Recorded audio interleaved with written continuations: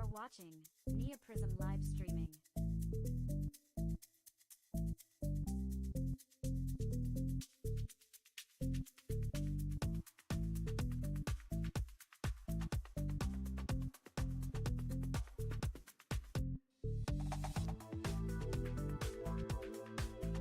Live stream starting soon.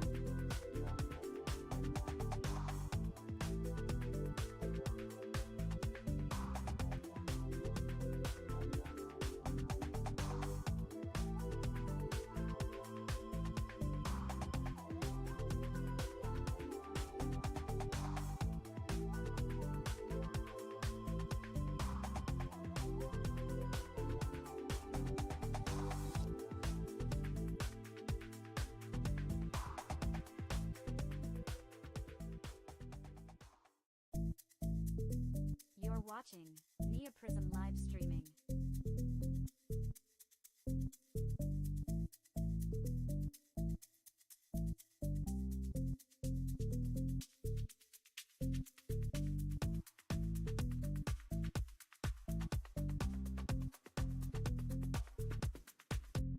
Live stream starting soon.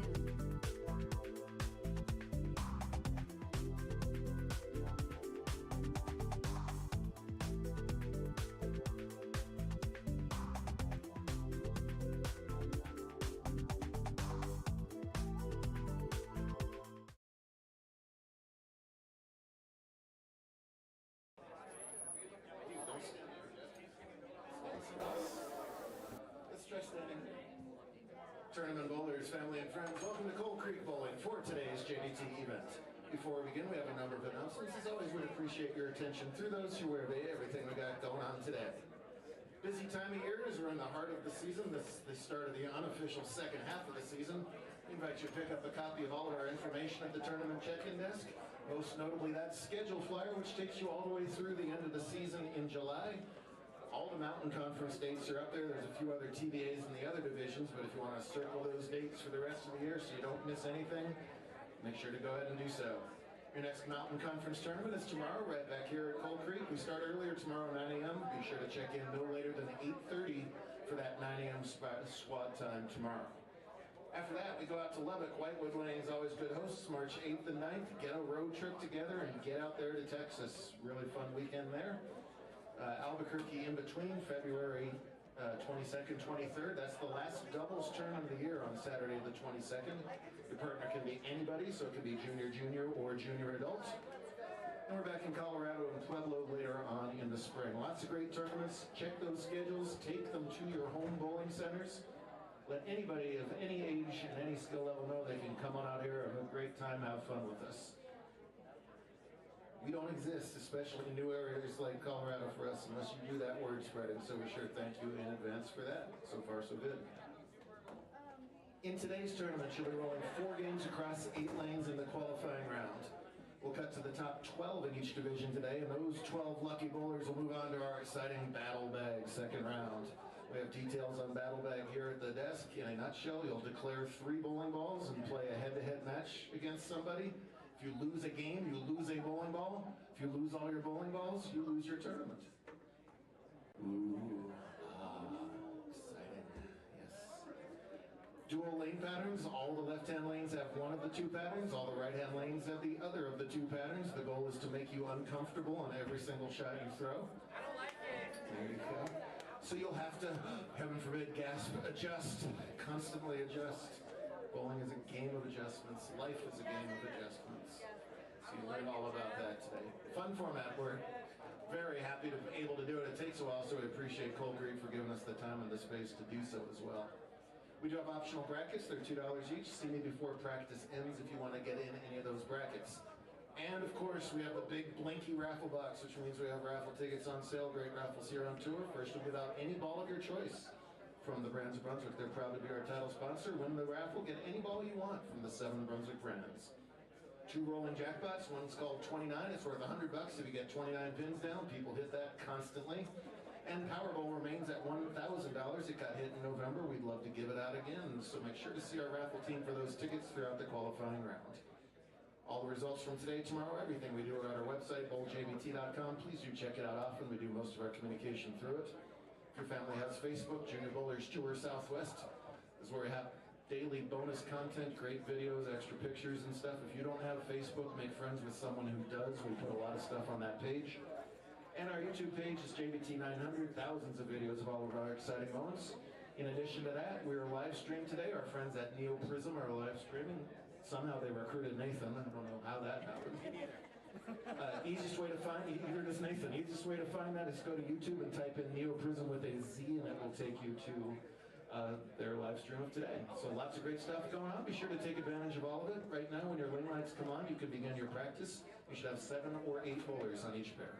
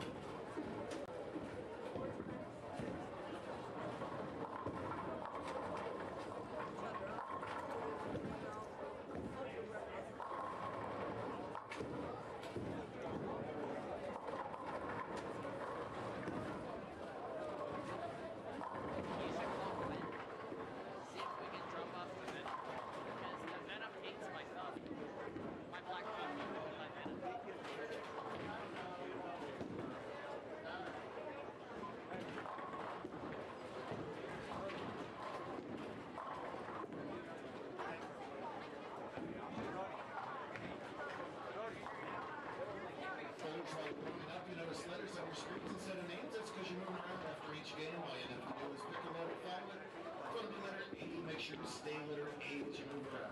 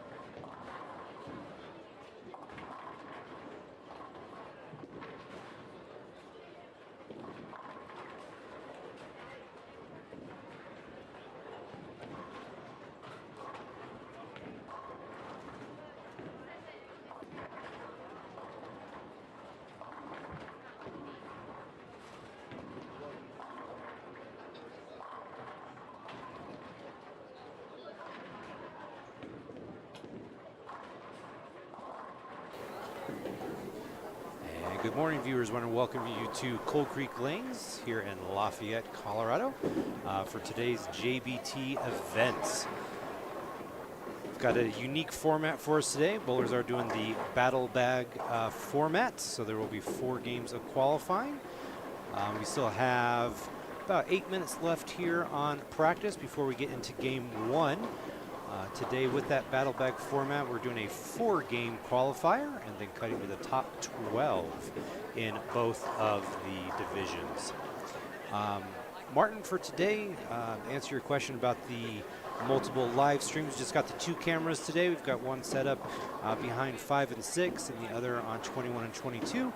And we'll be going back and forth on those today. If you notice during practice here a little bit, looks like each lane is playing a little bit different. And the reason for that is there are 2 different patterns on each pair. So we'll get into that a little bit more later, exactly what the pattern is. But again, we've got about 7 minutes left here of practice. And then we'll get going here for our 4-game qualifier for JBT here at Coal Creek Lanes in Lafayette.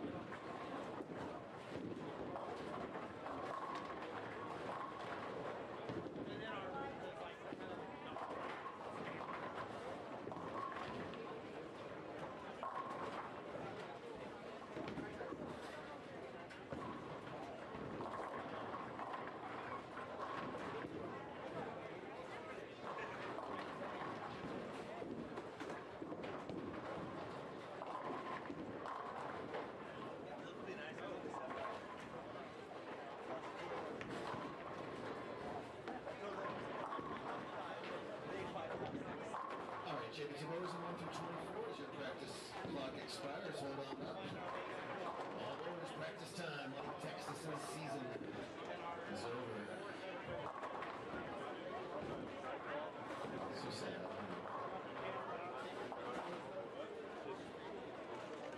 Folks, you will each shortly have your yellow or green scorecards. Please keep those scorecards in one pile for each pair. That'll help me collect and post those scores quickly.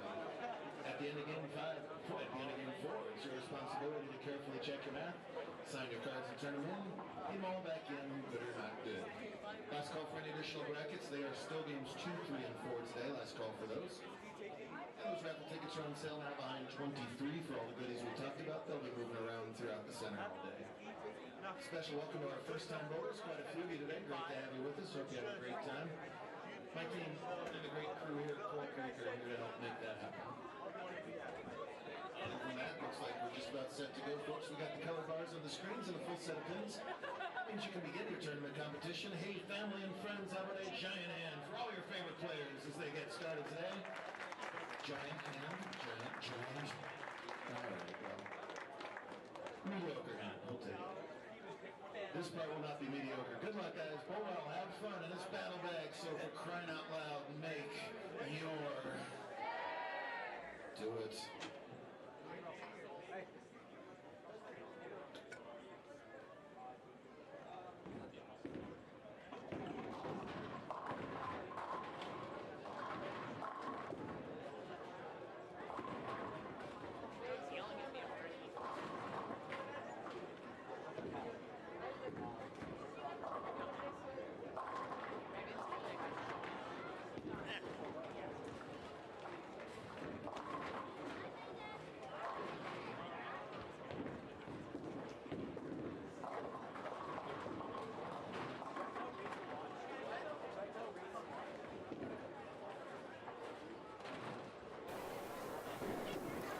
All right, we are off and running here into game number 1 of qualifying here.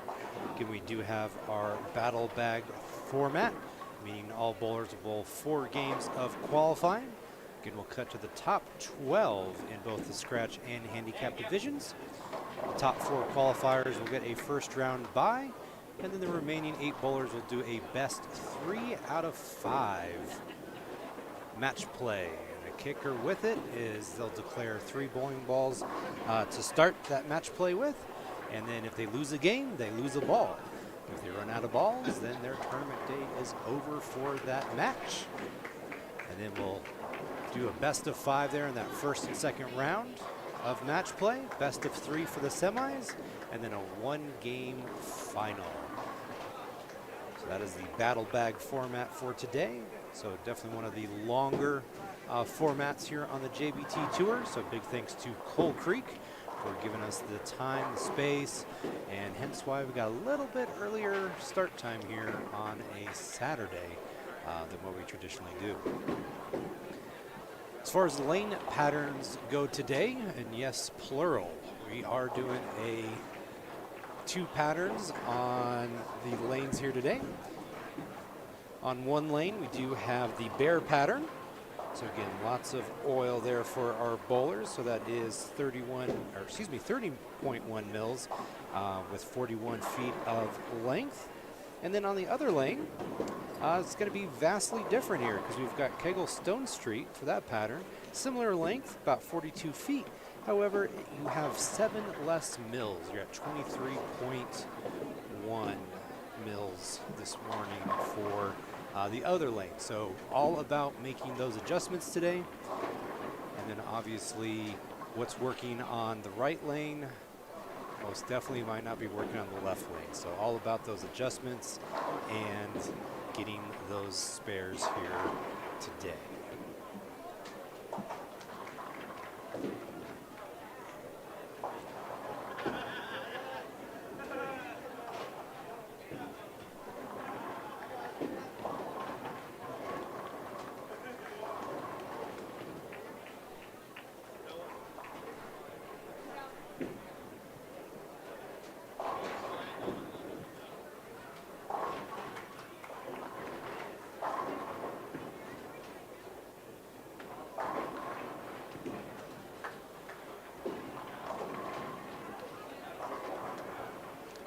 spare there from Grayson George there on lane 7 to start off with a good spare.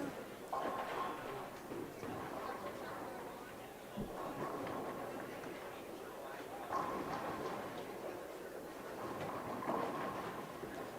little high hit there on lane 5. Let's see if we can get that spare for us there. They'll all be about those spares here today for sure.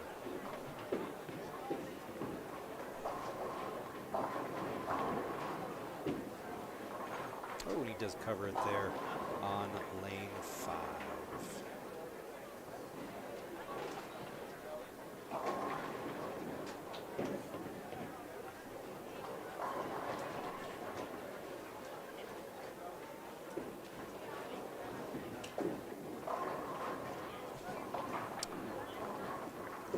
Got a 4 count there on lane number 5.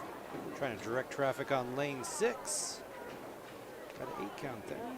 Let's see what both those bowlers can do with those splits.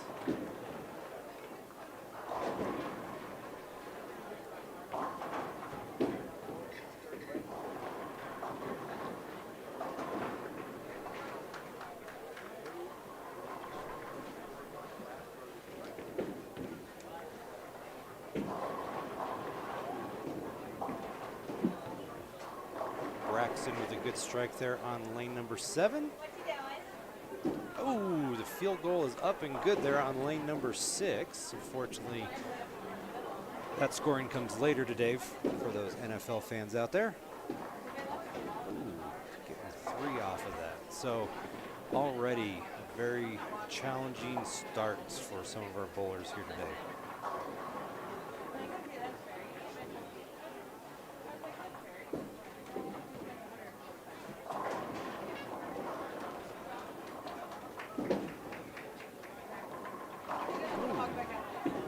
Ball there on lane 6, just leaving up the 4-pin there. Let's see how the pattern's treating the 2-handers there on 5, and he gets it. And a good ring around spare there for us on lane number 8.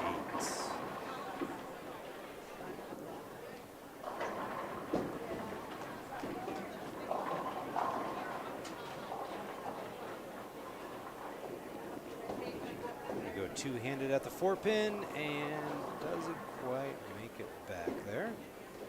Let's see if we can direct traffic on lane 5 there to get a strike. And oh, that 9-pin just won't quite do it.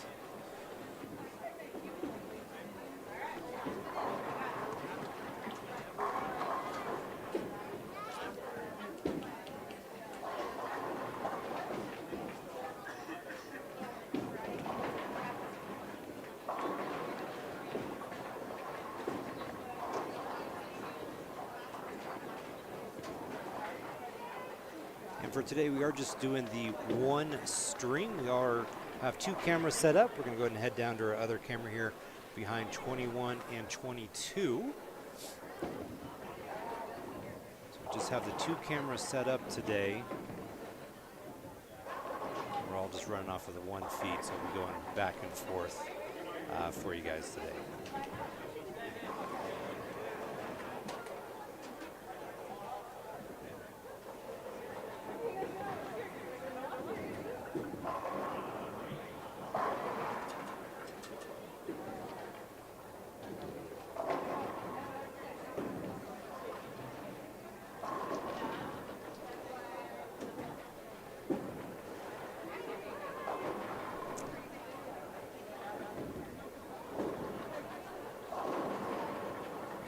Good strike there on 21 from Larkin Neely. Ooh. Those darn sleepers will get you every time on that spare game. Again, early on, definitely seeing some of that difference with the dual patterns today. One being 41 foot with 30 units. The other one being 42, but with only 23 units. So definitely designed, as Jeff said, designed to keep the bowlers uncomfortable here today.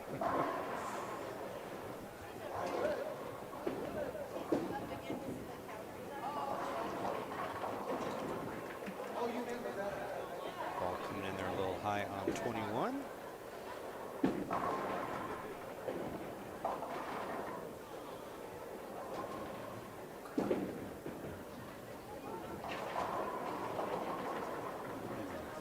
A little light there on 22.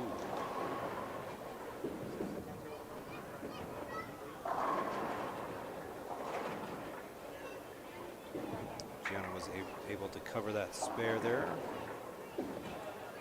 Again, coming in heavy there on 23. And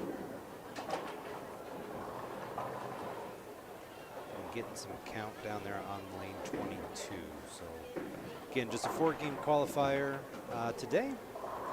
So it is using the battle bag format. Cut to the top 12 after those 4 games.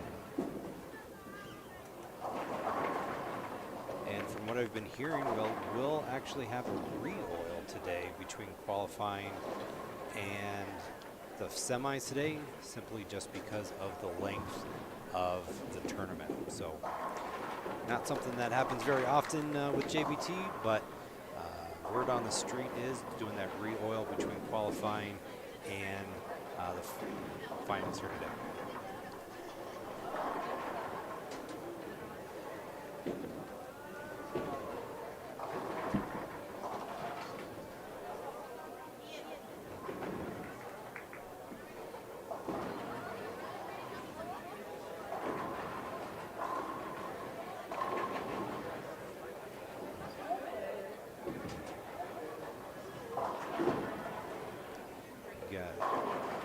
Richardson with that strike there on lane 21. Dimitri actually wasn't able to bowl this event last year. He was off bowling this thing called the PBA Junior Nationals. Was qualifying there.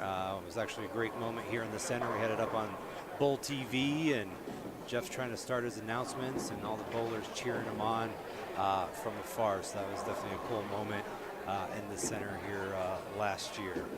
So good to have Dimitri here today. And another great strike there on 21.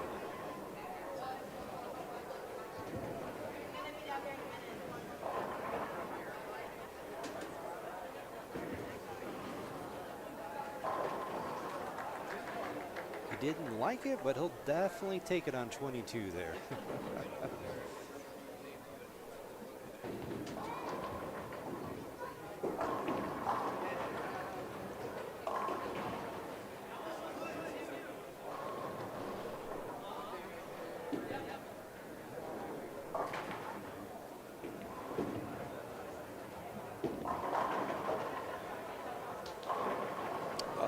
Goodness, that was a great ball on 21.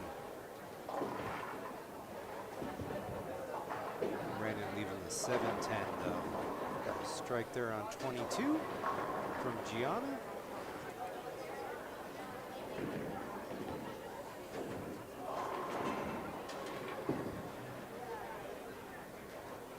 Oh, Brandon misses them all there, off to a little bit of a rough start. 4 frames in with 3 splits. Hopefully we'll get that turned around. Got a little light hit there on 23.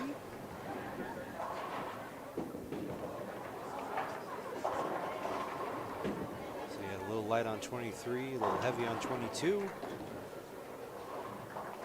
And a nice flush strike there on 24.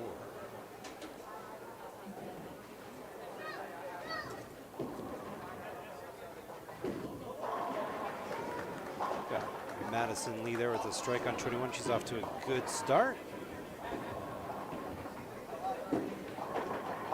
Definitely looks like there's a little more friction there right now on 21 for the bowlers. So again, just making those adjustments since we are doing the dual pattern today. Again, we've got Bear set up on one of the lanes and then Kegel Stone Street on the other.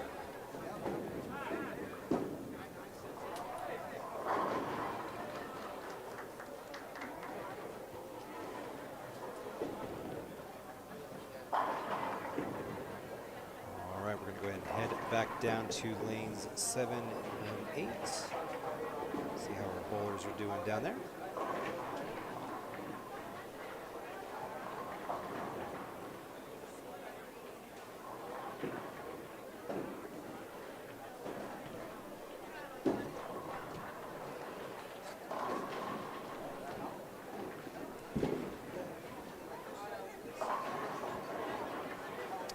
Great spare there on lane 6.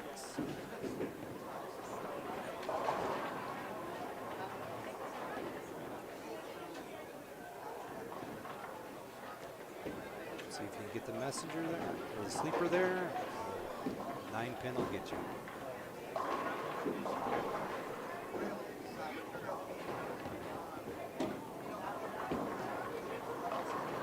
Ooh, great shot there on lane 7 to trip it all out for the strike.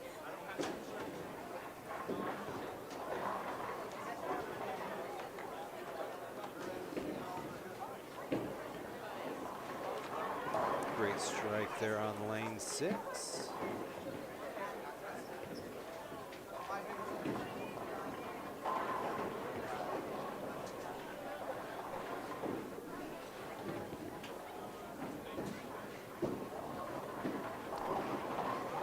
High there on lane 7, leaving that 4, 6, 7.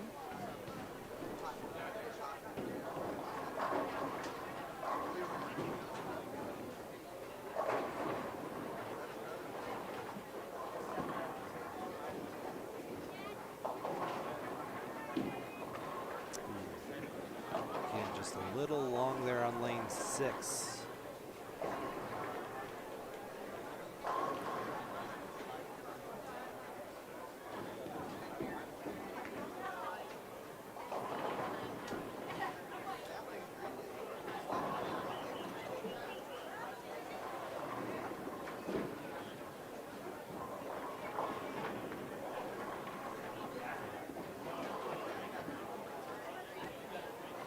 Oh, and Tyler gets it there on lane 6. At first I thought he was just going for a count, but he got them all. That was a 2-4-10 there that Tyler just picked up on lane number 6. That was a good shot.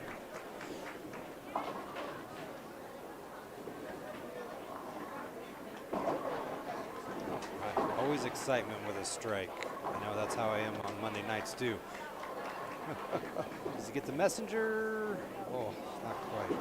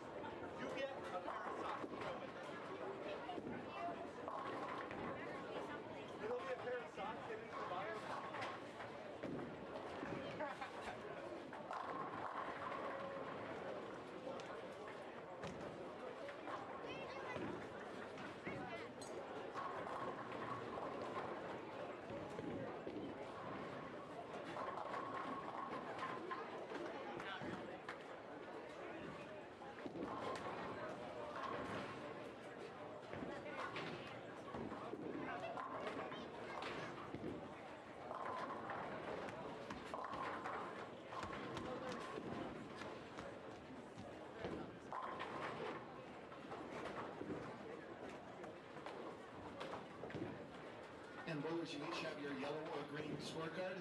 Please take a second to check out your scorecard. If you got brackets, the number of brackets you got in should be in the top right box of your scorecard. Make sure it matches what you paid for. If you were age 16 or less, as of August 1st, last August 1st, the U17 should be circled on your scorecard. That's a physical age, not mental age, Tyler.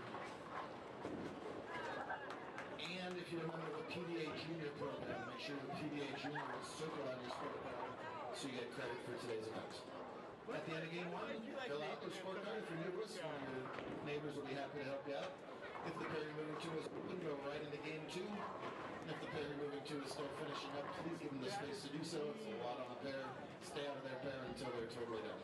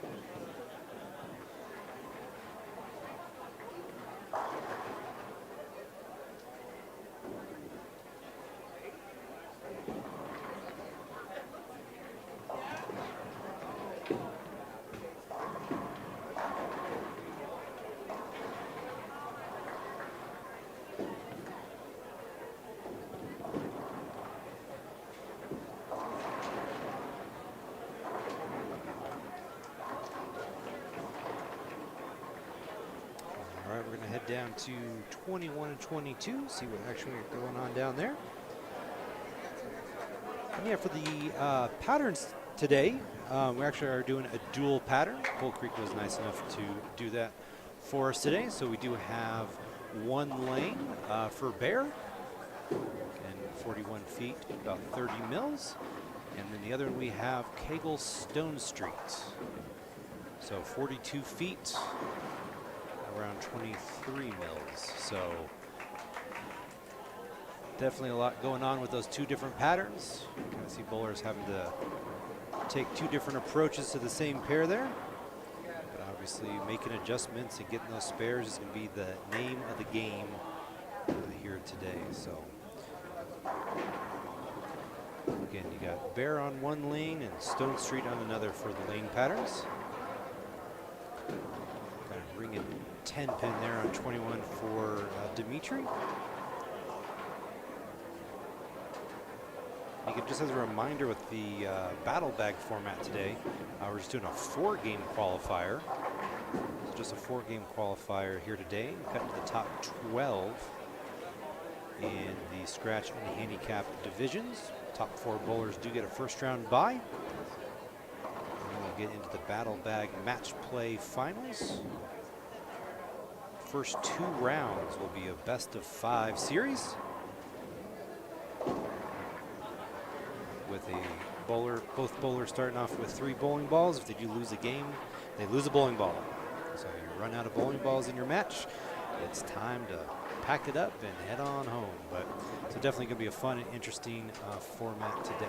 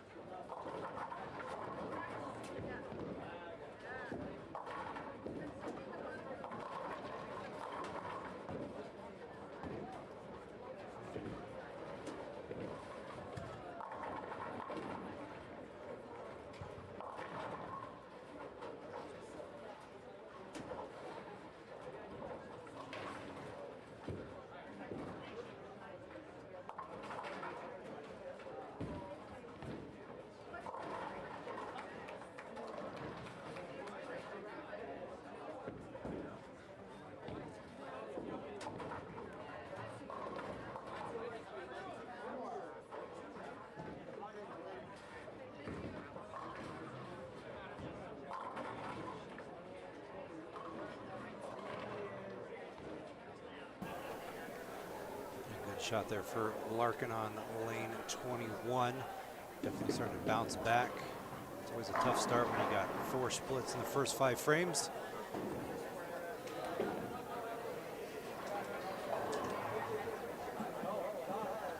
Lane 22 got the washout. He was working on the double there. See if he can cover it up to stay clean there for Dominic.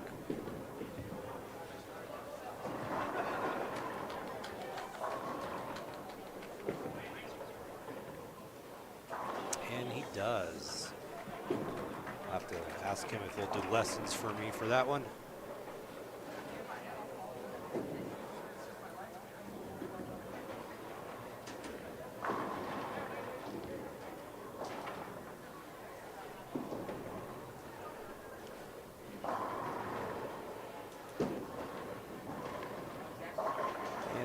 Goes through the nose there and carries it all.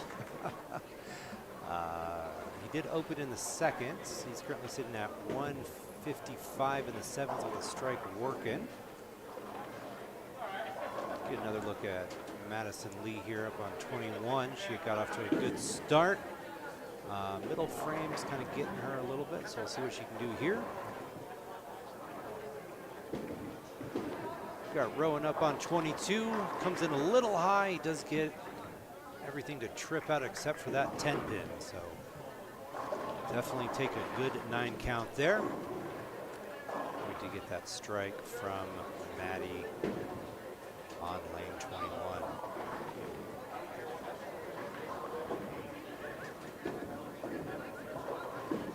Rowan does cover up that spare in the 8th frame, so that does give him a 114 in the 7th. So 114 in the 7th for Rowan with the spare working in the 8th.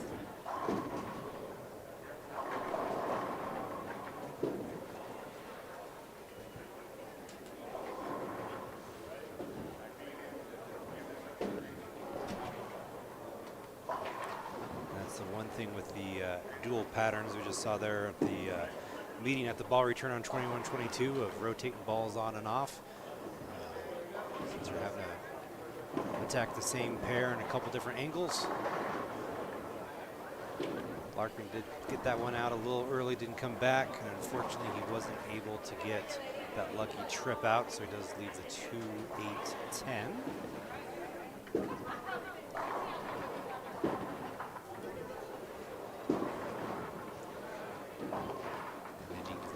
Bucket there on lane 21.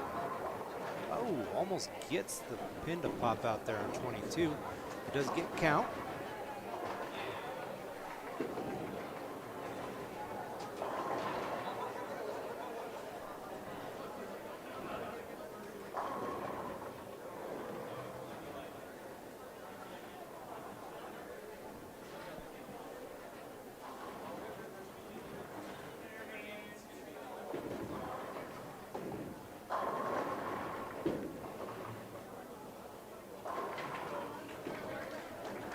Larkin does convert the bucket there.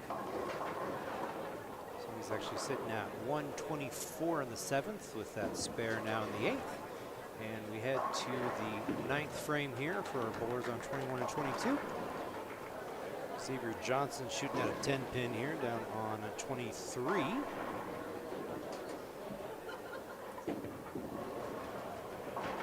He is able to convert that. Speaking of 10 pins, Gianna is leaving one there on 21. So again, was down on the lane. Some of the bowlers during qualifying here in game 1. A lot of head shaking, head scratching. Going, boy, this is fun. Definitely give them a challenge today with that dual pattern.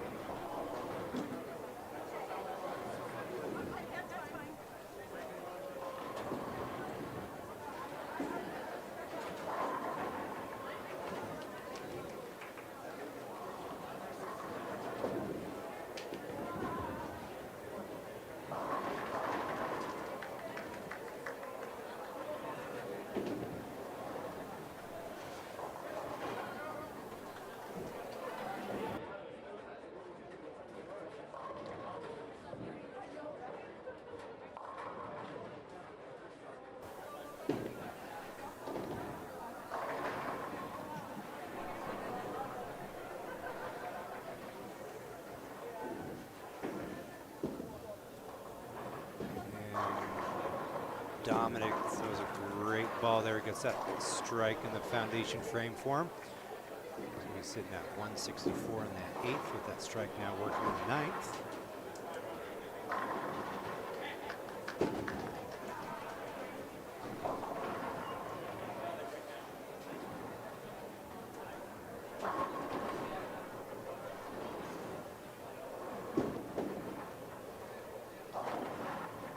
Dimitri's a little light there. He's got that sleeper back there with the 2-8.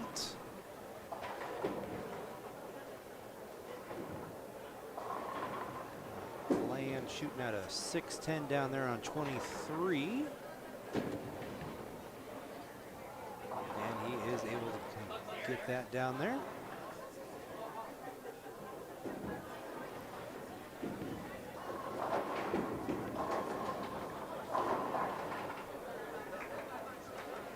That was a good strike on 24 from Matthew Trujillo.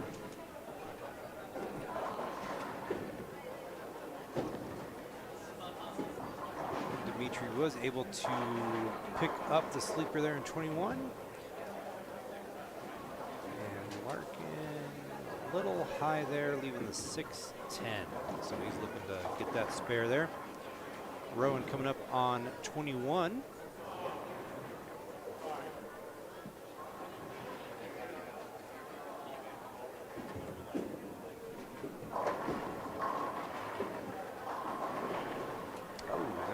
Jumped on him a little bit, lucky just to get the 4-pin standing, so a good 9. See if he can get that covered up.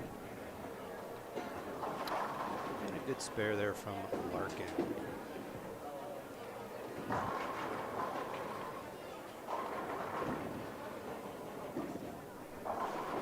Rowan does get that spare, so he's sitting at 133 in the 8th with that spare in the 9th.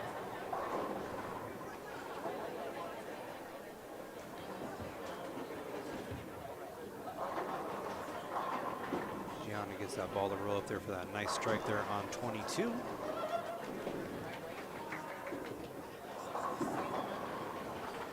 And we got Brayton coming up here on 21. He had a rough start.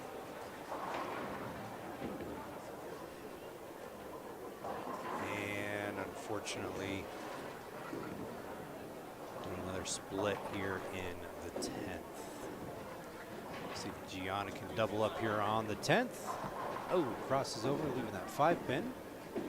She picks this up. She'll go 192 for the first game here in qualifying.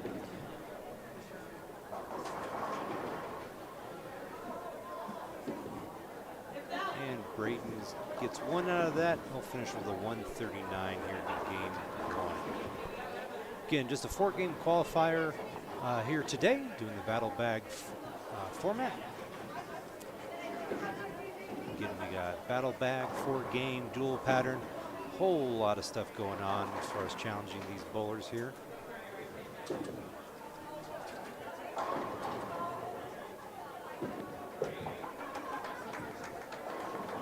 Ooh, good shot from Madison. She gets the late trip with a 4 there.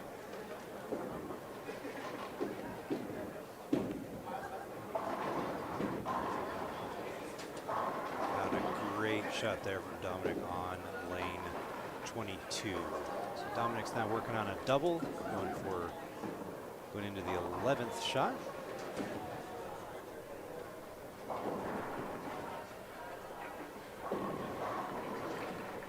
A good shot there from Maddie. That'll give her 4 in a row here. It's coming in for that last fill there.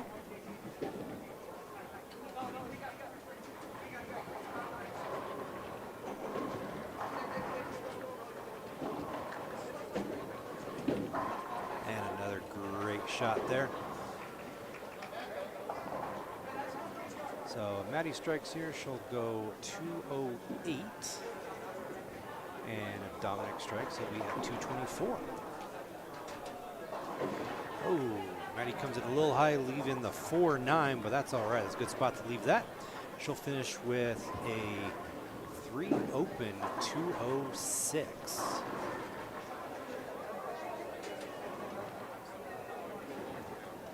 Still a good game, even with some of those opens in there. Excuse me, 2 open.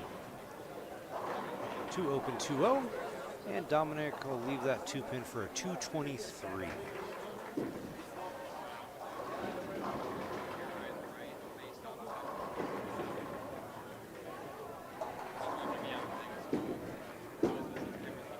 Dimitri's up for his 10th frame. He'll flush that first strike.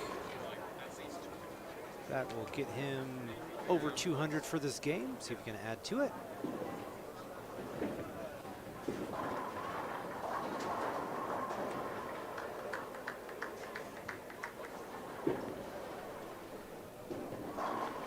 Larkin throws a nice shot there on 21.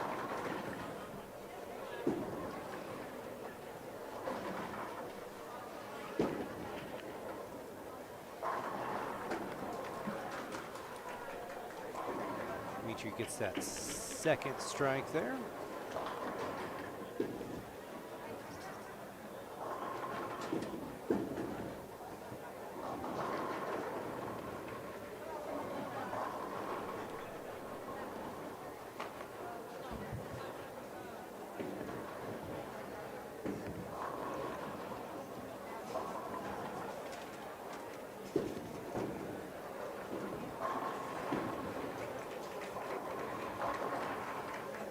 Larkin getting that second strike there. It's a good spot. If he strikes here in the 12th, they'll give him a 192. And Dimitri's working on that double in the 10th as well. If he strikes, he'll give him a 225.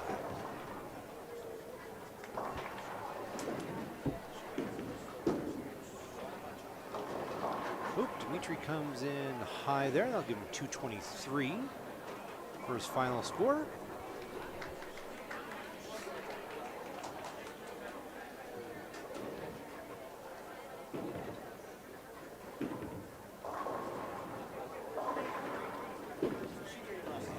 Larkin will leave a 7-pin there, so he'll wrap up with a 191. So good finish there for him.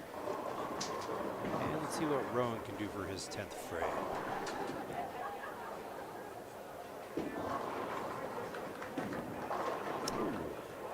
A little outside there. He'll get a 7 count. Definitely makeable spare though.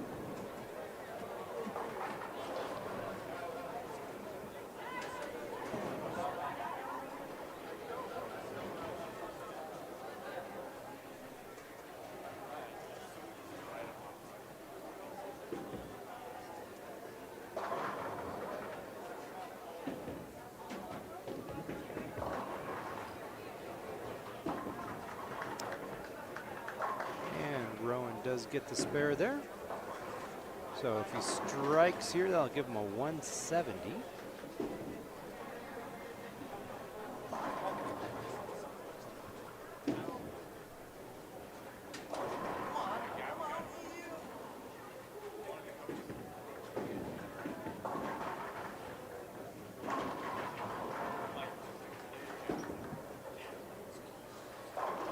Crosses over, but it does strike, so 170 there for Rowan to finish up. Our pair here in 21-22 is going to do the long walk down to lanes 1 and 2.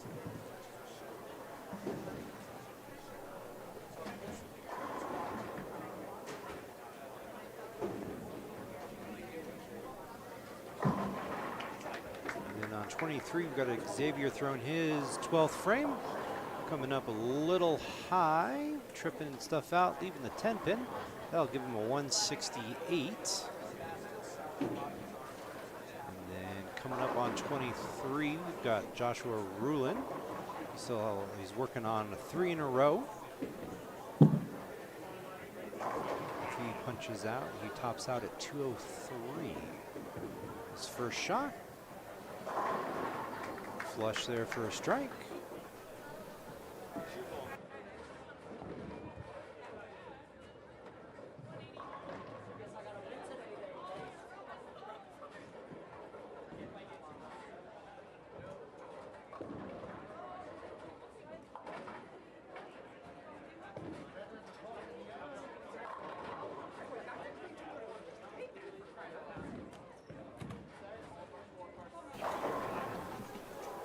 And on lane 23, that's Joshua Rulin. His 11th is a strike.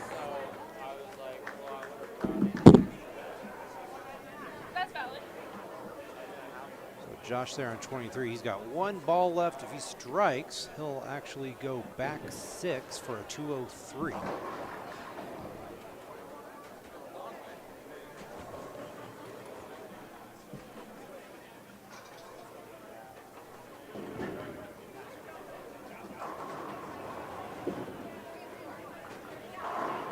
And he does. So back 6 for a 203 there for Joshua on 23. And he'll be headed down to 3 and 4. So we're headed into game number 2. A lot of our bowlers down here on the end doing the great migration down to lanes 1 through 4. And we'll be back.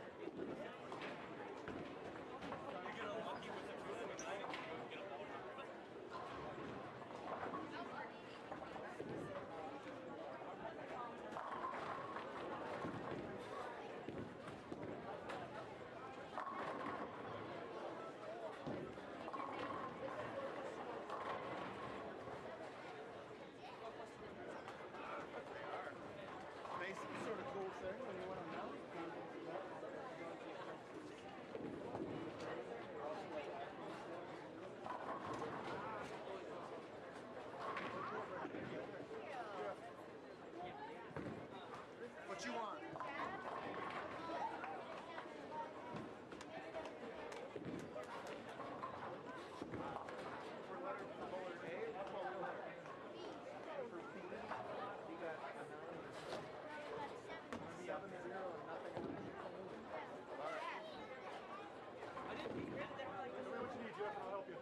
So, letter B in the first should have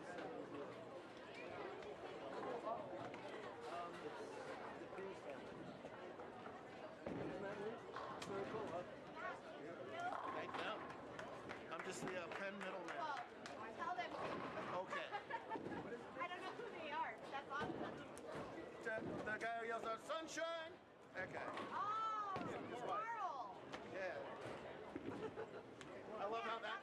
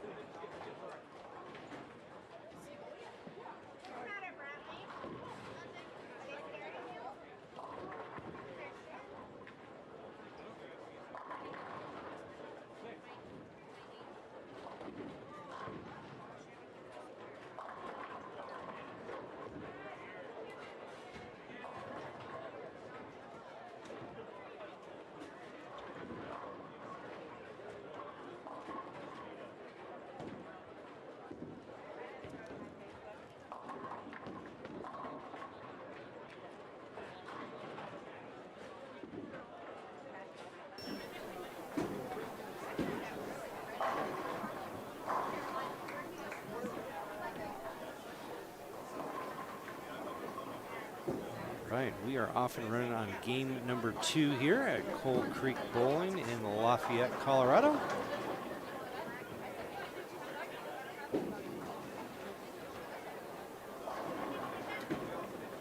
See if Eric can cover up this spare here on lane number 6.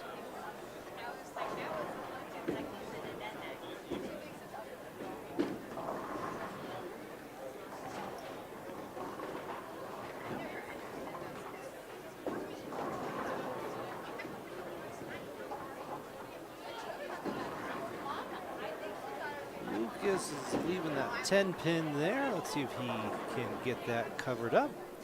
And then we are starting down here on 21 through 24, so we'll head back down here in just a few moments.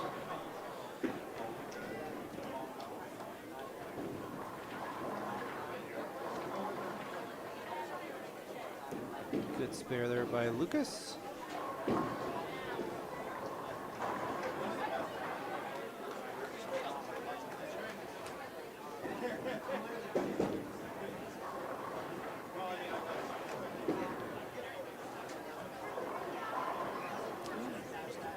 Outside there.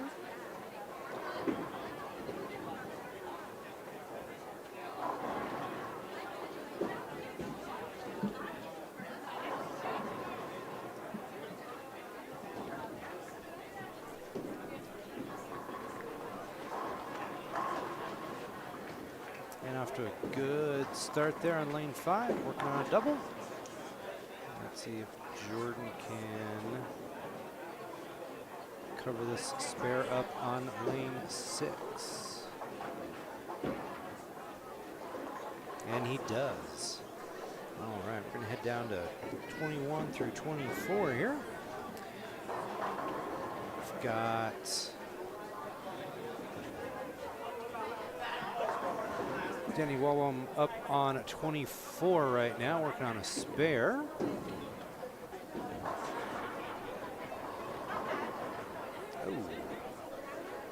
A split there for her.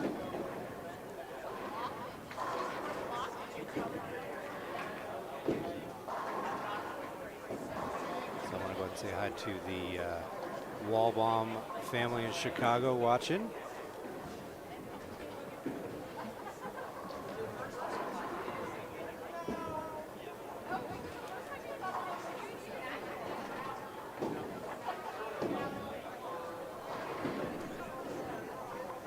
And Danny was able to get 2 off of that one.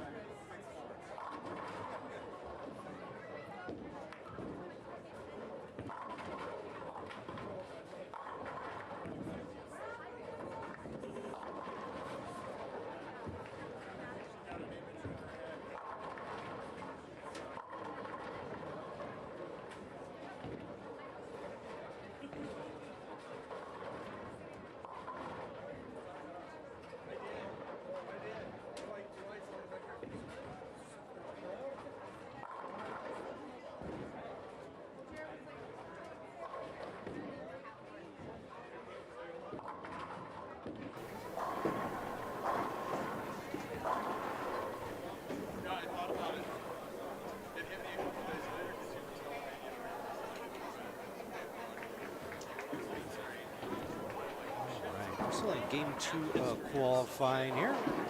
Jeff's still running those numbers from game 1. We'll get those cut scores to you here as soon as those are posted.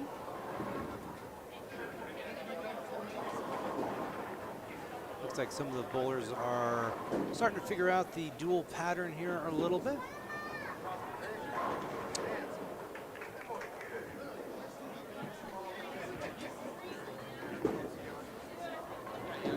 And a great split pickup there for Jonathan. That keeps him clean through 6.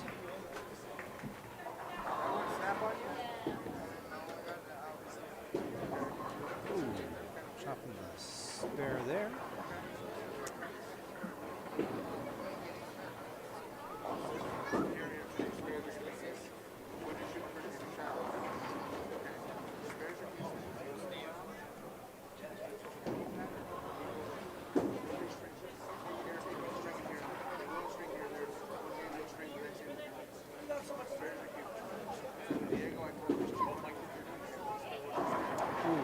Malcolm was looking for a double there, does leave a 10 pin. Got Danny with a strike there. That puts her at 3 in a row here for 5, 6, and 7. And we got Tyler Close up on lane 22 right now.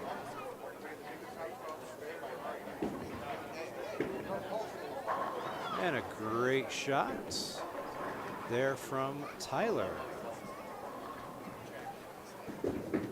Malcolm looking to cover that spare. I wonder if he got clearance there for that flyby, unfortunately.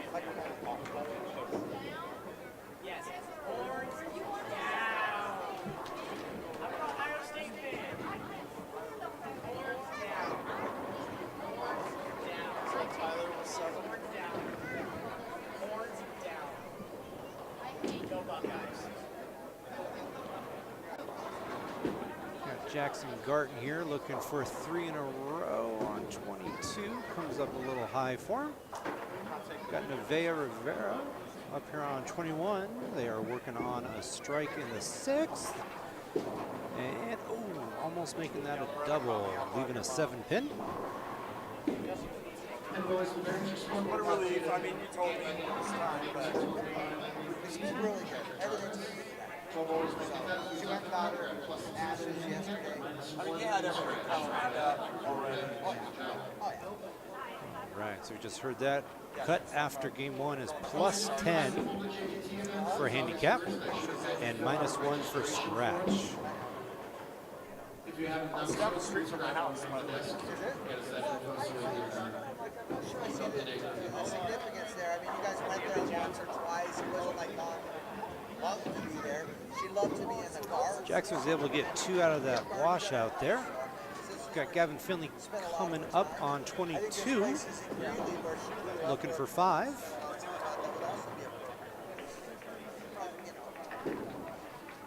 Well, if you end up down there, Came up a little high, got a messenger, but does leave that 7 pin. So again, cut scores for the top 12 after game 1. Handicap at plus 10, scratch at minus 1. So plus 10 and minus 1 are the cut scores after game number 1. Again, not too bad with the dual patterns. Gavin does get that covered up.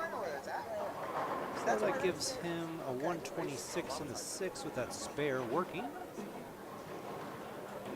but if you feel like hanging out, I'm up.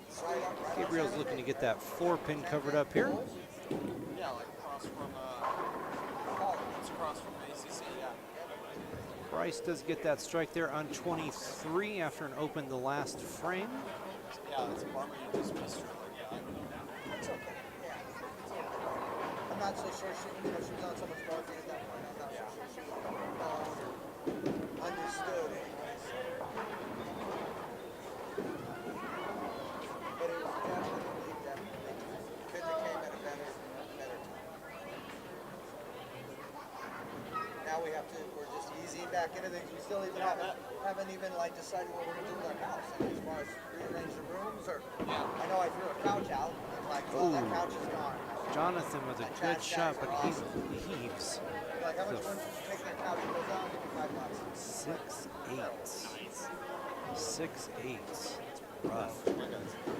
See what another lefty can do here on 23 with Ian. He does get a much needed strike.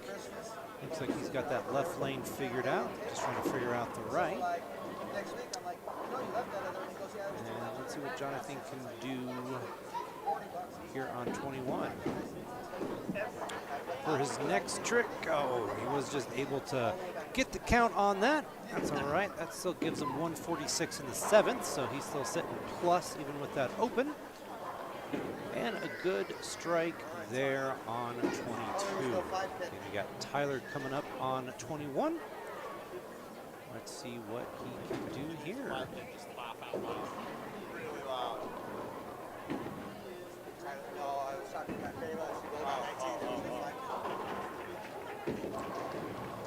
And he does flush it.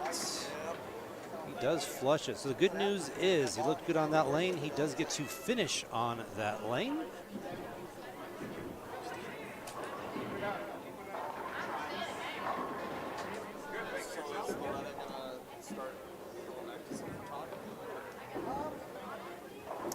All right, Jackson is up on 21. He's got those 2 opens. Everything else has been strikes. So it's kind of feast or famine, strikes or splits. Let's see what he's got here on 21. And he does get the strike. Van's looking for that spare up here on 22. Oh, unfortunately she does chop it there.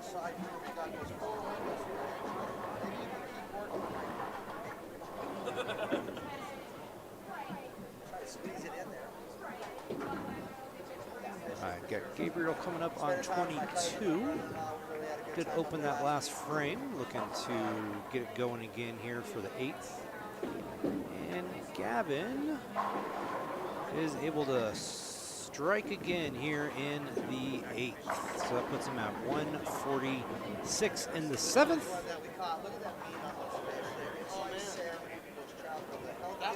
Gabriel does leave the 2-4-5.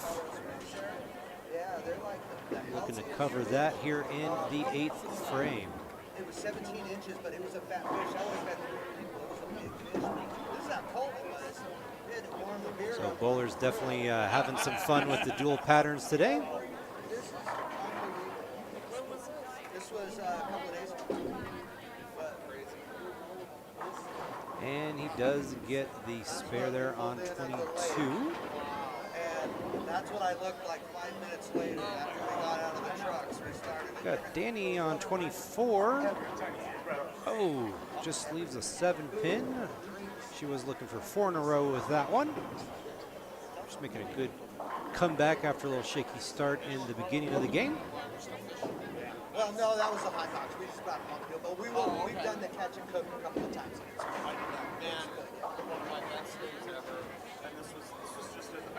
Oh. Good news for Jonathan there on 22. It is not a split. So let's see if he can get that covered.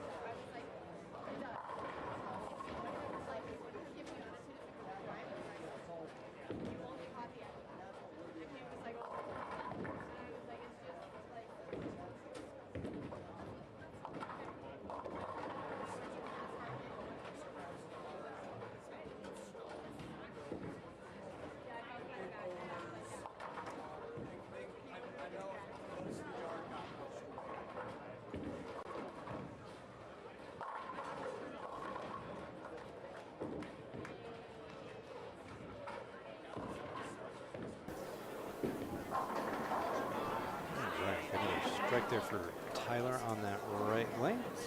So a little more details on our standings here.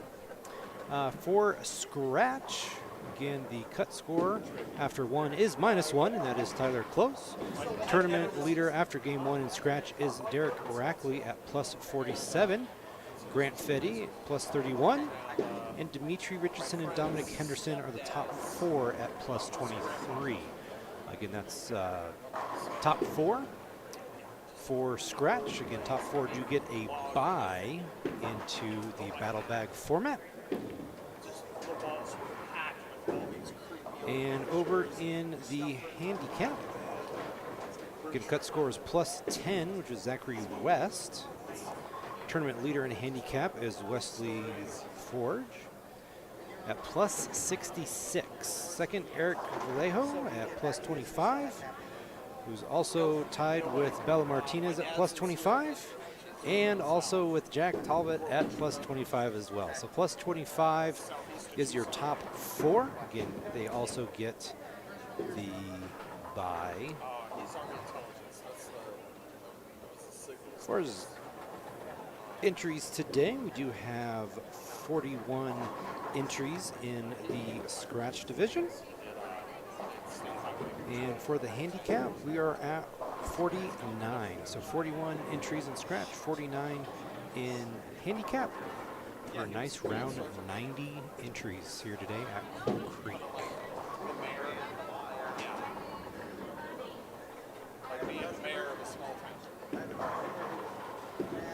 Gavin with a good strike there on 22.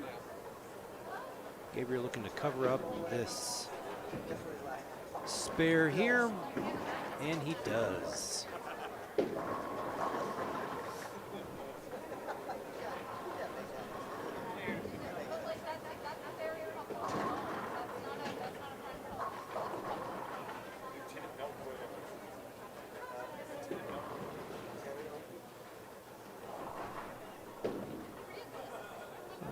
Jonathan up here on lane 21. He got off to a good start. A little trouble with a couple of splits. Was able to get one of them.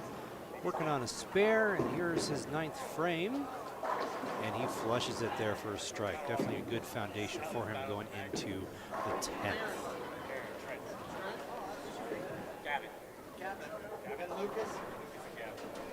All right, on lane 21, Tyler Close is coming up.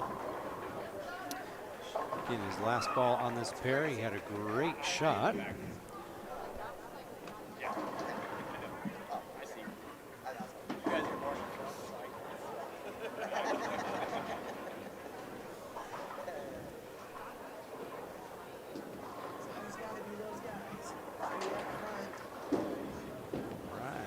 Let's see what he's got.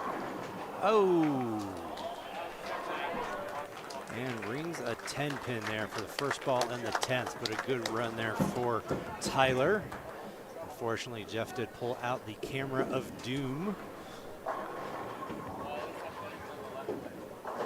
Obviously a great score for Tyler there since he was the cut after game 1.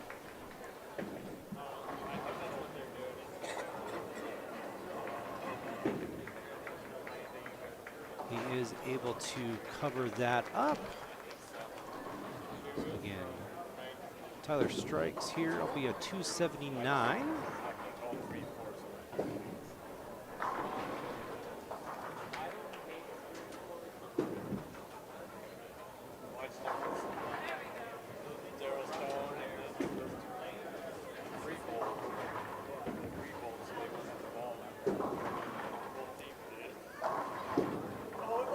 And Tyler does get it all the fall there. 279 on game number 2.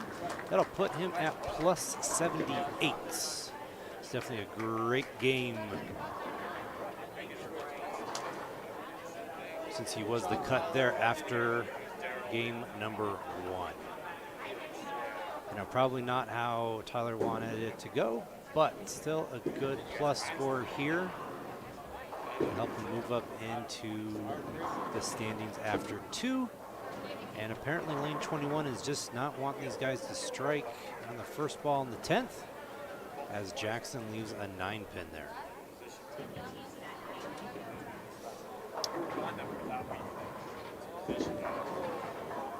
Malcolm is going to throw a strike there on the fill ball in the 10th. That'll give him 150. Jackson's looking to get his first spare of the game here. It's his first leave that's not a split. And he does get it. If he strikes on his fill, that'll put him at 180.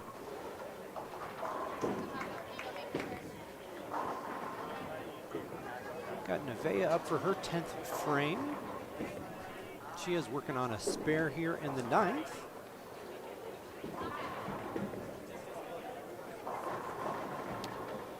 Comes in a little high there for her, unfortunately leaving that split. And Jackson on his fill ball will strike there and finish up with 180. The splits definitely got Jackson there, leaving 3 of them. But again, a game with 3 splits in it going -20, not too terrible. Vale gets some count there. She'll finish with a 136 before she makes the turn and heads down to 1 and 2. Gavin's up here on 21, working on a double going into the 10th frame. Comes in a little high, gets the pins to bounce around and trip out the 4.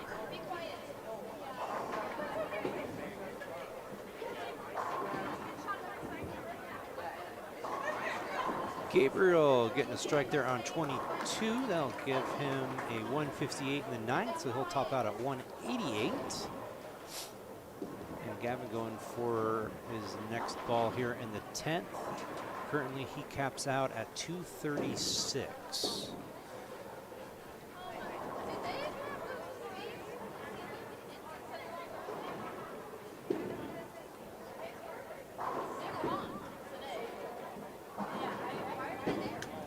Wow, he does get the lucky trip on that 4-pin again. Got a great strike there on 23 for Williams.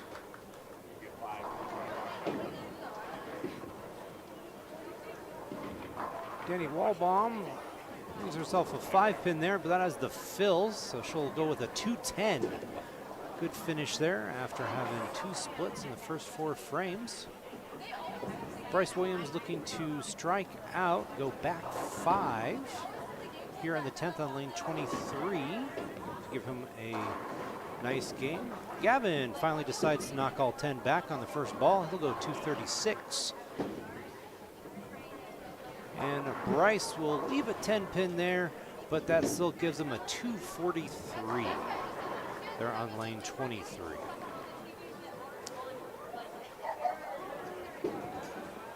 The Bates will punch out there for a 188.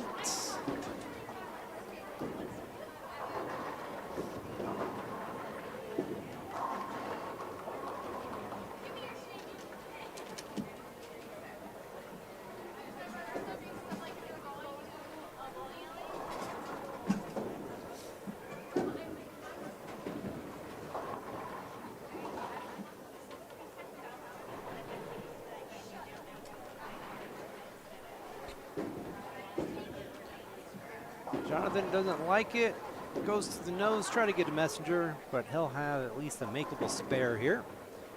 If he picks this up, that'll top him out at 186, depending on the fill. Got a good second strike there.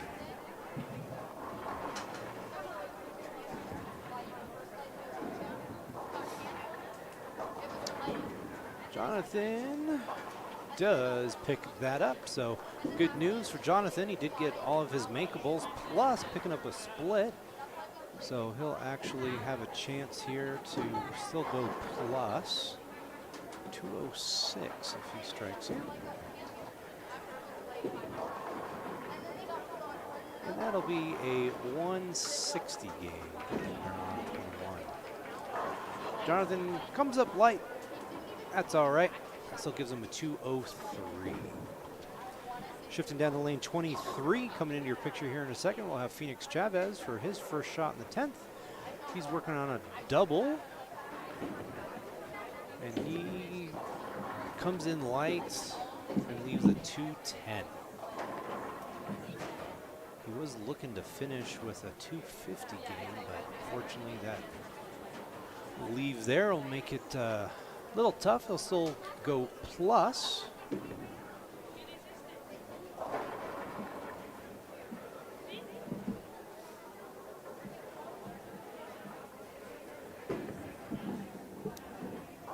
And he'll pick one out of it, and Phoenix will finish with a 224 with that open in the 10th. So again, bowlers are just finishing up game number 2.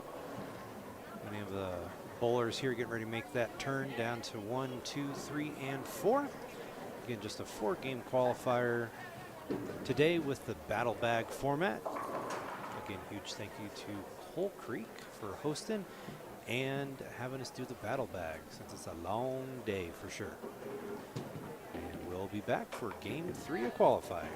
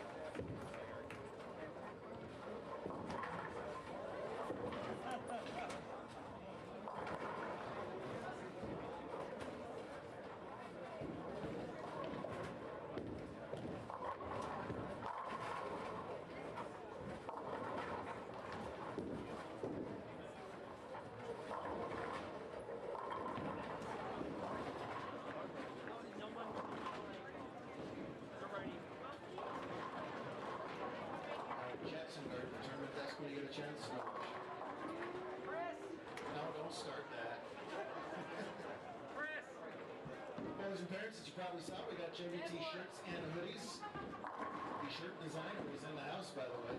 Caden came up with the concept for this year. Very cool.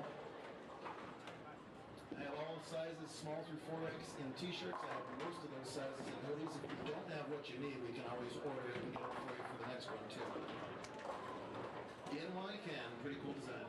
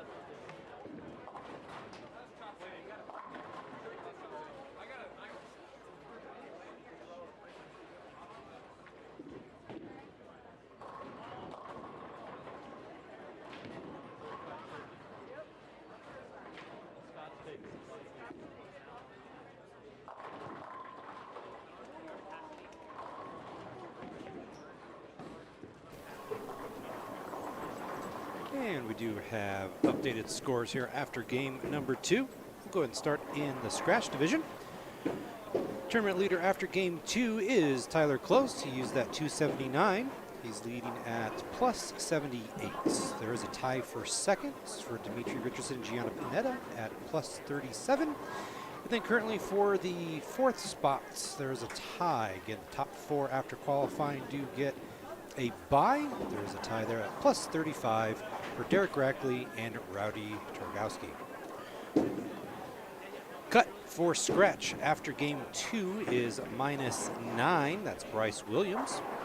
So -9 for scratch after game 2. In handicap, tournament leader went 282 with sticks at last game. Eric Vallejo plus 107 as your tournament leader in handicap. Wesley Ford plus 75. Third, Naomi Kennedy plus 49. And top 4, Jordan Wistoff at plus 48. So as your top 4. And your cut score for handicap for the top 12 is at plus 8 at Cole Stillwell. Plus 8 in handicap. So both of those cuts did drop a little bit. Went from -1 to -9 for scratch, and for handicap, it went from 10 to 8. So again, just a 4-game qualifier here today. And we'll do top 12 into the battle bag formats.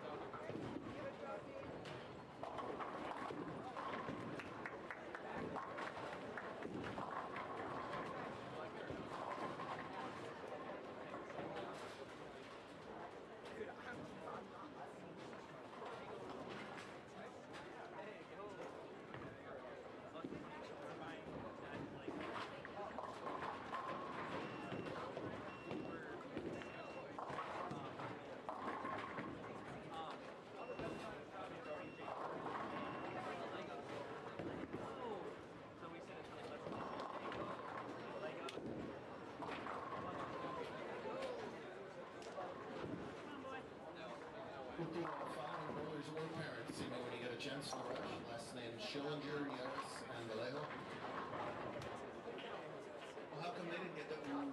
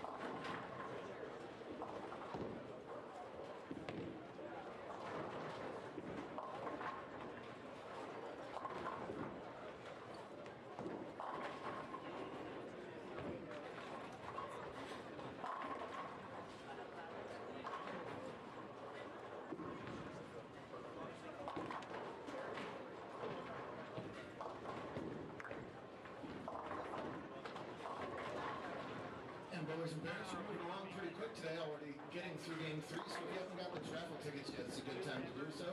Probably got about 15 or 20 more minutes to get those tickets. They're on sale right around lane 7 or so right now. 15 more minutes to get them.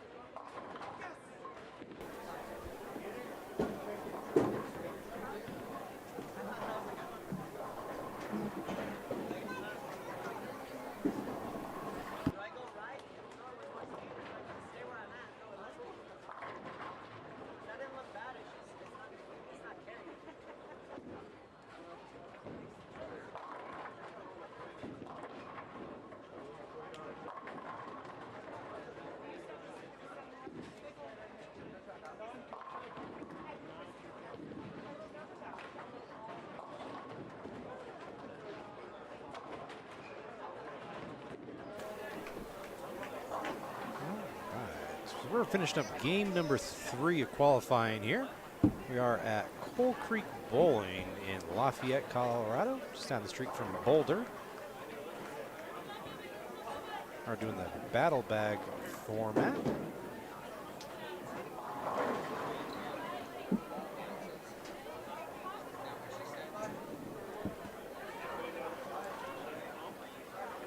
Got Braden looking to keep his good game going. Does get a strike there in the 9th, so he's still on pace for 278. You know, saw him earlier today. He had a rough start there in game 1, but obviously bouncing back.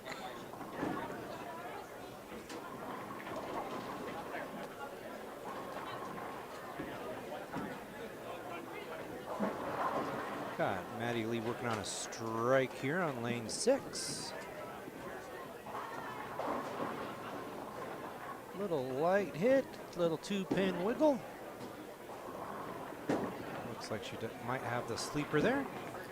And Dimitri picking up that spare there on lane 5.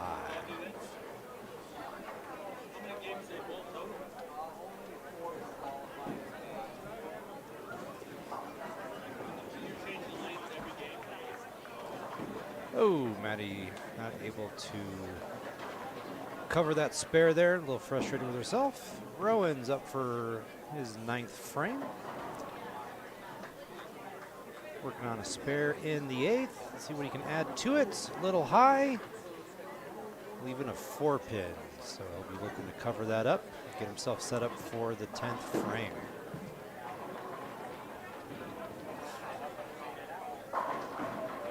Again, just 4 games of qualifying in the battle bag format.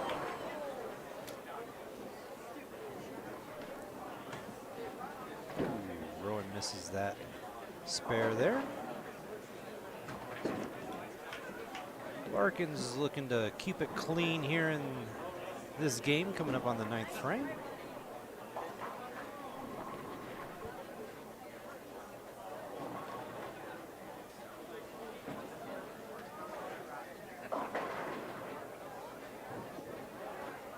Got a little loft on it there, just couldn't quite get to come back, leaving that 2-4-5. Definitely makeable spare. And Braden Weirleaf. First ball in the 10th here on lane 5. Doesn't really like it, tugs it. Leaves the 3-9 there. It's all right, he's able to cover it. He'll still have a chance to go over plus 50 for the game. That'll definitely help move up those standings.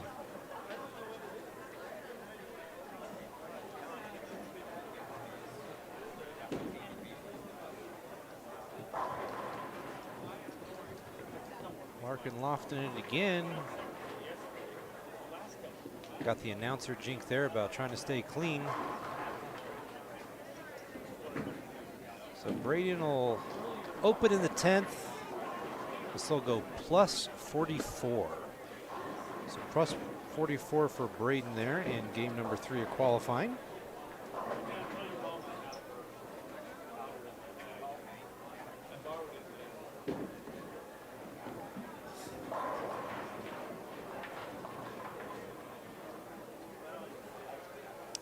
And for Braden, that game will certainly help. He was minus 67 coming into game 3. So minus 67 after 2. You can add a plus 44 with that game. And that definitely puts him up in and around a presumed cut score for 4 games. Gianna getting it to mix up for a double. Almost surprised herself there.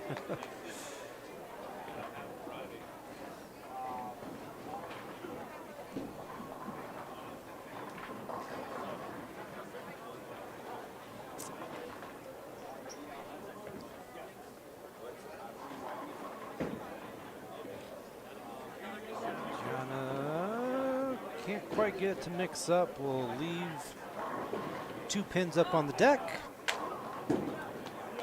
Oh, looks like we got the sleeper there as well, so make it a 7 count. She spares. That'll give her a 158.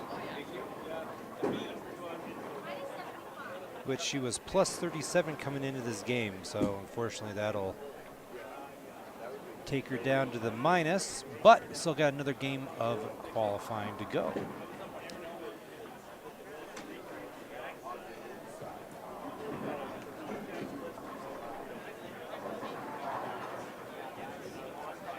All right, next up on lane 6, we got Dominic Henderson.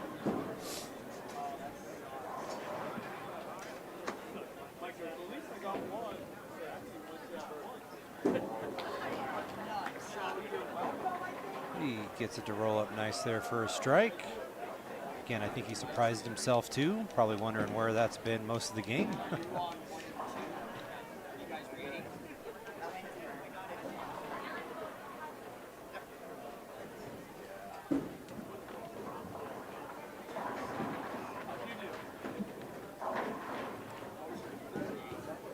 So Larkin, first ball and 10th, comes up high, leaves a 7 count.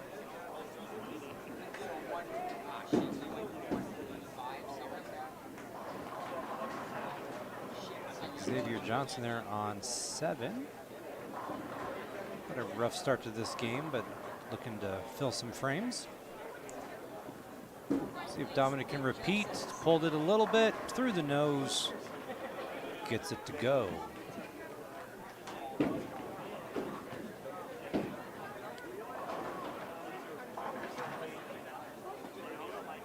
See if Larkin can get this covered and still get a 190 game out of it. Xavier picks 2 out of that. And unfortunately, Larkin will wrap up with a 181.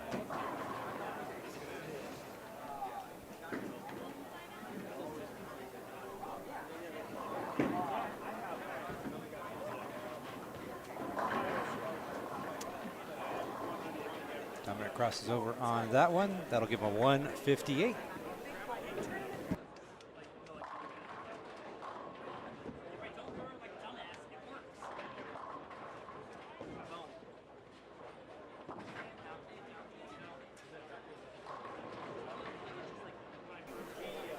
All right, Dimitri's up here for his 10th frame. A little high for him as well. Does get a couple pins to trip out for a good 9 count.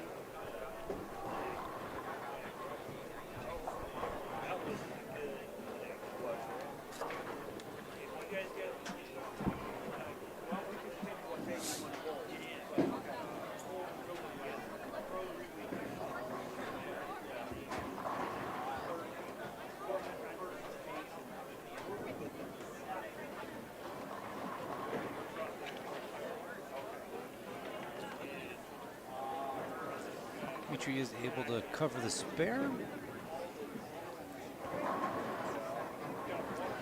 Dimitri strikes here. That will give him a 180.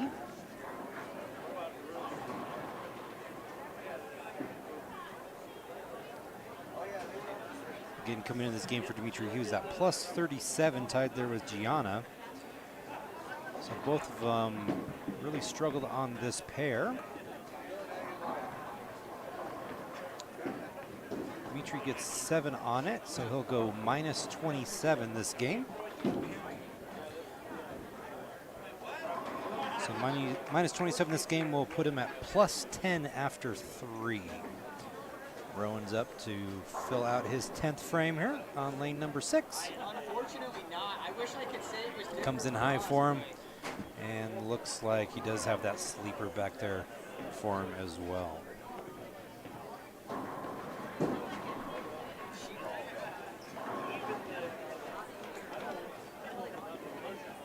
He's going straight at it, and he does get it.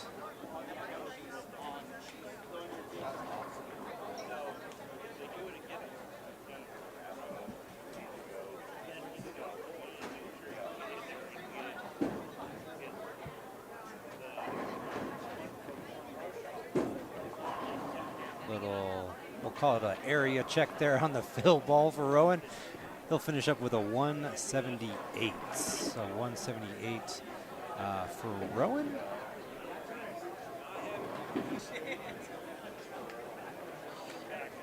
Well, I better go watch the last game. Excuse me. For Rowdy. I'll be looking for you. My apologies. So Rowdy was plus 35. So again, just looks like a tough pair for our bowlers here that were in the top 5 coming into this game. That'll put Rowdy right around even after game number 3. We're going to head down to lanes 21 and 22 where they're starting their 4th and final game of qualifying.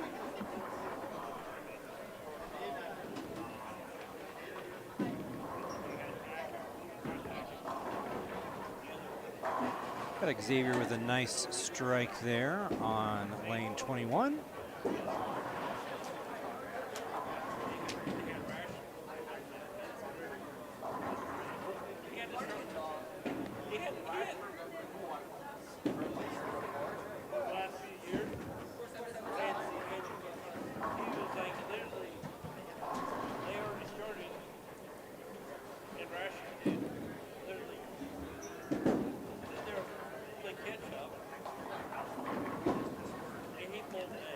And a 10-pin leave there for Kelly Messesenia. Should be looking to get that covered up.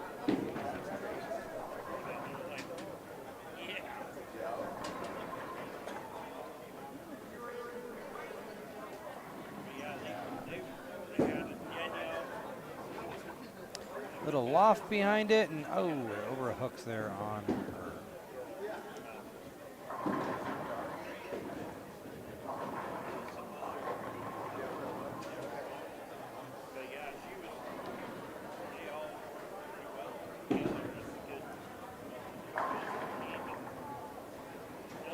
Gotta love a nice crossover strike there to start the last game of qualifying on 23.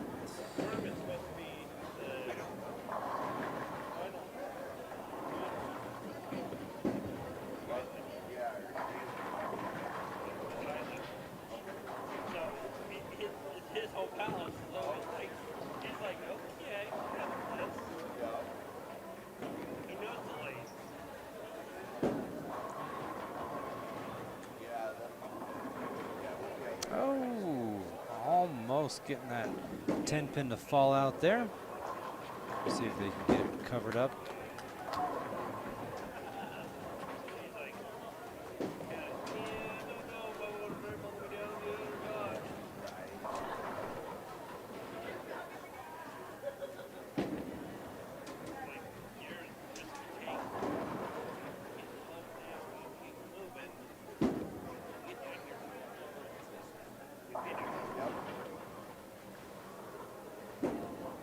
Good strike there from Vincent on 22.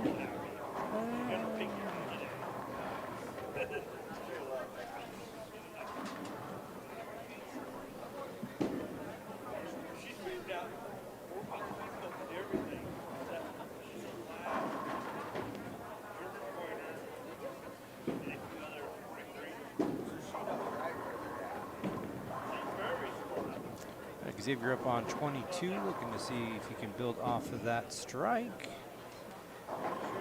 And he does. That was a good shot.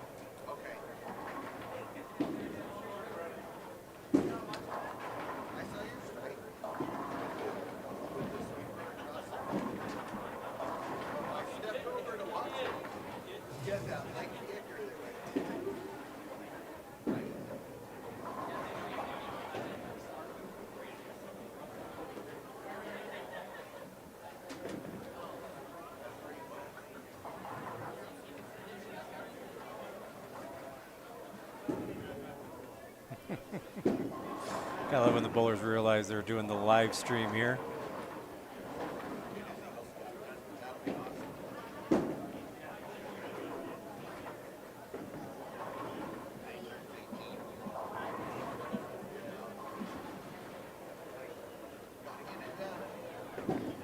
All right, Kathleen with an 8 count there for her second frame. And a good spare there on 21. A little whoop whoop from the crowd as well.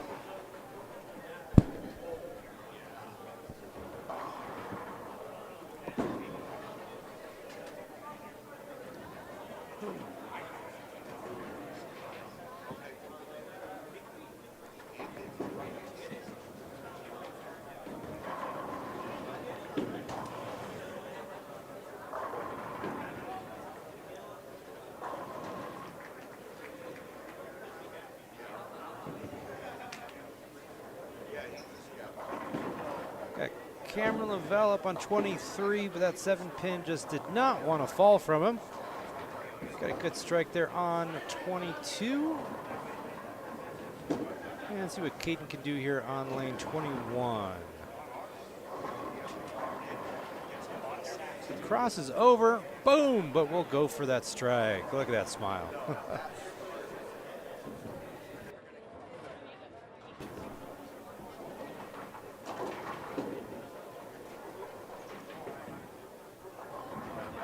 Looks like Cameron was able to cover up that spare there on 23.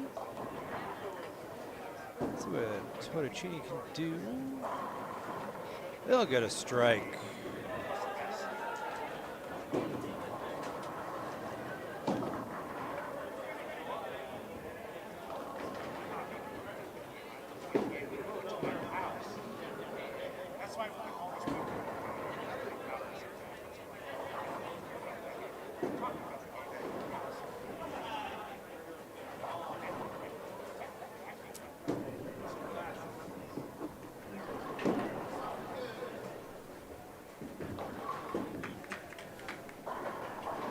Got a good spare there on 22. Remember, spare is definitely important today since we got the dual pattern. We've got Bear on one lane, 41 feet, 30 mils. And Stone Street on the other, 23.1 mils with 42 feet on the length there. So definitely a challenge for the bowlers. As we're seeing that, cut scores are right about even after game number 2.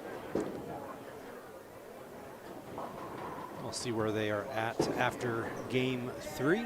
Jeff's running around and grabbing scores here right now. See if we can make it 3 in a row here on 22.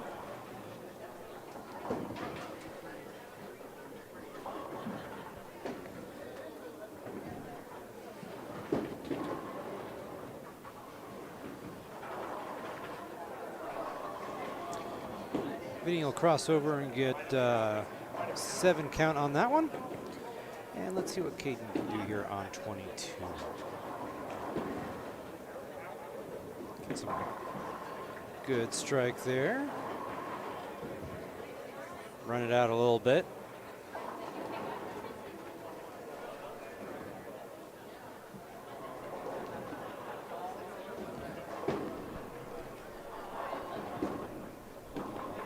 Vinny does get the spare there.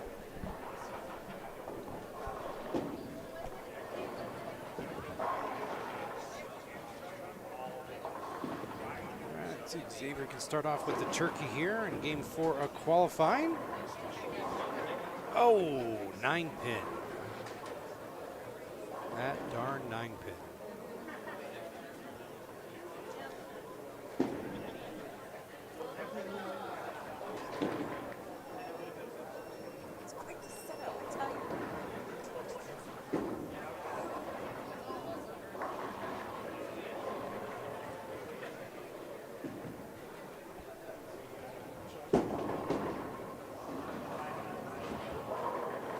Got a good shot there on 22. And got the spare on 21.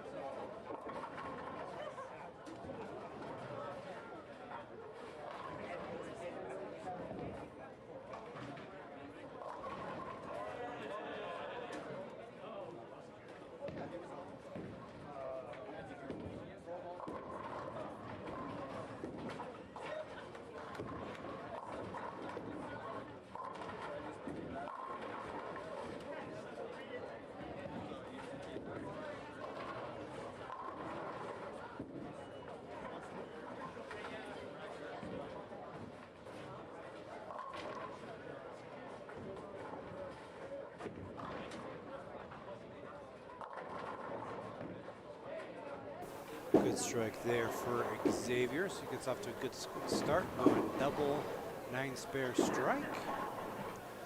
Gonna head down to lanes 5 and 6. See what we've got going on down there.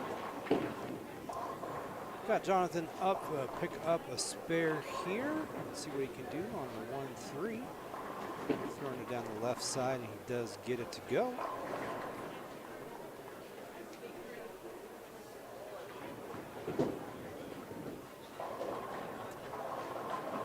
And coming up on the lane 6, we got Tyler Close. He was your tournament leader after game 2. Nice big 278 in that game 2. Excuse me, 279 to put him at plus 78. We did see some of our other top 5 bowlers struggle on this pair last game, but he gets to have the joy of some carry there to give him that strike on lane 6. Next up, we got Jackson Garten.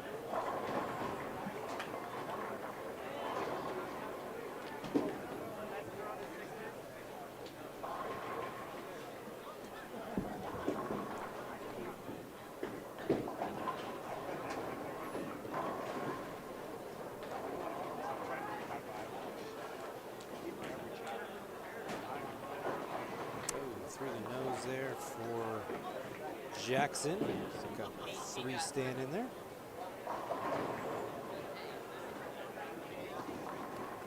Oh, we'll take the crossover strike there on lane 5. Fetty covers up that spare there on lane 7.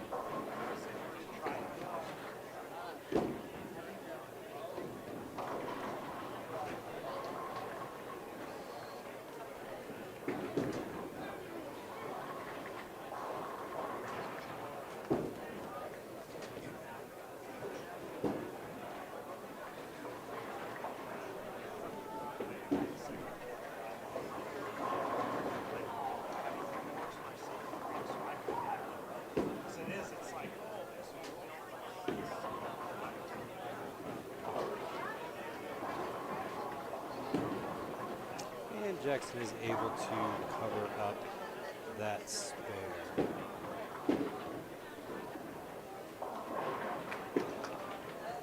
Dane there on lane 7. Getting the 7 out of the 4-7.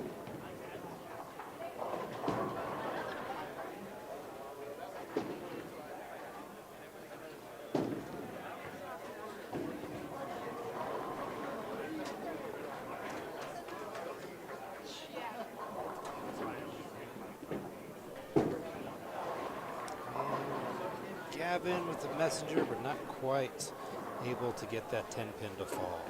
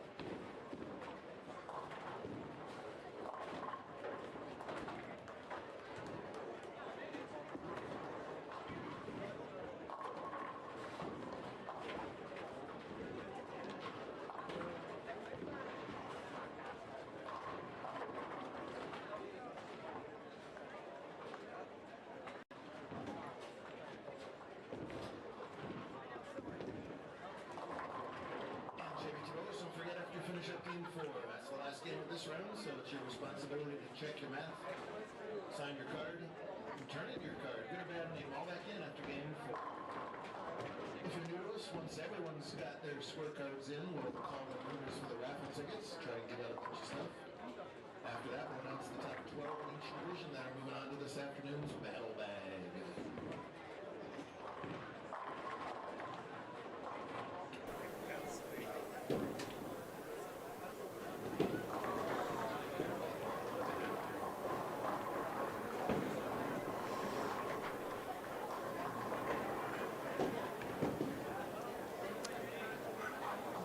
We're going to head back down to the high end of the house. See what we got going on down there.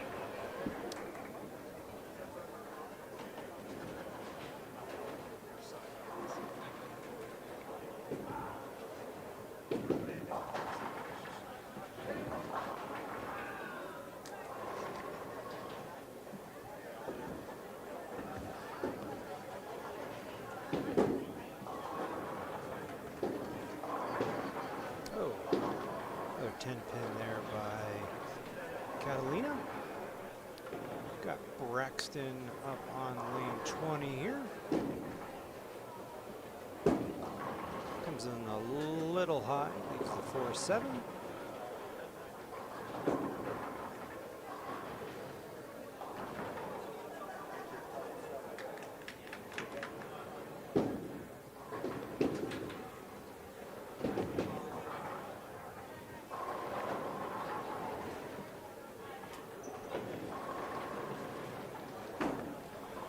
And Braxton does a flyby there.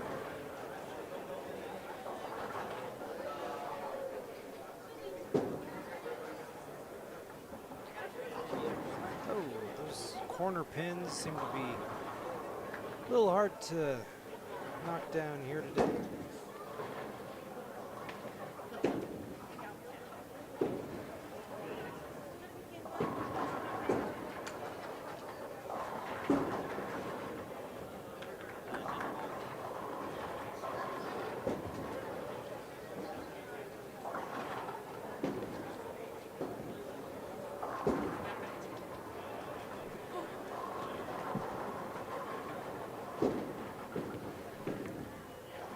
Zach West up there on 20.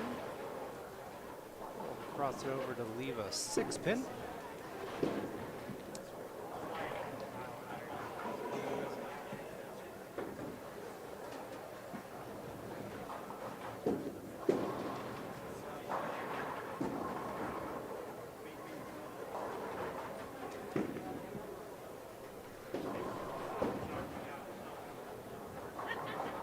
Zach was able to cover that spare there on 20.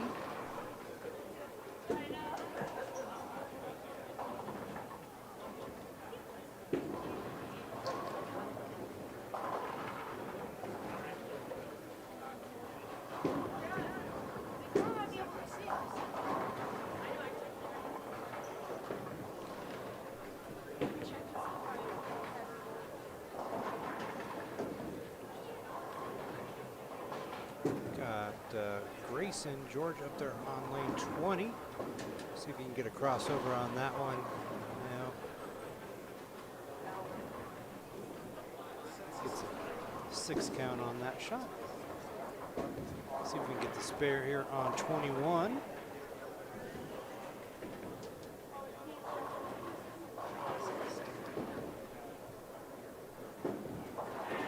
And he does get the spare there on 21.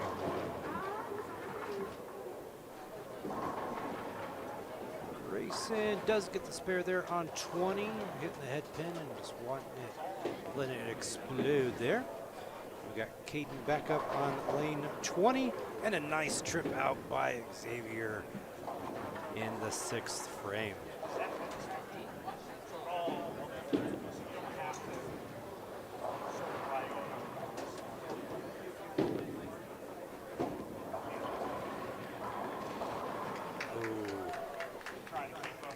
Caden was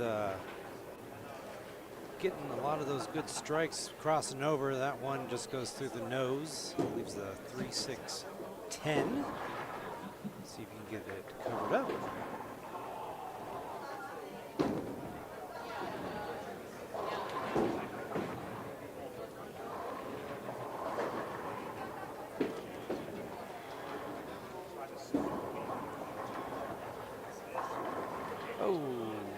10-pin lead from Braxton there on 19. Almost thought we were going to get it to go. Oh, Caden chops that one. So we'll have 145 through 6 for Caden there.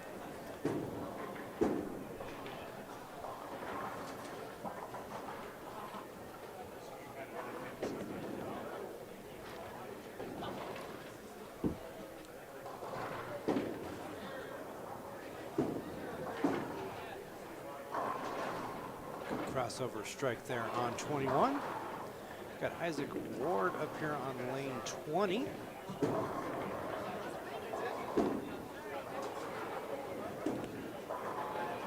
like he's trying to play a tight line down the middle. Comes in a little high, and he leaves the 6'10 there on 20.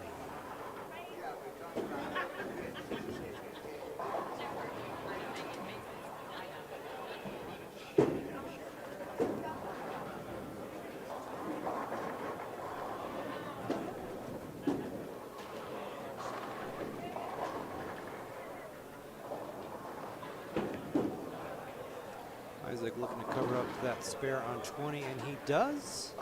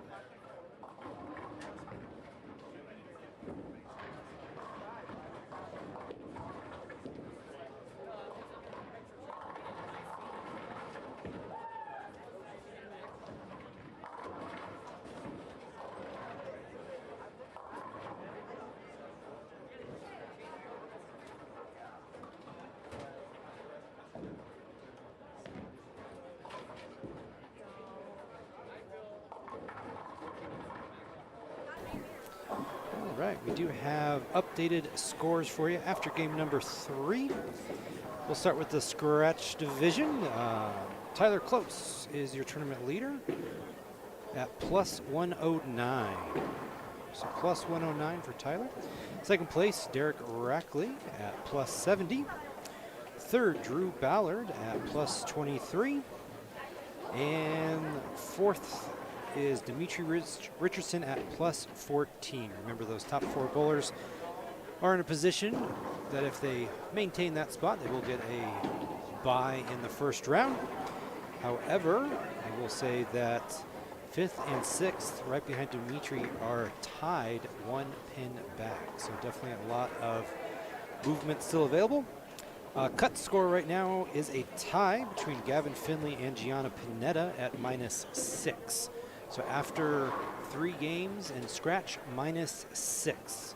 So again, very close numbers here, because you're only talking 20 pins between 4th and the cut. So definitely some close numbers there. Over in the handicap division, Eric Vallejo is your tournament leader after game 3 at plus 102. Second place, Bella Martinez at plus 72. Third, Isaac John at plus 69. And we've got a tie currently for the 4th spot at plus 63 between Isaac, John, and Wesley Forge and Zachary West at plus 63. Your current cut after game number 3 is plus 20 in handicap, and that is Dylan Frey. Again, top 4 bowlers do get a first round bye for the Battle Bag format. That first round is a best of 5 series. Bowlers will decide what 3 bowling balls they want to choose, and then if they lose a game, they lose a ball. And if they run out of balls, then that's that for that round. So I see how you do this. All right. yeah, you got to get comfy. Oh, got the Buccaneer socks Of on, course, Jeff. You better believe it. Absolutely. I got 3 pairs. I got 3 pairs for the weekend. All right. Jeff showing off his Come on, man, you don't like Buccaneers. this? Let's go. You know. So, yeah, just still having a good time here at Coal Creek as we're finishing up game 4, which is our last game of qualifying.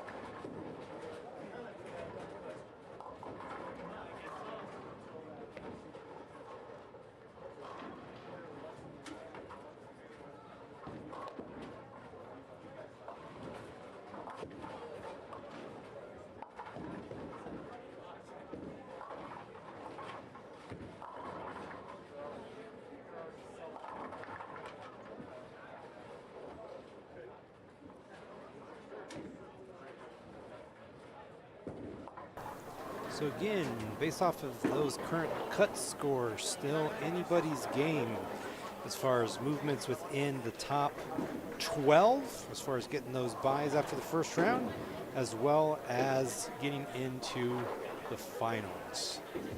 So again, scratch. Oops, excuse me.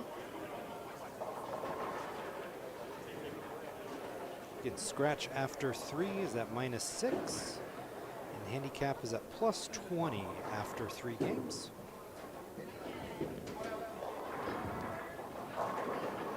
Again, you've got 8 bowlers all within 20 pins of that last cut spot. So again, a lot of bowlers looking for a good game 4 here to wrap up qualifying. Just as a reminder, we are going to do a re-oil between qualifying and the battle bag format. I know not a usual thing for us at JBT, but with the longer format, I want to make sure we've got some lanes that can hold up, especially with 90 qualifiers, 90 bowlers in qualifying today up at Coal Creek here in Lafayette.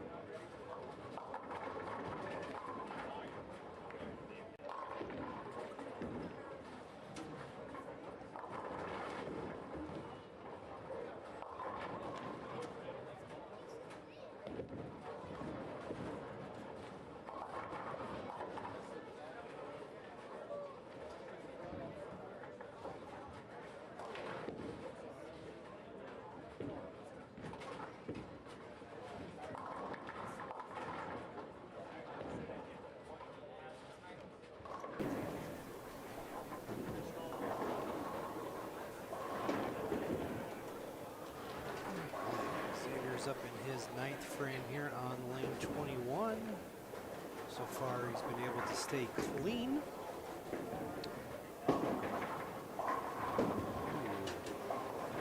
Gives a 278. 278. Certainly still makeable here.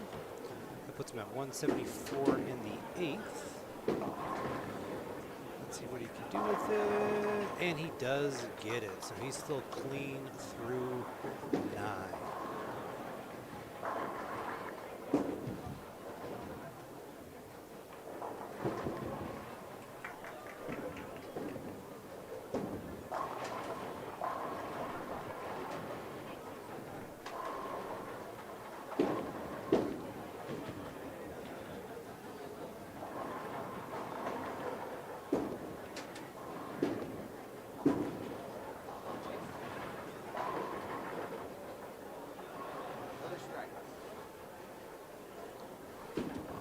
Got Caden up on 22. Hey, there he is. He's got that strike again for the 9th.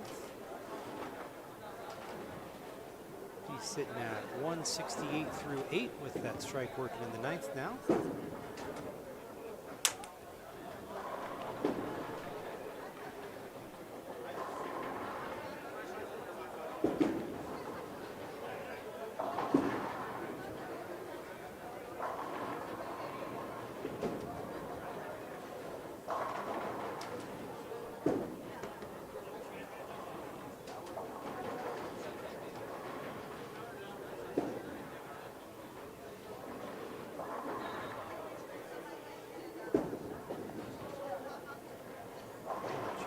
Get that spare there on 22.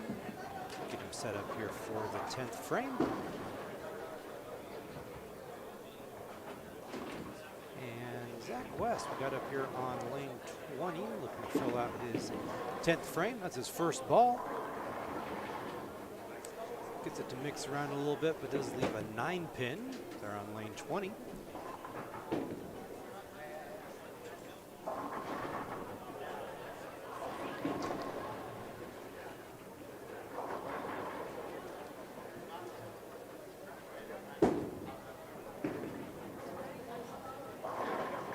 Got a strike there on 22.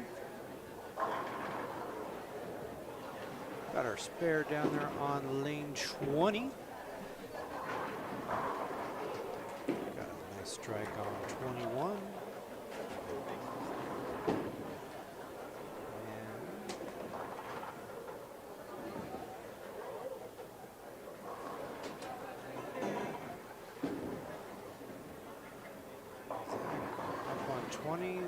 With his fill ball, see what he can do.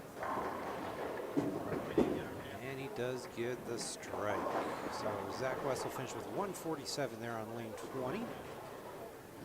And he's got a nasty washout there on 22. And Caden shoot his first ball in the 10th up here on 21. Crosses over, misses the head pin for an 8 count. Certainly makeable here. He had gotten off to a good start this game. Still got a chance to go plus scratch. Ooh, Vinny only chops 1 out of it.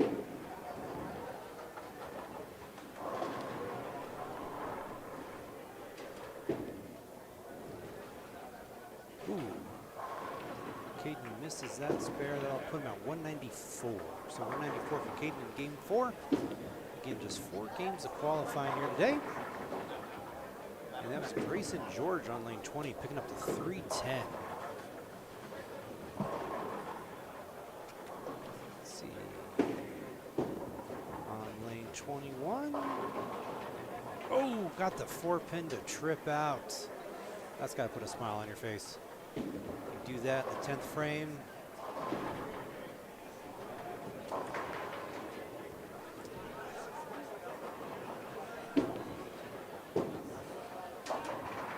That was about lane 5. Somebody literally just got a pin to come back about 20 feet down the lane.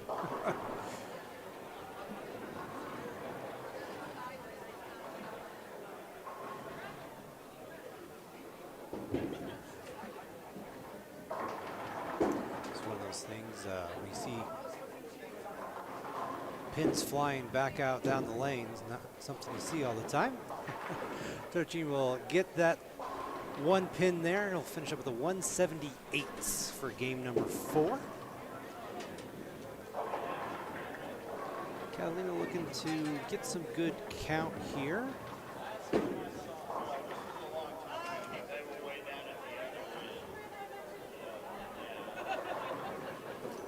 Well, she'll finish with a 96.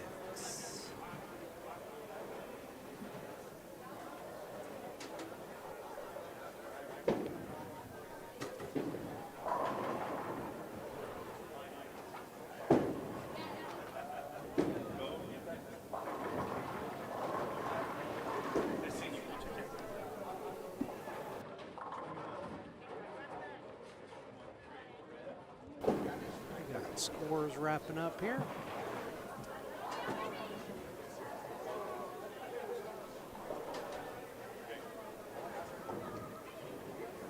As bowlers go walking by, you can kind of always tell. You got some with some big smiles, some with the opposite of smiles, but that's all right. It's been a good experience for the bowlers here today. Again, got a dual pattern going out there. Got Bear on one, Stone Street on the other. Definitely a big push on making some good shots, executing those shots, and then of course grinding it out and making those spares.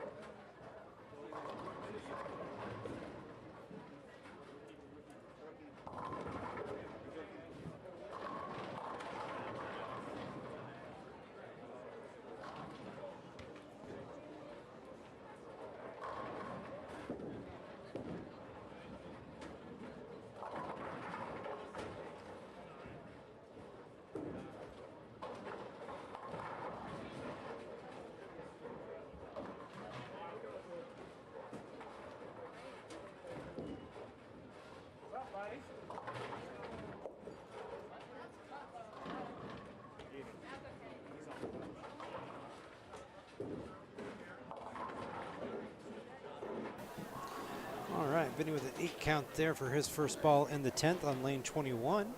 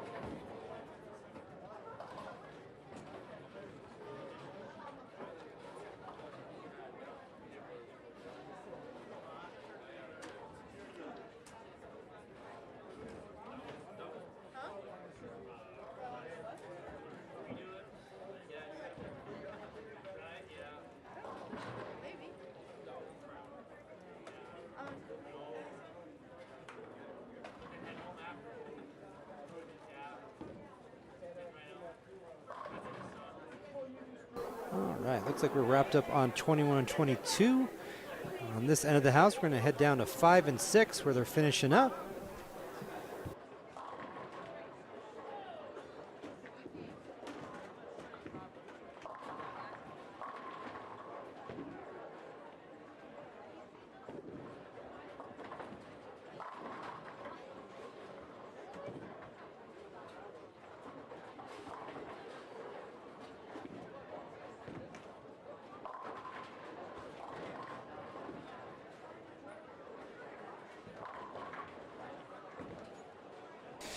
So we're back. We're looking at 5 and 6, just finishing up. We've got Braxton Bergstrom here. Actually, he just finished up bowling in the handicap division today. And Braxton, how did it all go for you? It didn't actually go as bad as I had originally thought it would have. I feel like I did better than most of my tournaments that I have been doing. Okay, and so that's good. That's good. Now, because you bowl juniors here at Coal Creek, right? Yeah. So what's it like having a tournament like JBT in your home center? I like it because I know the house, and so I have a good feeling for what I'm doing, and so it feels like it was I guess made it feel easier. Okay, yeah. A little less stressful maybe coming into an environment that you know. Yeah. So that's good. That's good. So what do you like about JBT? I like how fun it is. It's it's just it's a good environment. There's a lot of good people, and I have friends that bowl it too. So cool. It's a good community, I guess. Yeah, that's what I always say is with bowling is yes, we're a bowling family, but you're making memories by not just the bowling, but the people around you too. Yeah. Right? Absolutely. So Braxton, you are in 8th grade this year, right? How long have you been bowling? I've been bowling since I was, 2? 2? Okay, so right out of the womb for you there. Basically. And it's in the blood. Absolutely. I know your parents have both bowled and grandparents and all that good stuff.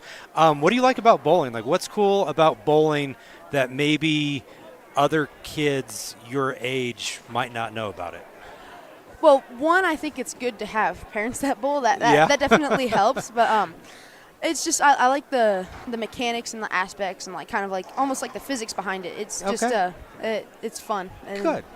Cool. Good.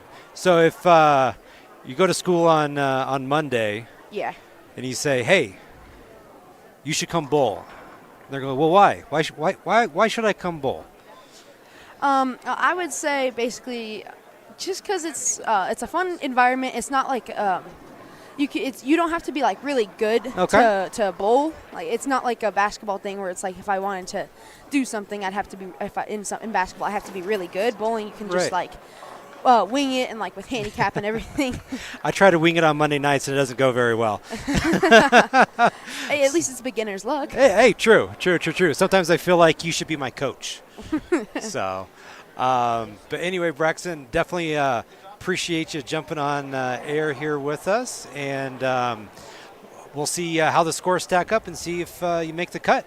You're going to be back here tomorrow and take another shot? Yep, I'm going to take another shot tomorrow. All right, sounds good. Well, appreciate it. Thank you, bud. Thank you for having me.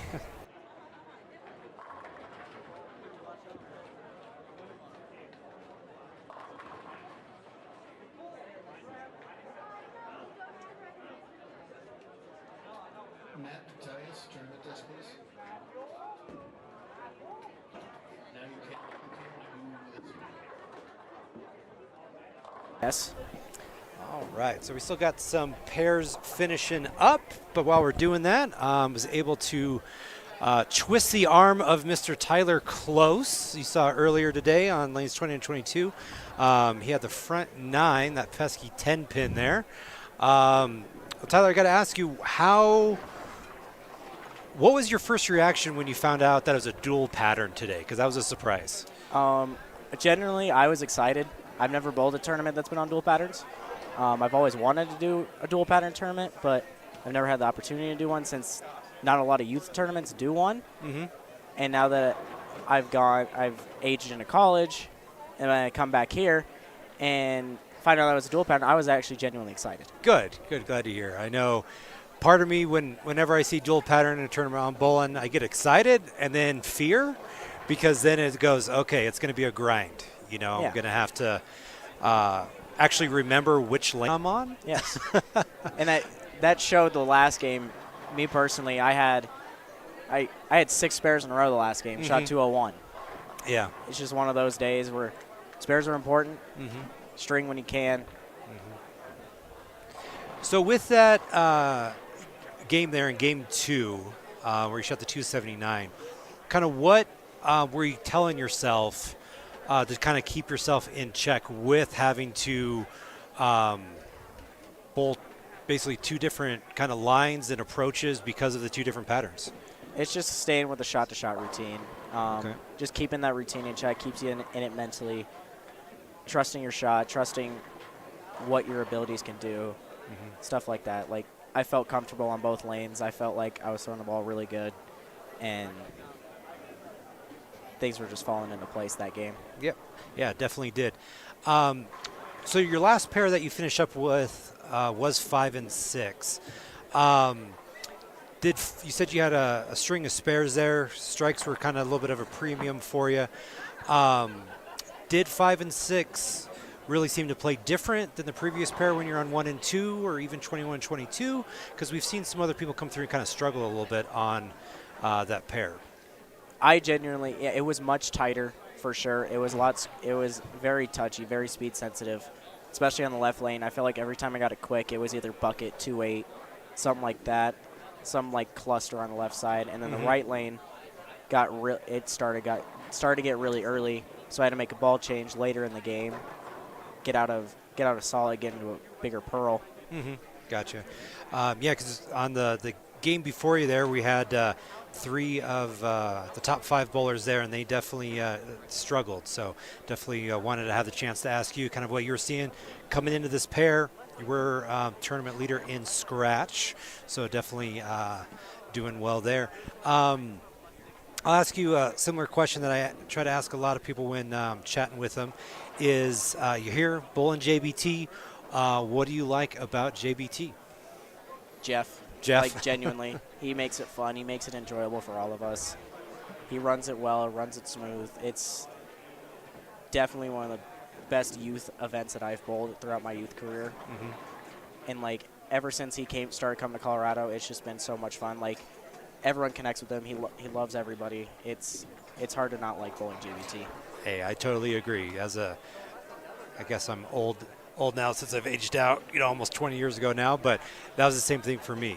There's something special about JBT and about Jeff and what he does, and really makes us all feel welcome, and just a great environment, opportunity to learn too, because again, you don't have a lot of experience coming in on the dual patterns.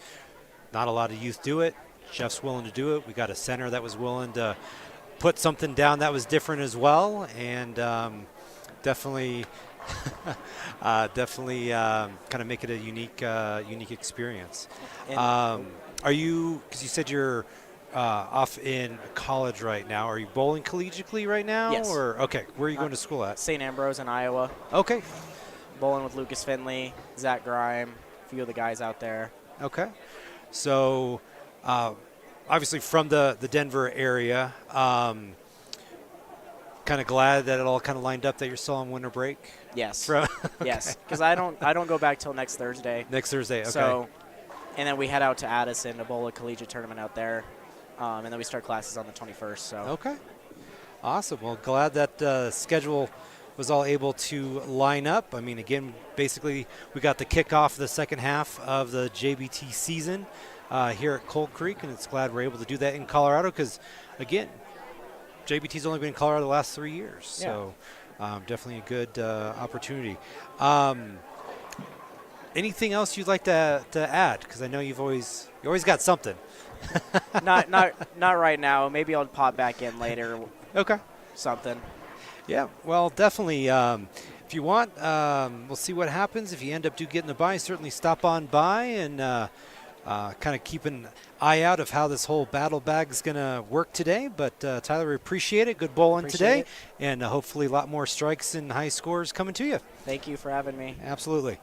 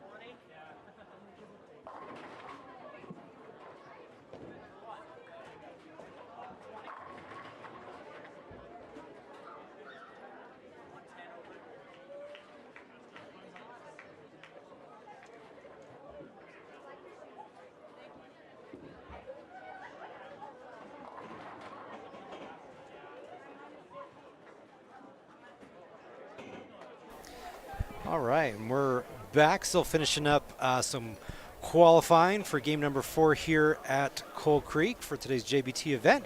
I was able to twist the arm of Gianna Pineda this time to join us on air. She was in a tie for second there after 2 games, and we'll talk about 5 and 6 here a little bit. But first, before we do that, what are your thoughts, feelings, and opinions when you walked in and saw that it was a dual pattern today? When I walked in this morning, I saw it, and I was like, wait, is this for today and tomorrow? And I was like, oh, both today. Okay. I was really nervous. I was like, I've never bowled on a dual pattern before, so I was terrified. Yeah, that's we just had Tyler Close on with us, and he was making a similar comment as well that he really hadn't ever done a dual pattern before. Obviously, we don't see that a lot on the youth side, but how did it go? My first 2 games were terrific. I shot 192, 245, and then we hit 5 and 6. Yes, 5 and 6. We keeping an eye on that one. That's kind of been tripping people up a little bit. How was that pair different than, let's say, 1 and 2 and 21 and 22? So the left lane was perfectly fine. It was the right lane because right lane had bear. Oh my God, that lane was so tight. You could throw it like where you were throwing it on 1 and 2, and it just slid. It never came back. Yep. I hate it when that happens. When it just doesn't come back, it just waves goodbye to you. I was like, oh, wow. Because I go and I throw the ball, and it never came back. I was like, oh, this is going to be a hard pair. Yeah.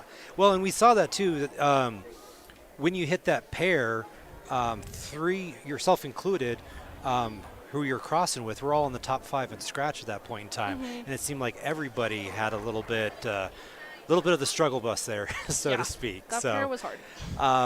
But how did game 4 go? Were you able to rebound a little bit? No? It was still the right lane. I mean, I threw it better because I tried to more like point it and direct it. Gotcha. But it wasn't much better. I think I went 157, 155. So it wasn't. Okay. It was okay. I finished minus 50 though, so that might be good for girl scratch. Yes, definitely. Can't forget about those side events as far as the girl scratch and the U17 for sure. And I'll ask you this question. Here, bowling JBT, what do you like about JBT? Everything. It's so much fun. I just love, like, it's still a competitive environment, but you still get to have so much fun at the same time. And I love the raffle part. Yeah. Because you can play more like side games. Right. It's side pots for kids, right? Because you spend a lot of your time in a bowling alley. Oh, yeah. Because your dad runs, feels like something every single night and every weekend, right? As far as leagues and tournaments and everything like that. So obviously you're exposed to all of that. So with that, what is like one positive takeaway you would have from today, from your first experience doing the dual pattern, or just the day in general? I'm happy that I didn't finish like minus 200 before. I was just happy to be only minus 50. And like Brian, the twins' dad, he was like, at least you can only go up from here because you've never done it before. True. That is true. So definitely sounds like a day for the grind, just making sure, trying to get those spares covered up as best as possible. But also at the same time, that bear was a bear. Yes, it was. It was hard. So sounds like would want to see dual patterns in the future? Absolutely. I want more practice on it. All right. Well, sometimes I know a guy who gets some crazy ideas for some tournaments around Denver. I wouldn't say he's on the, on the live stream with us right now, but maybe we'll see what we can come up with. Yeah. All right. So Gianna Pineda here with us. She just wrapped up her 4 games of qualifying. Finished up minus 50, looking to see if it's good enough for the girls' scratch. We are headed into a little bit of a break here. We're going to do a re-oil, but we're still going to stay with it because we got our raffle and those side pots to do. So Gianna just got a great, excited grin on her face. Re-oiling! I'm so excited! We normally don't re-oil for JBT, but we are today. Again, 90 entries I'm so excited. plus the long format, so we needed to do something like that. I'm so happy. We'll be back with our 21 and Power Bowl here in a little bit.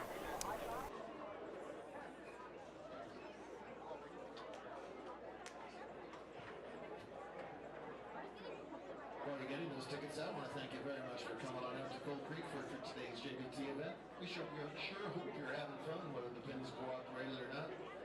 Folks, if you like what we do, the best way you can thank us by far is to spread the word. We don't exist unless you do. Any age, any skill level, can and does come on out here. Have a great time every week. We're right back here with a totally separate tournament tomorrow morning.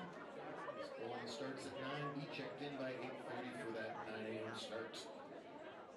Then next to the Mountain Conference is Albuquerque, double Saturday, single Sunday. Then Lubbock, then Pueblo, then Invitational. Lots of other great tournaments between now and then. If you happen to be in other necks of the woods, we'd love to see you out there as well.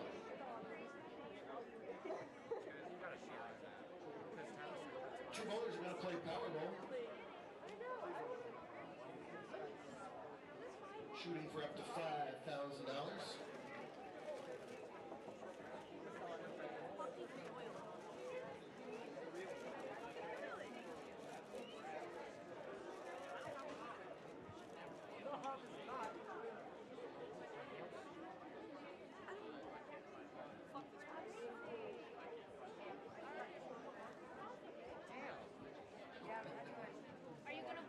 Grant's going to draw the first number, so that's why he's standing here.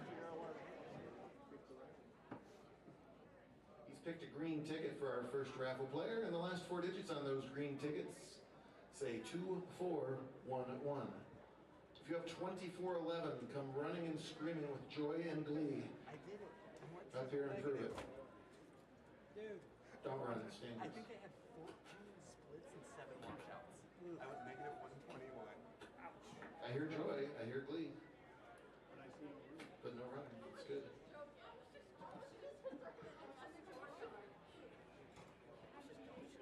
Hi, Nathan. Thank you, ladies.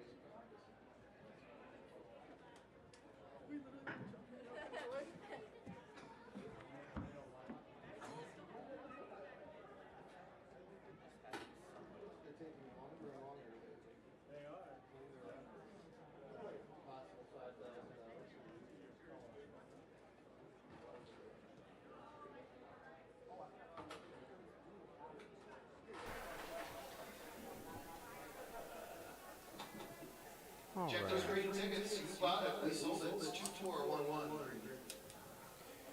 So right now we are doing the raffle here for us. We're going to figure out who's doing Powerball and 29. Looks like we're going to have that set up on 23 and 24. So we'll get the camera set up for us for that.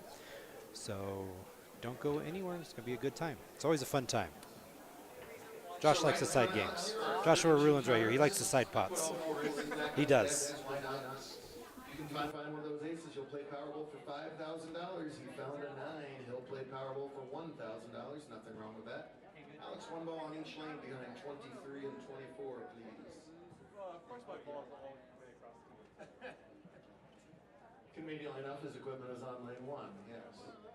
They got a real. We're not in any rush. Aiden's drawing the second ticket without peeking. Our second ticket is for Powerball. It's also green. It's a very round number. I like it. 2,500. 2500 green.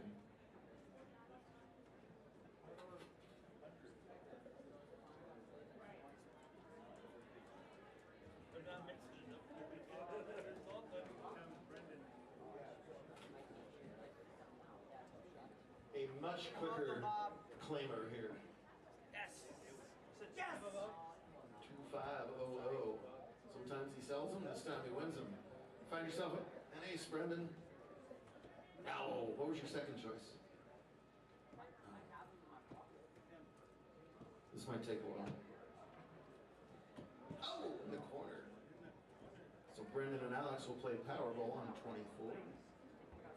Next ticket is for 29, because this is season 29 of our tour, which means I am old. It's like Ms. Wood is going to pick this ticket.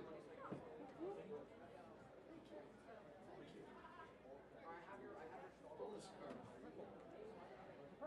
Dane Clark thought I was 53. And he didn't make the cut. I have no idea if those two things have anything to do with each other. Orange ticket for 29. The last four digits are 4233. 4233, orange.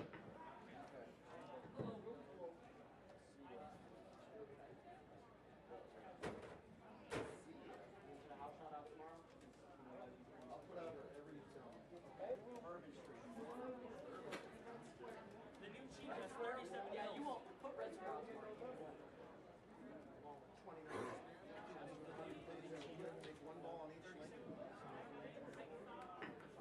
Catalina had that ticket. She'll play 29. And while they're taking their practice, hint, hint, we're going to give out that bowling ball. Thank you so much to the Brands of Brunswick for being our title sponsor all these years. Every tournament, we give out at least one ball. We gave out 12 balls at main event. Larkin is going to draw the winning ticket. I can't handle the pressure. This is for you, Braden. There we go. It's for you, Braden. Braden, that's you. From Philly, my dad is. Even the cheesesteak shop. Phillies and Sixers. Should go get a. Sixers suck right now, so. Back to a green ticket for the bowling ball winner. The last four digits on your green ticket are 2, 7, 5, 4. 2754 is a ball winner. What? I'll take the ball for you. Then you don't get any more balls. So that's why you just don't Wow, congratulations.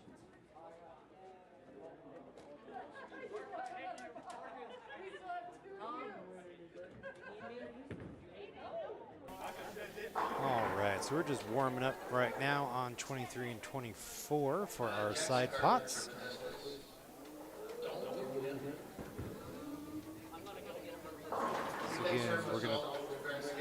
These tickets, Team Breeze for selling and shopping. Raffle is a big part of how what we do every week. So we appreciate it.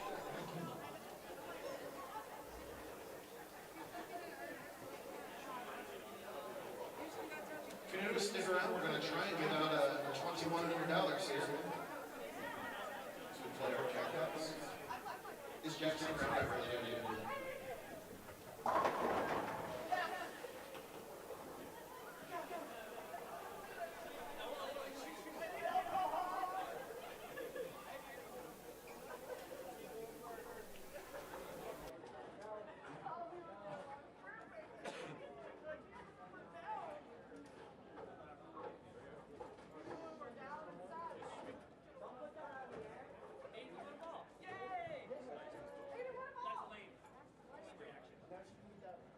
If there's any bowlers here who bowled on Jackson's pair, I need to see somebody.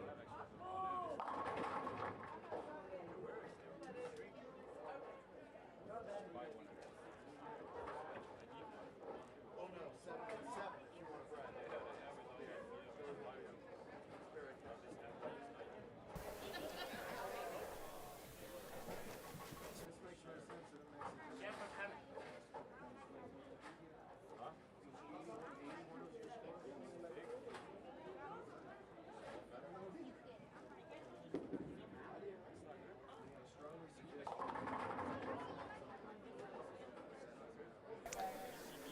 All right, so a little overview of our side games here.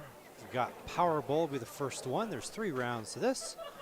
The very first ball, the bowler gets to pick 1 through 10 how many pins they're going to knock over.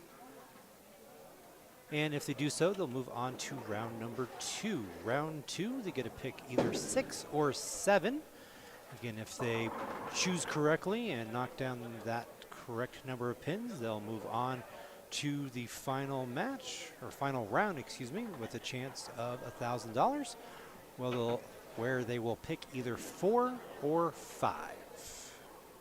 And again, if they're able to pick that correctly, then they will win a $1,000 scholarship. They've got to knock over what they say they're going to knock over 3 times in a row. We'll give them $1,000 if they do it.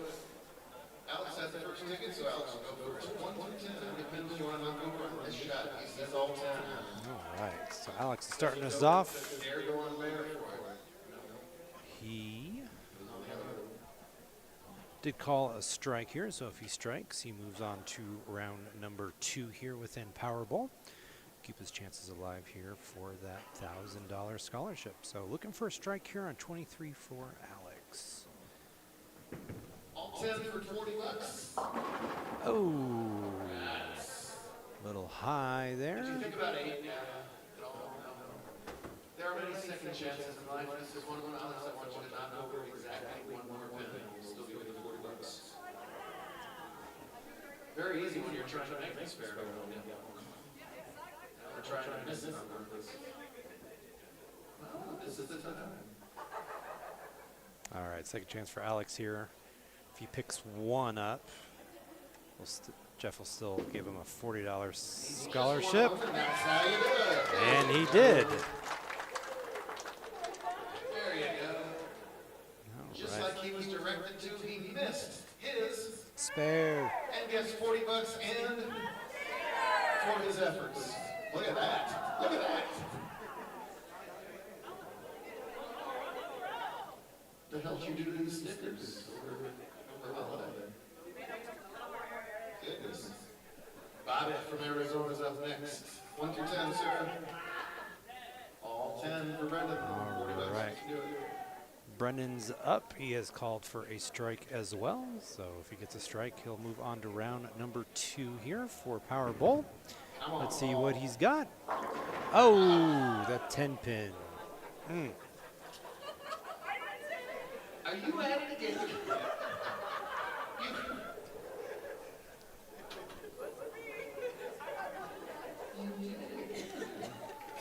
Put the sticker over your potty mouth.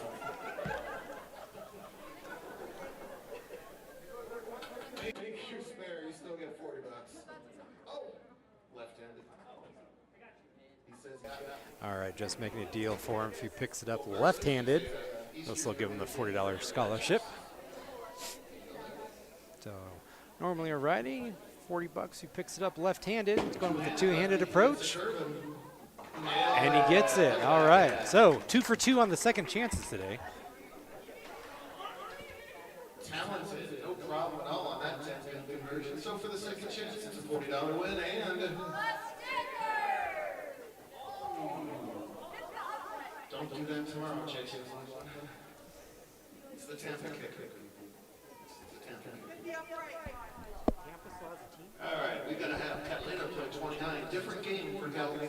Shoot a full set of pins, as many as you need to. You're trying to hit exactly 29 total pins without guttering or going over. Get it right on the nose, we'll give you 100 bucks. All right. This jackpot was red hot November, December, 8 out of 10. So let's keep it hot in January. When you're ready for that, go for it. So again, Catalina looking to get a total pin count of 29. Just can't throw it in the ditch, but can use as many shots as possible as long as she hits a pin. So we're at 6, but she can reset it and shoot another full set of pins. So that is the nice part about the game of 29, is you get a full rack every time.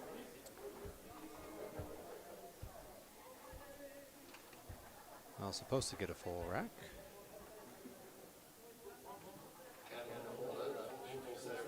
There we go. All right.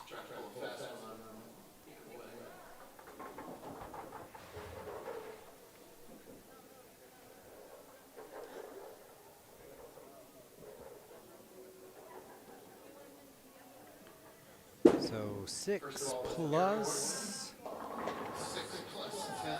So she's up to 16. A little bit of strategy on this next shot, right? She says no strategy whatsoever.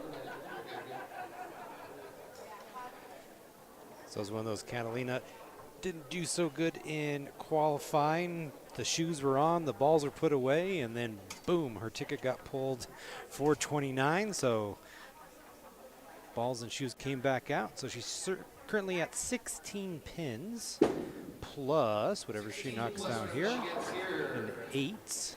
So that puts her at 24. 24, right? All right, very good. We're playing playing 29, miss. You have 24. You need 5 pins to win. More than 5 is no bueno. Less than 5 is fine. You have to do it right here for 5 more pins and get you the $100. All right. So again, she gets 5, she'll win. Anything less, except for a gutter, she'll get another shot at it.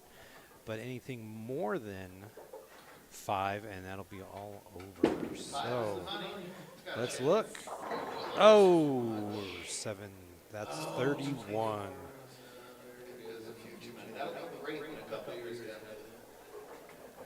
Make that spare. We'll make it $40. That's a tough one.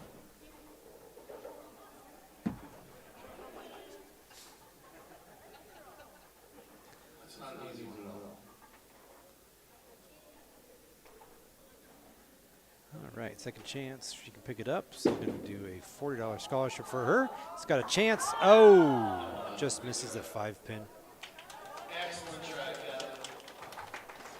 32 is a few too many, though. It's still not bad for her. Don't. This is your last chance for the day. It's a $20 win and there we go. Watch out for flying stickers. She was right.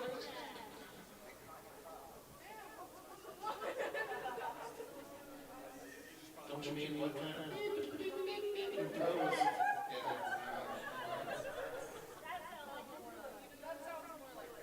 Not bad. We still get about $100 out of that raffle. I've got all the scorecards. I'm just triple checking the scores. I will let you know the bowlers that are moving on. All right. So we'll be back. We're working on our re-oil here at Coal Creek for JBT. Come back, we'll be doing our battle bag format. First round is a best of 5. Each bowler gets to pick 3 bowling balls that they'll use throughout the match, but if they lose a game within that match, they lose a ball. Once they run out of balls, it's time to go home. So we'll be back after re-oil for the match play finals here at Coal Creek for JBT and our battle bag format.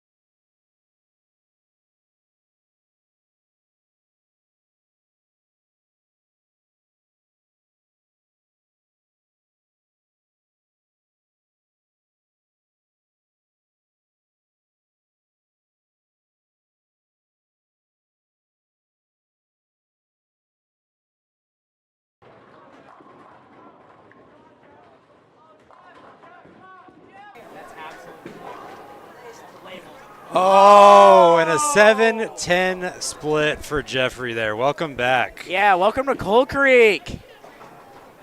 Hello there, Jeffrey.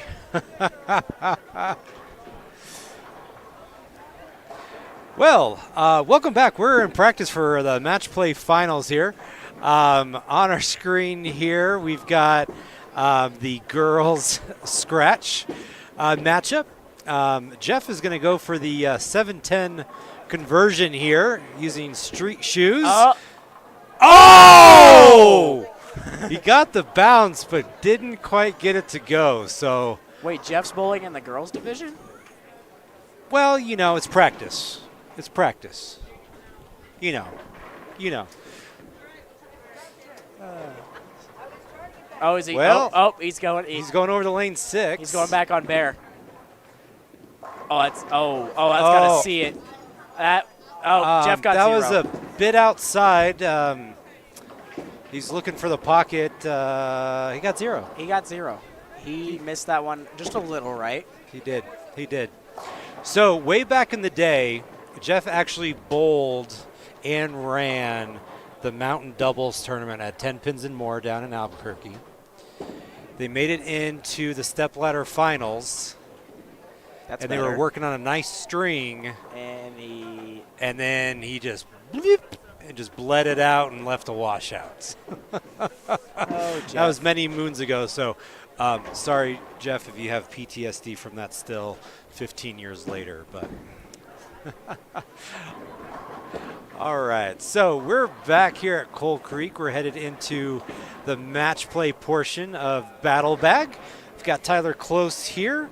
Tyler ended up being our #1 seed in the scratch division.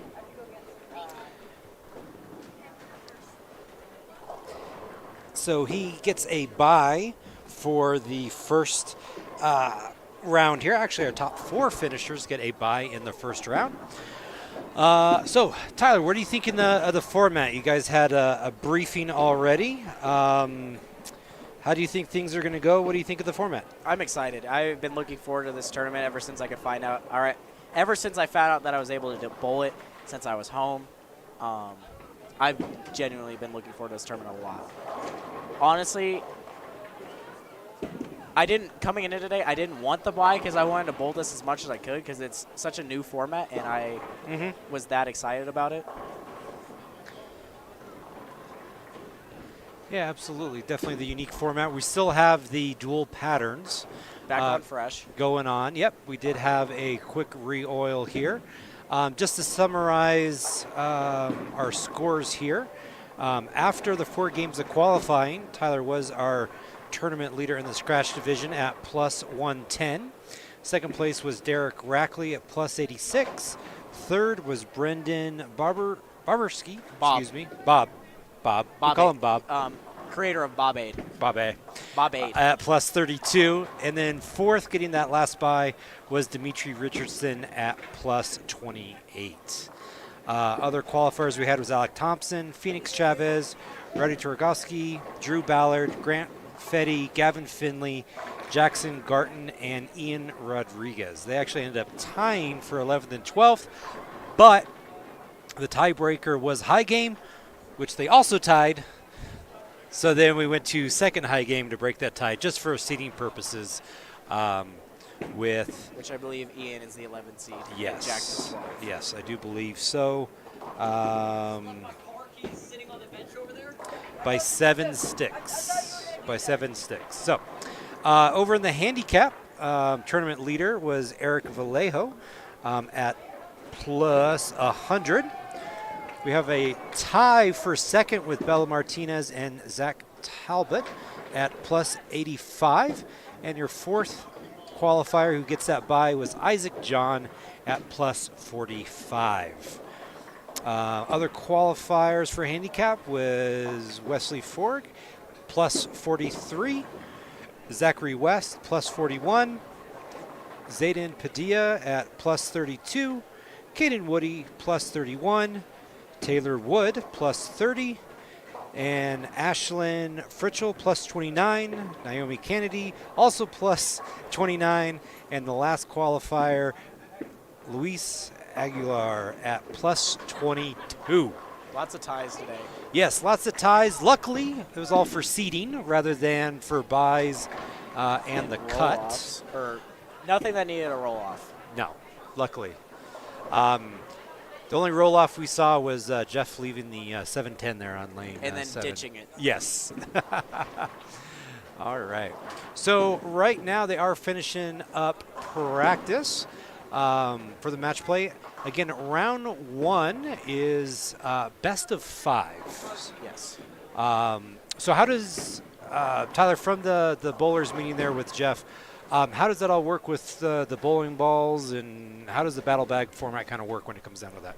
So what I got was, you can practice with whatever you want. You can practice with as many balls as you want, whatever. But once match actually starts, you have to pick your 3 balls. Okay. And you have to stick with those 3 balls for the rest of the match. Okay. But so let's take a match, for example. Let's take who's bowling right now? Let me grab the bracket for us here. Let's look. So just use this as an example. Let's grab Alex and Jackson. Okay. So say Alex and Jackson are bowling together. Alex picks his 3 balls. Jackson picks his 3 balls. Okay. Jackson wins the first game. He gets to pick a ball out of Alex's bag that Alex can no longer use. So Alex is down to 2 balls now. Okay. Say Alex wins the next game. He can now take a ball away from Jackson. They're both down to 2 balls left. It's a 1-to-1 match.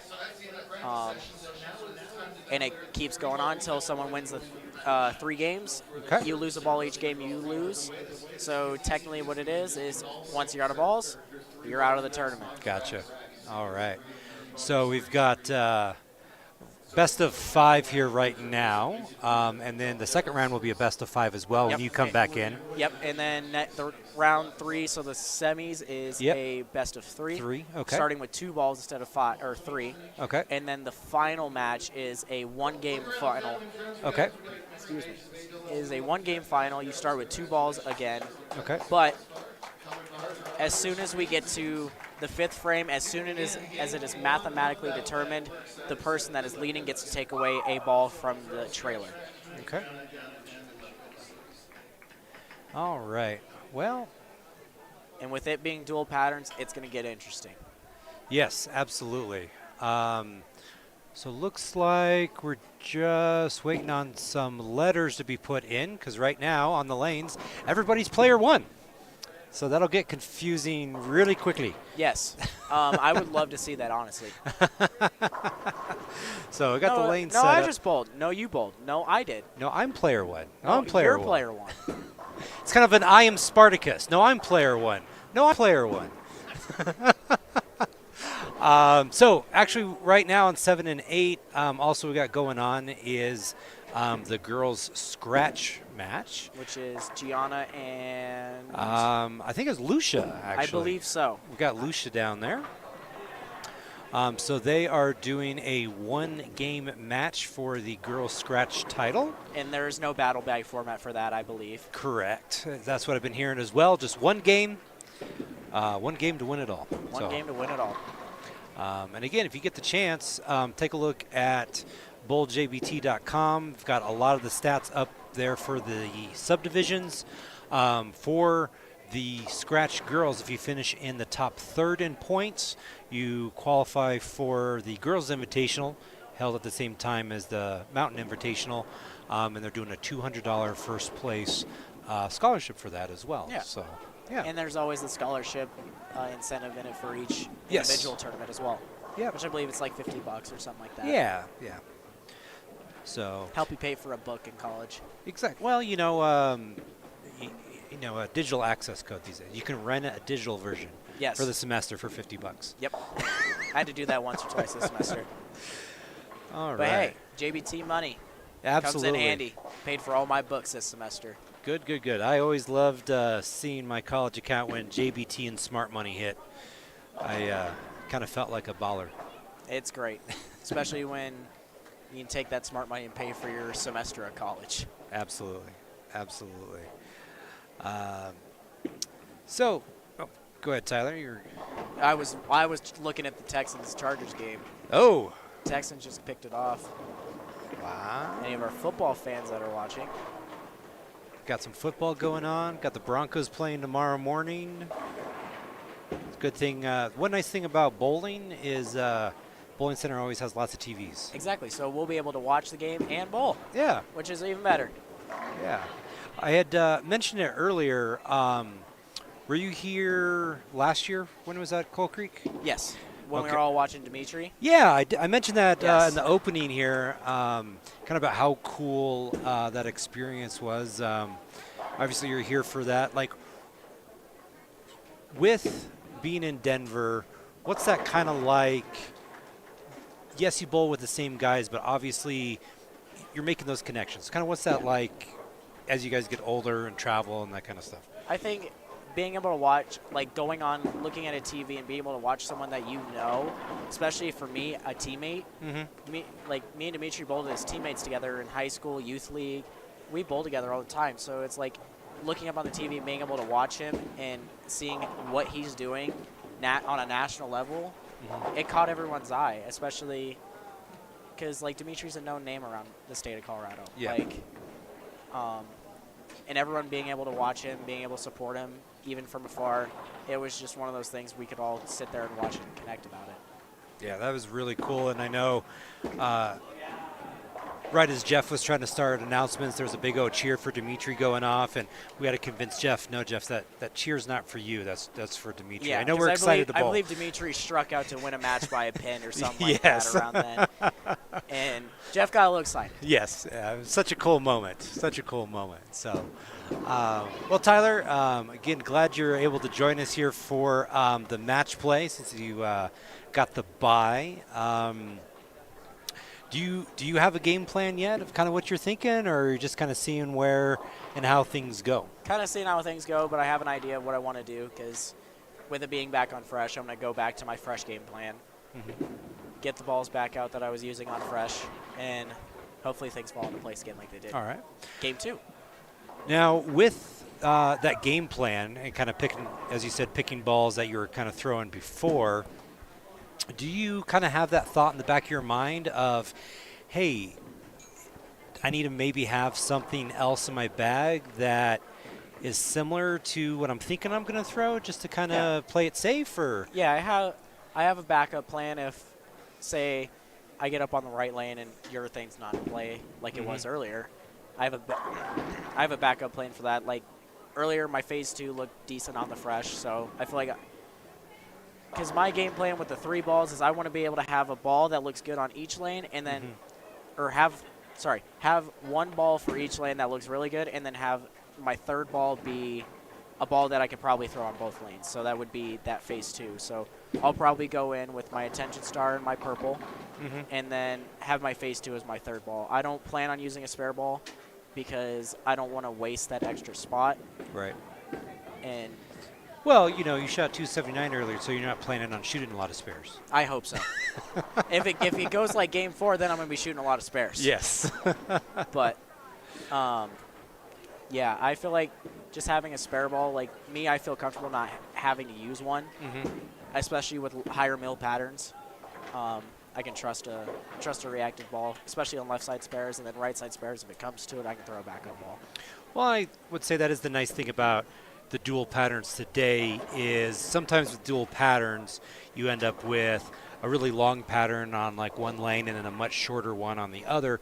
But as you mentioned, they're both 41, 42 feet because we're doing Bear and Stone Street. So really the big difference there is just the mills. But like you said, Stone Street, we're still looking at 23 plus. Yeah. So if you were on something much shorter, it'd be a different story because then if it really came down to it later in the day, I could honestly use a spare ball if it really came down to it. But with the re-oil, I don't see that have to happen. Right. No, I definitely agree with you. Obviously, the re-oil with JBT doesn't happen very often. I cannot recall another format that we've done a re-oil. The only time I've seen a re-oil is match play for main event. That's the only time I've ever seen a re-oil. I've never seen a re-oil in a normal JBT style. Yeah, that main event's kind of a special thing, right? Yes. Tournament's a lot of fun, though. Yes, absolutely, absolutely. It's kind of sad I didn't get to do it this year, but Yeah. I got to spend the week before in Vegas, so it was okay. That's right, because you got the big college tournaments out there the week before. We had the and- collegiate shootout and the Glenn Carlson. Good, good, good, good. Because that was all at South Point as well? Yes. Nice, nice. 2 days for the Glenn Carlson and then 2 days for the shootout. Awesome, fantastic. Yeah, I get to say I'm so old. I bowled the main event before it was the main event, back when it was the Las Vegas Invitational. Wow. And then the folks who were running that kind of quit running it, and then Jeff, already running JBT in Vegas with the Mojave Conference, basically stepped up and said, hey, let me throw something together at the same time. And, well, the rest is history, and It's turned into one of the best tournaments in the West Coast. Absolutely, absolutely. But no, fantastic, fantastic job with main event. Jeff finally just got done calculating all their numbers, and there was a lot of numbers.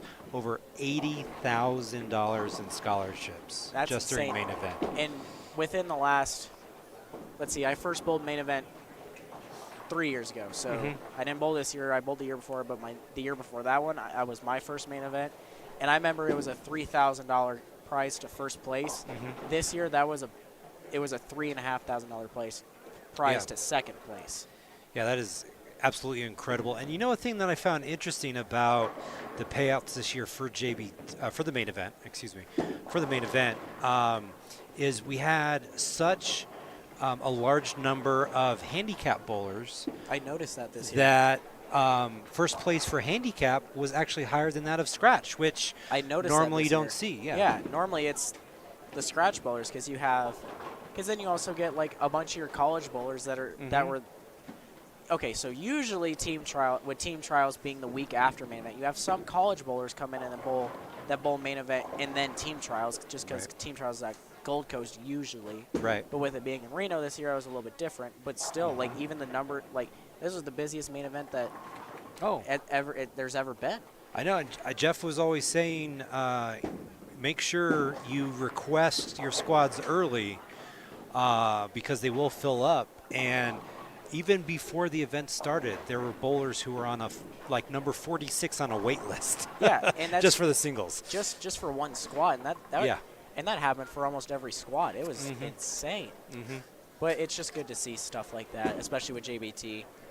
We know how much work Jeff puts into it each and every weekend, and then he does that for the main event. It's good to see. Yeah, absolutely, absolutely. No, glad JBT's main event was a success this year. Part of me wanted to even just go out as well. Obviously, we had the live stream going on with Neoprism, but overall, just a great experience. And one nice thing about it being in Vegas, being in Denver, it's not too terrible of a drive, just depending on weather. Yeah.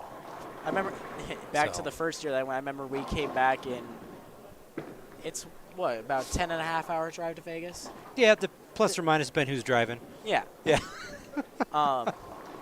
It turned it into a 15-hour drive real quick once we hit the Rockies and we hit a blizzard.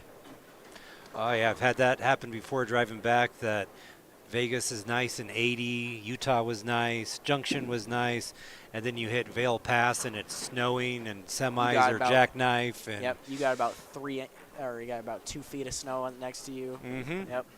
Yep. That's what happened to us. Yeah, I even had that issue driving back from USBC convention at the end of April one time. So there's always snow going on that you got to worry about getting from the western slope back to the front range. But nonetheless, it's a great tournament.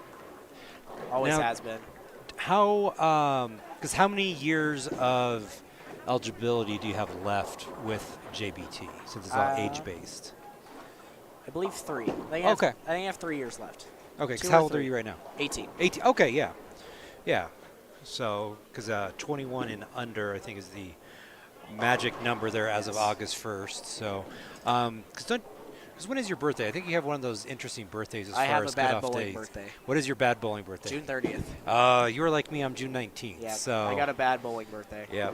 Versus, I know some other folks out here, I think even bowling today, they're like August 2nd. And I was always jealous of those guys. I know someone I grew up bowling with for the longest time. He has a August 1st birthday. Yeah. Yes, I do. Michael Smith. Yep, Michael Yep, Smith. I do yep. remember that. Yep, because He that has an question he has came up every year. He has an August 1st birthday. Mm-hmm. Yep. So it's kind of one of those things of parents, if you're thinking about scheduling a C-section, wait till after August 1st, right? Exactly. If you're a bowling family, wait till after August 1st. So here you go. We're giving some health advice already. So, all right. So let's take a look here at our girls' scratch match that I've been watching here on 7 and 8. Little rough for Lucia. Just a little bit. I think she's can't even buy a spare right now. Oh, wait, hold on. It's got a chance. Oh, no, that hooked too much. Second I said that, and then off her hand I went, well, she's going to prove me wrong. She normally would do that. So once we wrap up with the girls' scratch, Looks like we'll rotate over to some other action. 13-14, Ian needs count, basically, win that game.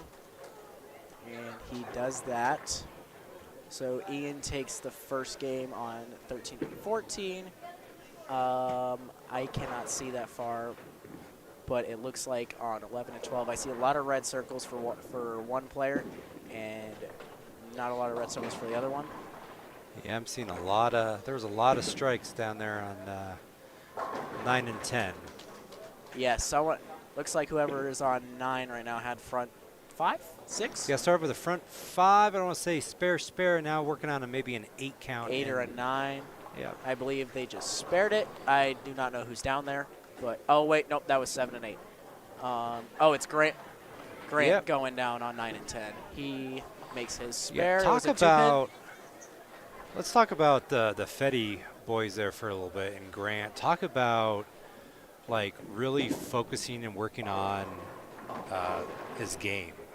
Because I feel like for a while there, I kind of just knew of them. They bowled out in Strasburg, but then all of a sudden they started bowling out of Arapahoe Saturday mornings. And then they joined the high school league down there too as well, because I bowled that was my senior year last year. Mm-hmm. Their first year there last year.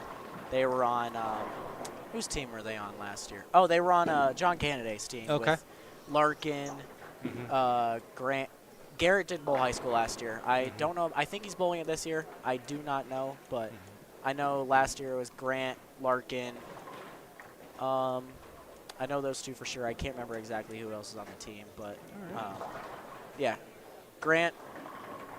Watching him from when he first joined the high school league to now, definitely much more sound at the line, much more stable for sure.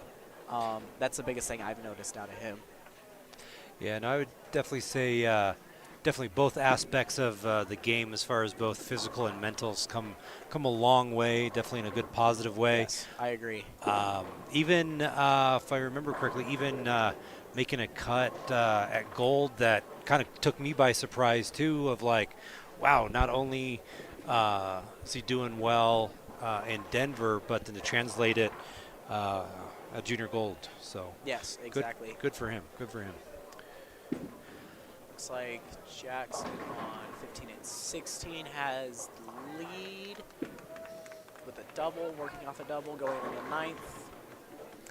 That's our last scratch match. That's finishing up for the first game.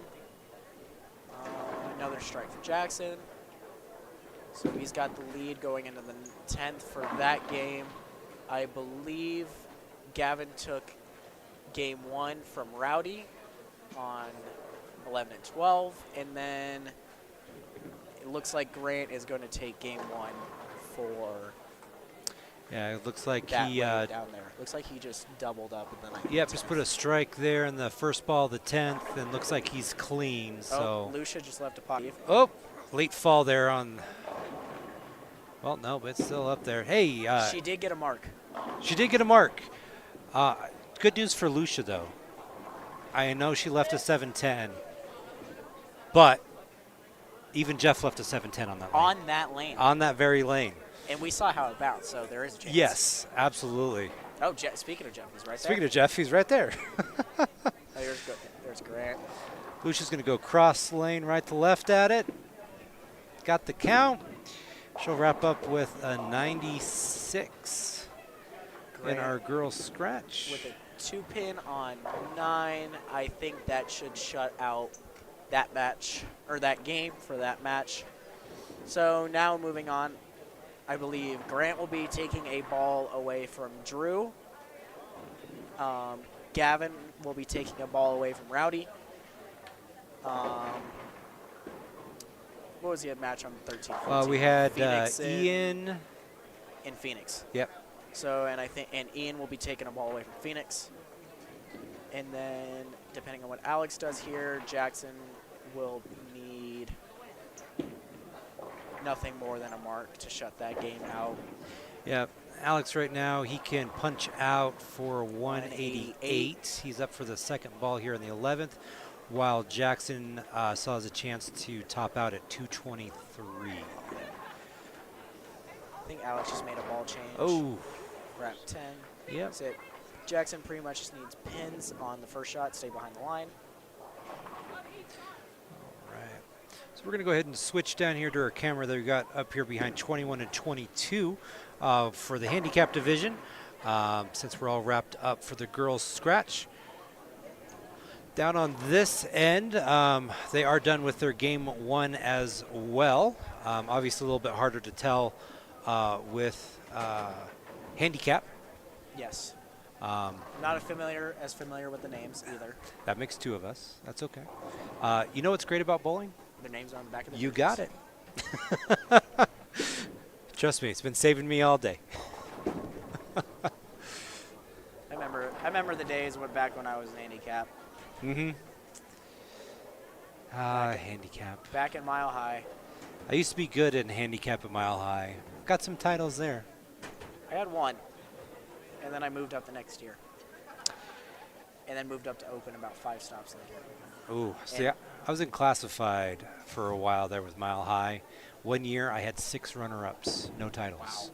Wow. I had 1 runner-up in classified, never won a tournament, and then got moved up to open about 5 stops later. And that was when I was about 12 years old. Gotcha. Gotcha. So, I mean,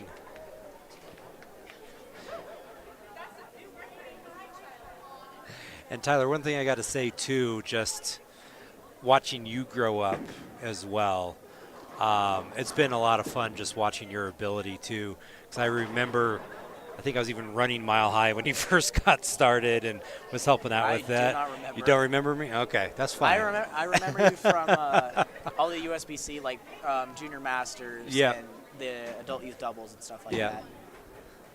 But no, it's just, again, something fun that what's great about bowling is it does kind of keep coming around, you know. And you have one generation come in, once they go out, a new one comes in. Exactly. There's always bowlers that are younger that are like up and coming. Like once me and Dimitri left, like this year we have you have Jackson, you have Diego, you have Gaius, you have who am I missing? I know I'm missing people, but like you have those 3. Like you have those 3 who still have this year to bowl, and then like Diego has next year. So like it's just like one after another that keeps coming and coming. Oh yeah, and a lot of talent coming up through the pipeline here in Denver and the Front Range. And again, one thing I love too about JBT, and just was looking around during qualifying, was a lot of ladies out bowling on the lanes today as well. Yes, there were a lot of girls today. Yeah, so that's always good to see. And I mean, obviously Denver, Front Range, just a big kind of epicenter for women's bowling as well. We have a lot that has came out of here with Emily, Sharon, Dana. Dana having some success right now with Team USA. Team USA on the senior side before that, and even still, you got Tish Johnson coming out of Colorado That's Springs. right. And there was one other one. Yep. And even as far as Team USA goes, we even have Steve Badavinic. former member, and then even on the Paralympic side, we've got a member from Franktown as well. Eddie. Yep. So definitely a lot of bowlers coming out of the front range. The only downside, we're very geographically isolated. Yes, we are. So we can drive 4 hours in any direction and not really go Get anywhere. Everything's about 10, 11, 12 hours, maybe even more. Yeah. But So we don't get any of the big national stuff out here, but yeah. we can make it out as much as we can. I mean, luckily we've been able to get some stuff on the senior side. Did host the Senior U.S. Open up at Highland Park. I'm pretty sure this past year. They're hosting a PWBA tournament Yep. later this year, aren't they? Yes, they are. Yeah. And then you had the PBA event in the Springs 2-3 years ago. Yeah.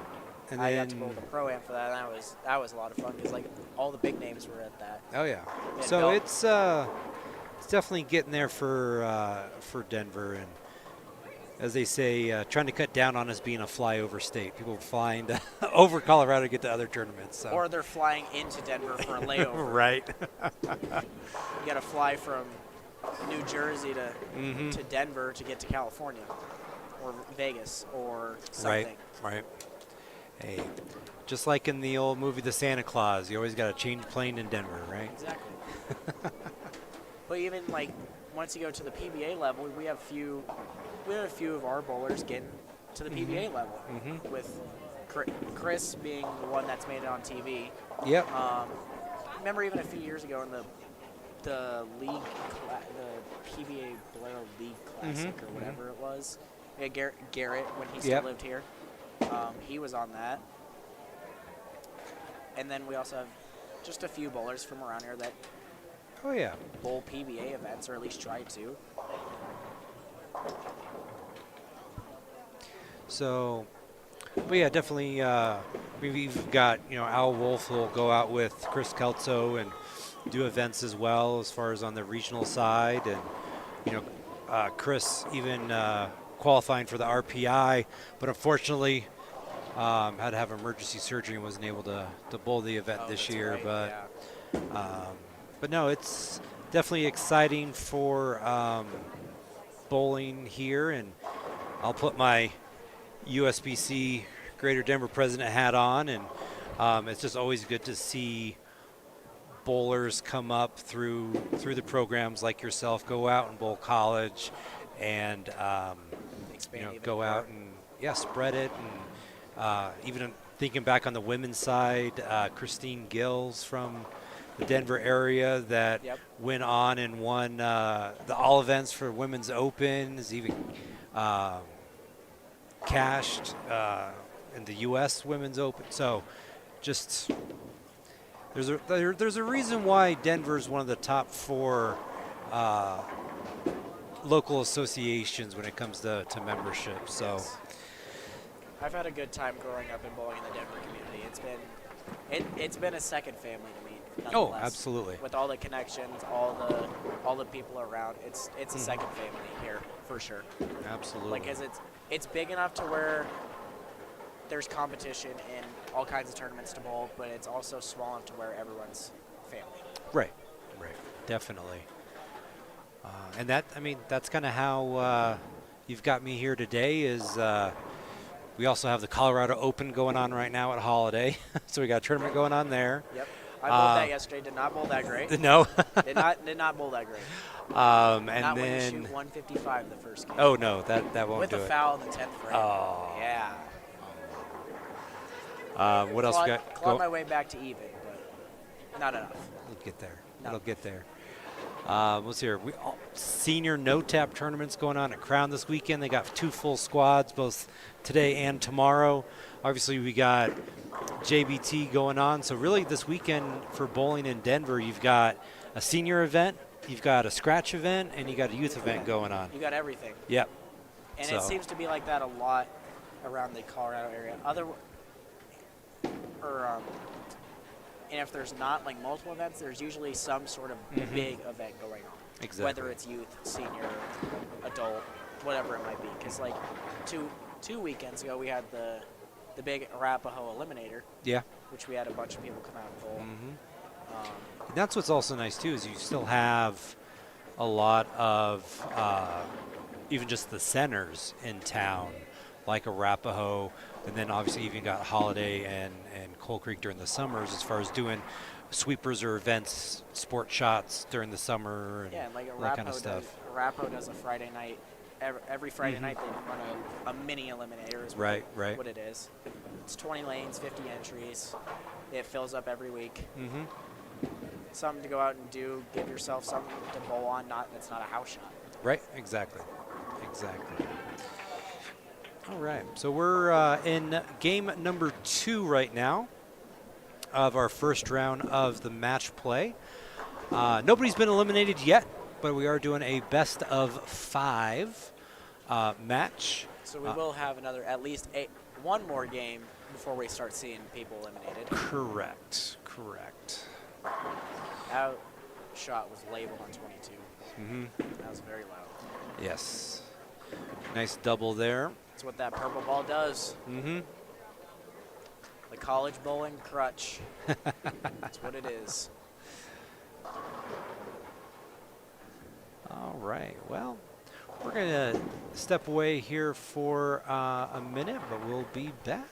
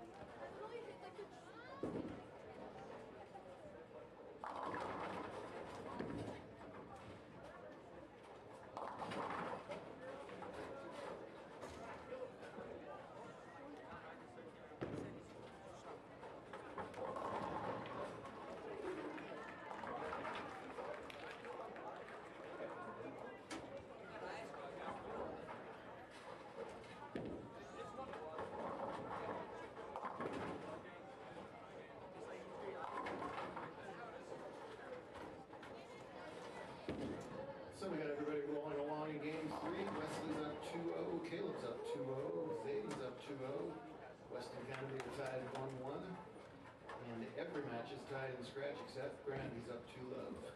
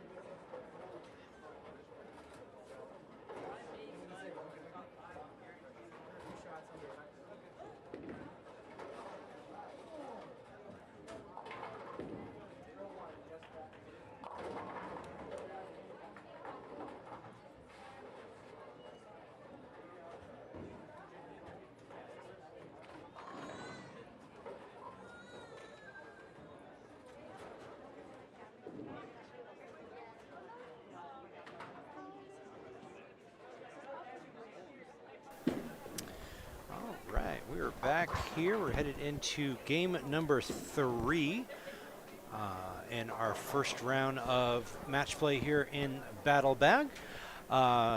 Still got Tyler close here with us. So, Tyler, you're able just to go down, throw a few shots, stay warm here. But kind of what are you seeing on the lanes and how the matches are going? Well, we just got word from Jeff that, at least on the scratch side of things, every match is tied except for Grant. He is the only one that is up 2-0 in his match against Drew. Okay. Every other match is 1-1, so everyone is down a ball except Grant, and then Drew is down 2 balls. All right. And it seemed like there was quite a few bowlers over on the handicap side who I think are up 2-0 as well. I believe you're correct on that one. Yeah. Obviously a little hard to tell as we're moving lanes and we got handicap and all that. But it'll definitely be interesting to see game 3. Yes. Especially with those matches in scratch being 1-1, or unfortunately in Drew's case, down to 1. Yes. And looking at 15-16 right here with Rowdy and Gavin. Yes, Rowdy and Gavin. And then 17-18, we got a handicap match. I cannot see names at the moment. I believe that is... Never mind, they don't have names on the back of the jerseys. I am not 100% sure. Sorry for that. Well, then we've got Drew and Grant. They're on 13 and 14, yeah. Looks like Drew started off with a 6-10. I'm pretty sure he is down to only his spare ball, I believe. Oof. So gonna be rough for Grant, or Drew, sorry. Good for Grant, really good for Grant. Because I believe Grant does not use a spare ball either. So I don't think he has to worry about that. Pretty sure Grant is throwing a IQ Tour, I believe. That's what I saw him throwing earlier. Gavin just got the ball taken away that he was throwing. He was throwing the Dark Moss. I believe now he's throwing Phase AI. Ooh. Rowdy, I believe, is throwing the Heckler, the Deviate Heckler, I believe.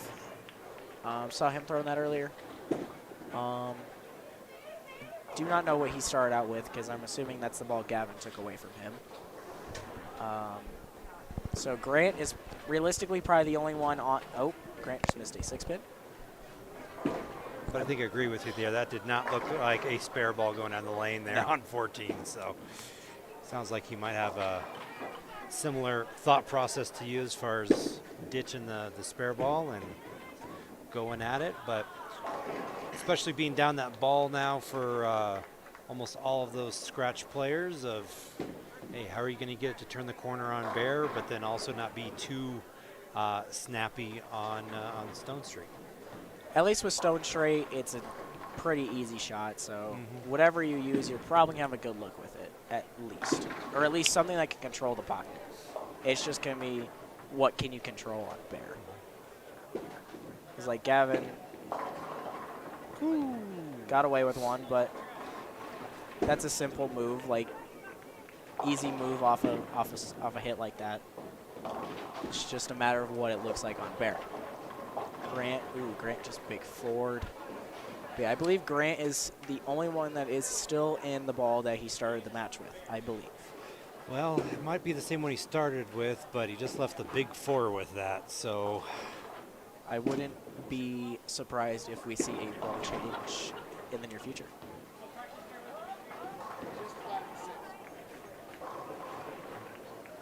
So we shall see.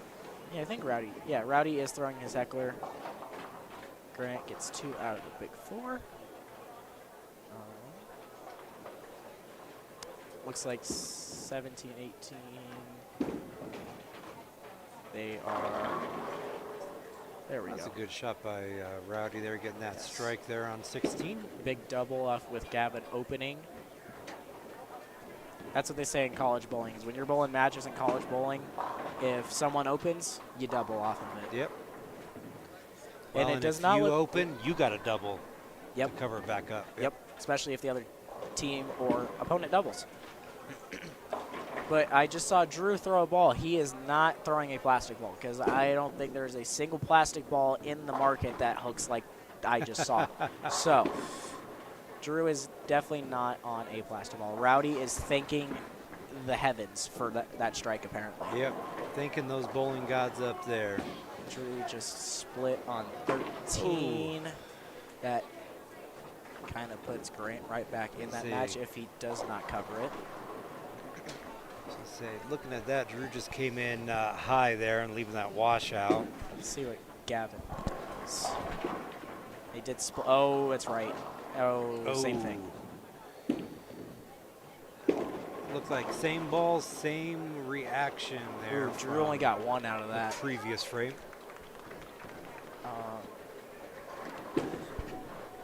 Grant can make it a 7-pin match if he strikes. Let's see if Gavin makes it. Gave it a run. Well, Gavin's getting count, but unfortunately, count doesn't do much when your guys got 3 in a row. Spare and 3 in a row so far. Yes. 17-18.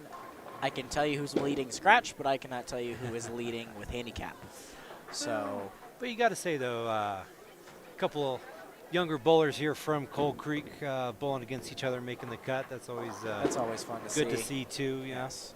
Especially, it's good for the little kids, like getting experience and with it being in your home center, Gavin. I felt that was brutal. Oh yeah. He could not buy the carry on that one. Looks like Grant moved a little deeper. Wrap 10. Play the shim, as we would, or what we like to call it in college bowling. Play the shim. There's probably not much shim out there right now on Bear. It's still pretty fresh, but regardless. Well, he's Gavin's staying clean there on the left lane there on 15, but that Bear is biting him on 16. And Grant missing a spare again. We just missed something. Well, looks like we might have had a little game of dominoes down here on 22. That's what you're hearing for a double. For Naomi? Yes. Naomi got that double. Rowdy. All right. What's Rowdy got going on? That looks pretty good. Oh, out of trouble. Yep. Again, as we were talking before with the patterns, just really being able to stay out of trouble and just grind, I think, is the key. And staying patient. You have to stay patient. Oh. Yes. Yep. Even Rowdy even knows it there.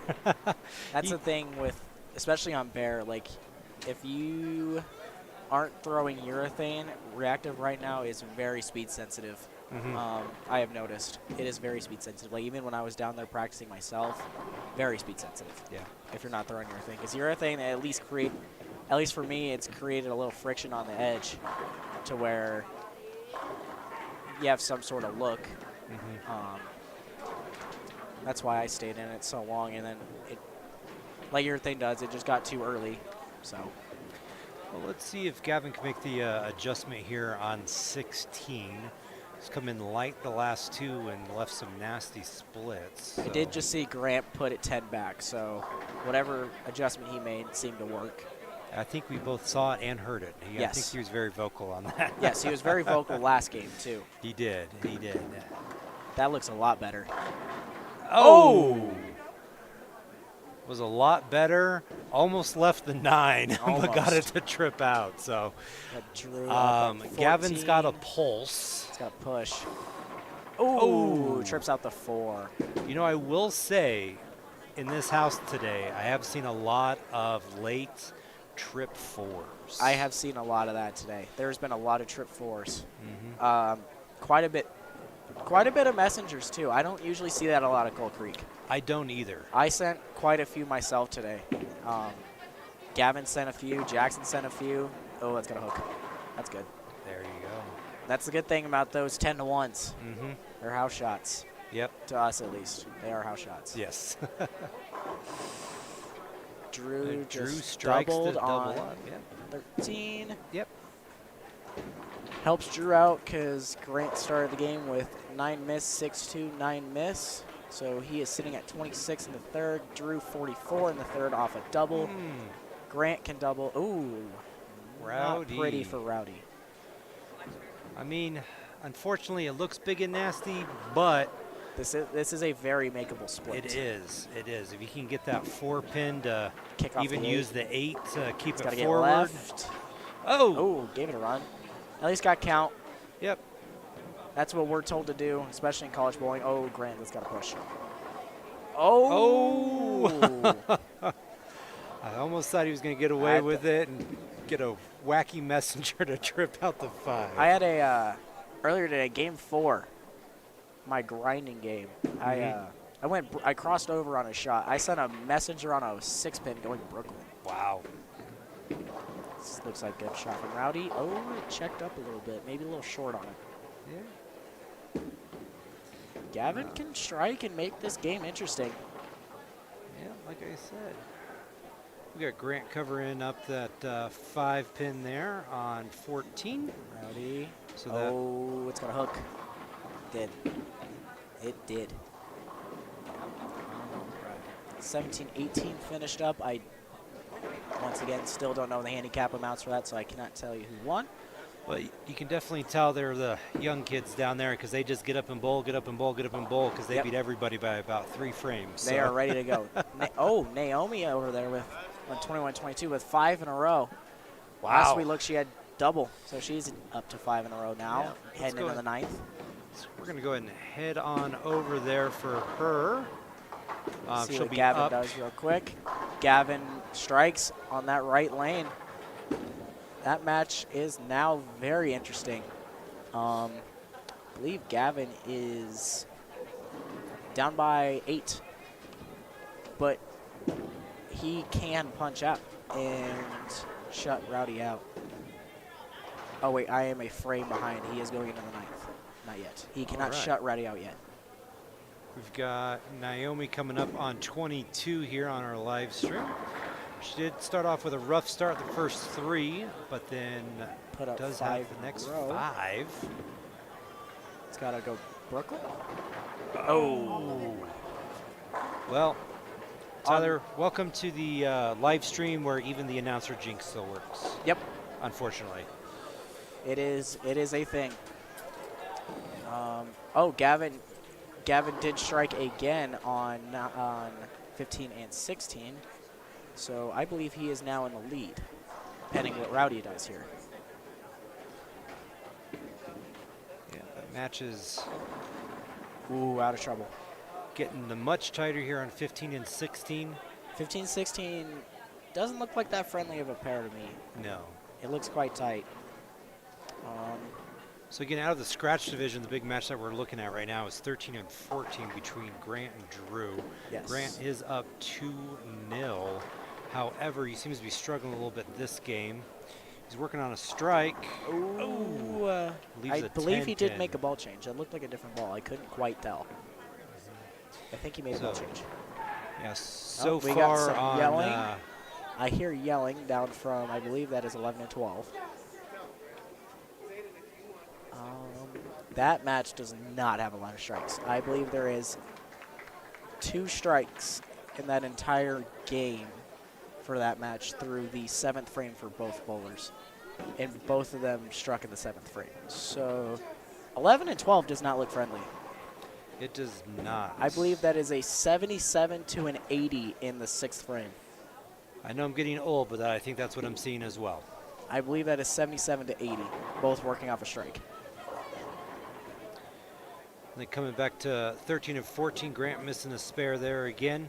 That right lane, he's gone open, open, strike, or excuse me, open, open, spare, open. Oh, Rowdy bone 9. So Rowdy can spare this to finish at 206. Gavin can math, hold on. Do some math, I got a number. 150. Gavin can punch for 225. Looks like Gavin needs the first one. Mm-hmm. He needs the first one. anything less than 10 in this first shot, Gavin is a loser in this game. Not match, game. And it is on that right lane, but so we will see what happens in about 10 seconds.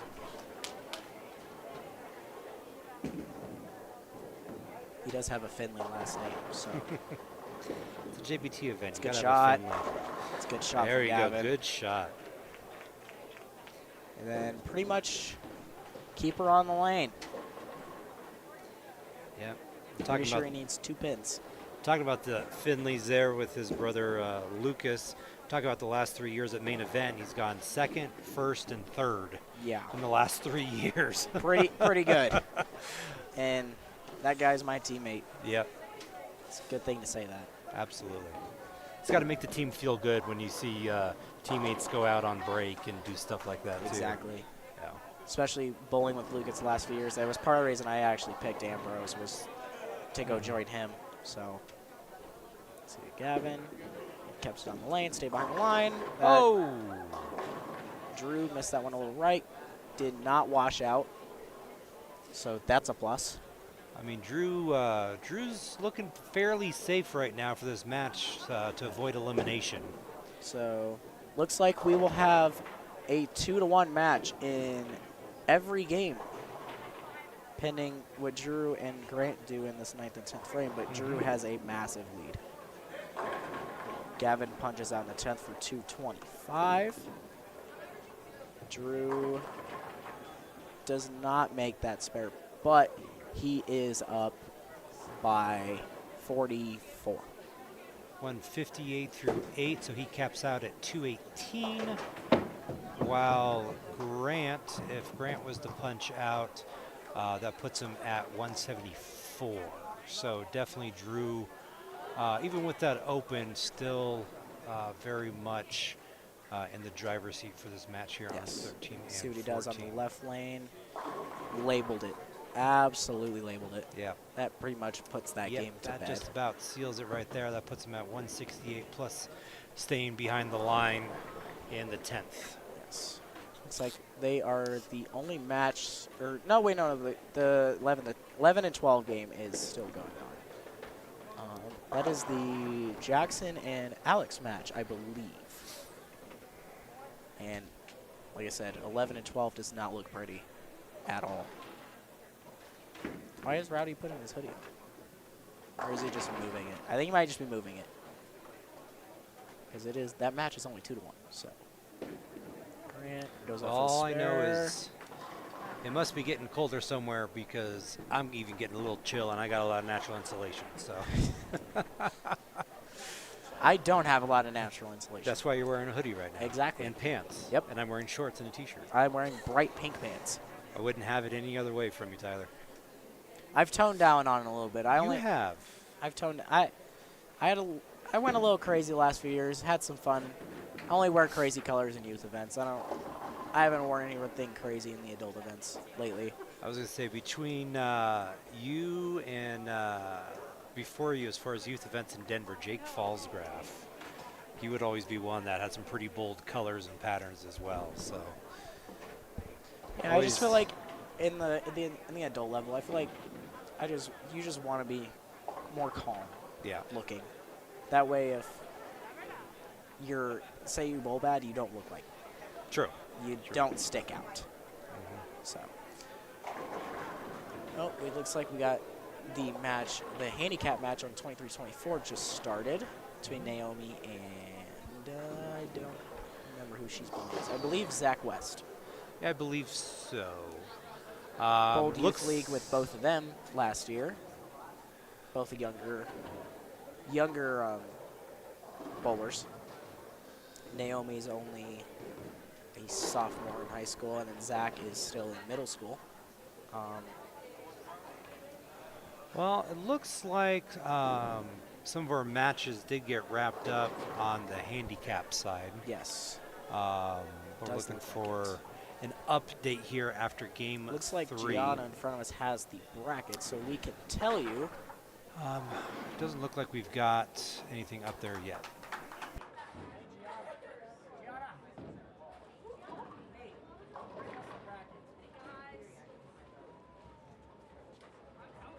All right, we have Gianna bringing the Gianna bracket bringing the over. sparkly bracket. Look at that thing. That thing is bright and All right, shiny. It has not been updated yet. He's going to bowl. I will bowl the winner of Jackson and Alex. Yeah. Yep. So, looks like we don't have any updates yet as far as the bracket. Handicap. So The wording is so professional. maybe we can convince Gianna to. Because they get buys. They get buys. We get buys. First 4 seeds get buys.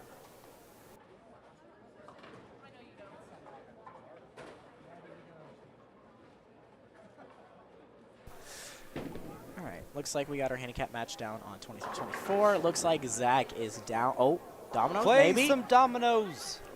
To me, it looks like Zach is down to only his spare ball. Oof. Because he just threw a spare ball on that first shot. So, well, Naomi being a little brutal out there. It kind of makes you think of, all right, if you got a choice between a reactive and a spare ball and you get to remove one from your opponent's bag, do you eliminate the spare ball so then they can't potentially shoot those spares, or do you go just for the reactive to really make it tough sailing on that first ball? Yeah. That's the thing. That's why, honestly, I would not want to use a spare ball in this. No.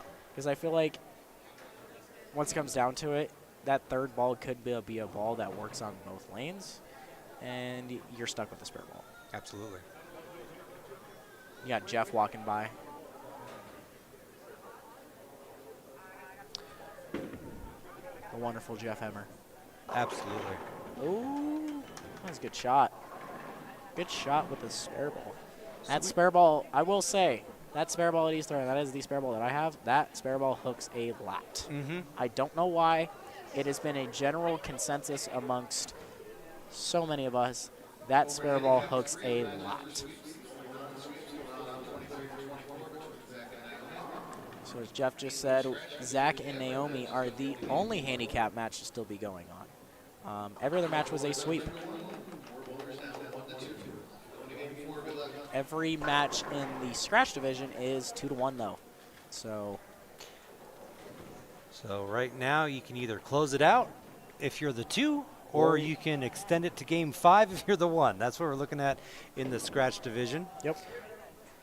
Once they get bowling, we'll head down there with our cameras as well.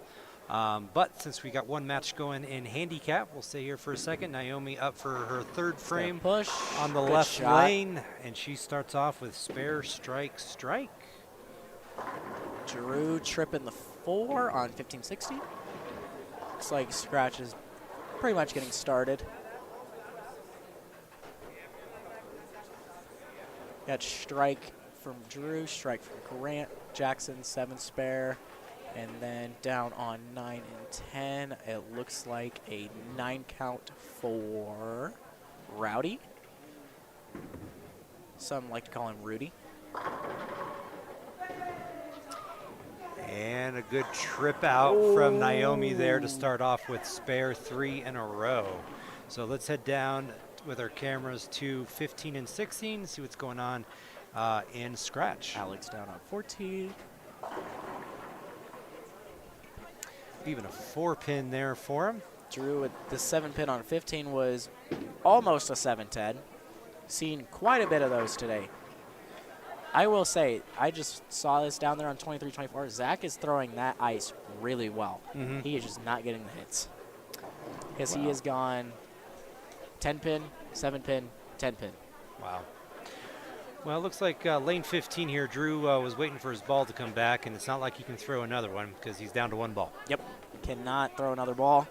Alex barely squeaks past the 4-pin. So it gives Jackson an early lead.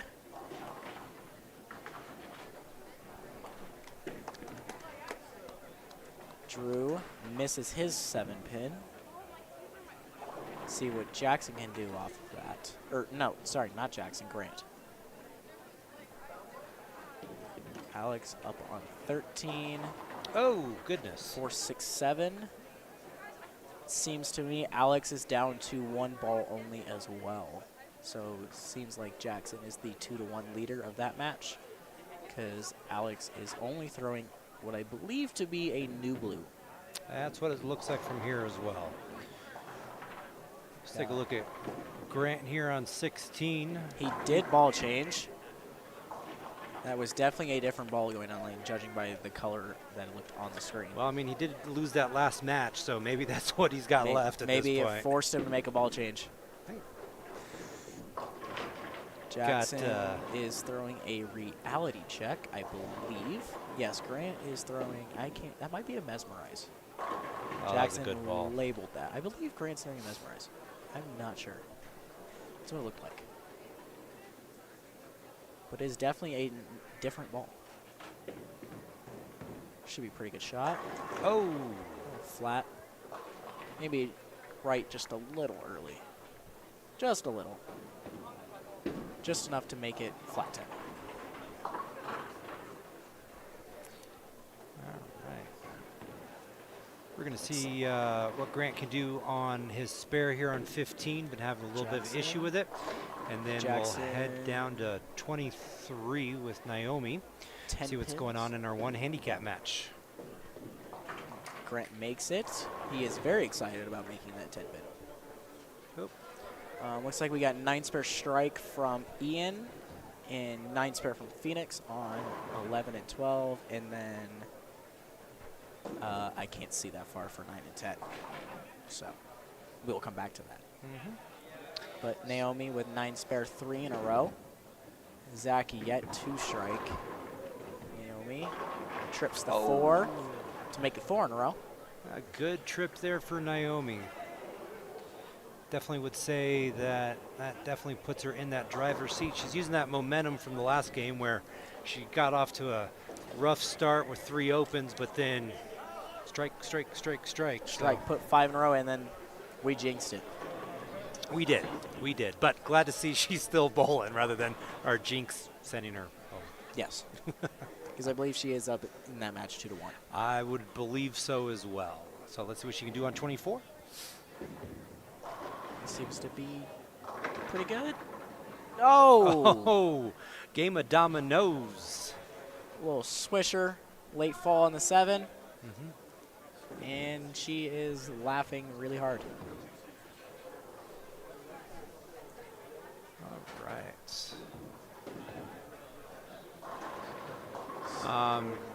Drew split. Looks like Zach's going to bowl on the wrong lane here. Oh.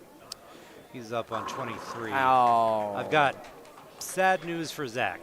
Yep, that's pretty sad. That was the wrong lane. That was the wrong lane, and he threw a beautiful shot. Yeah, that was a great shot. Yep, he just realized it. Yep. Just realized it.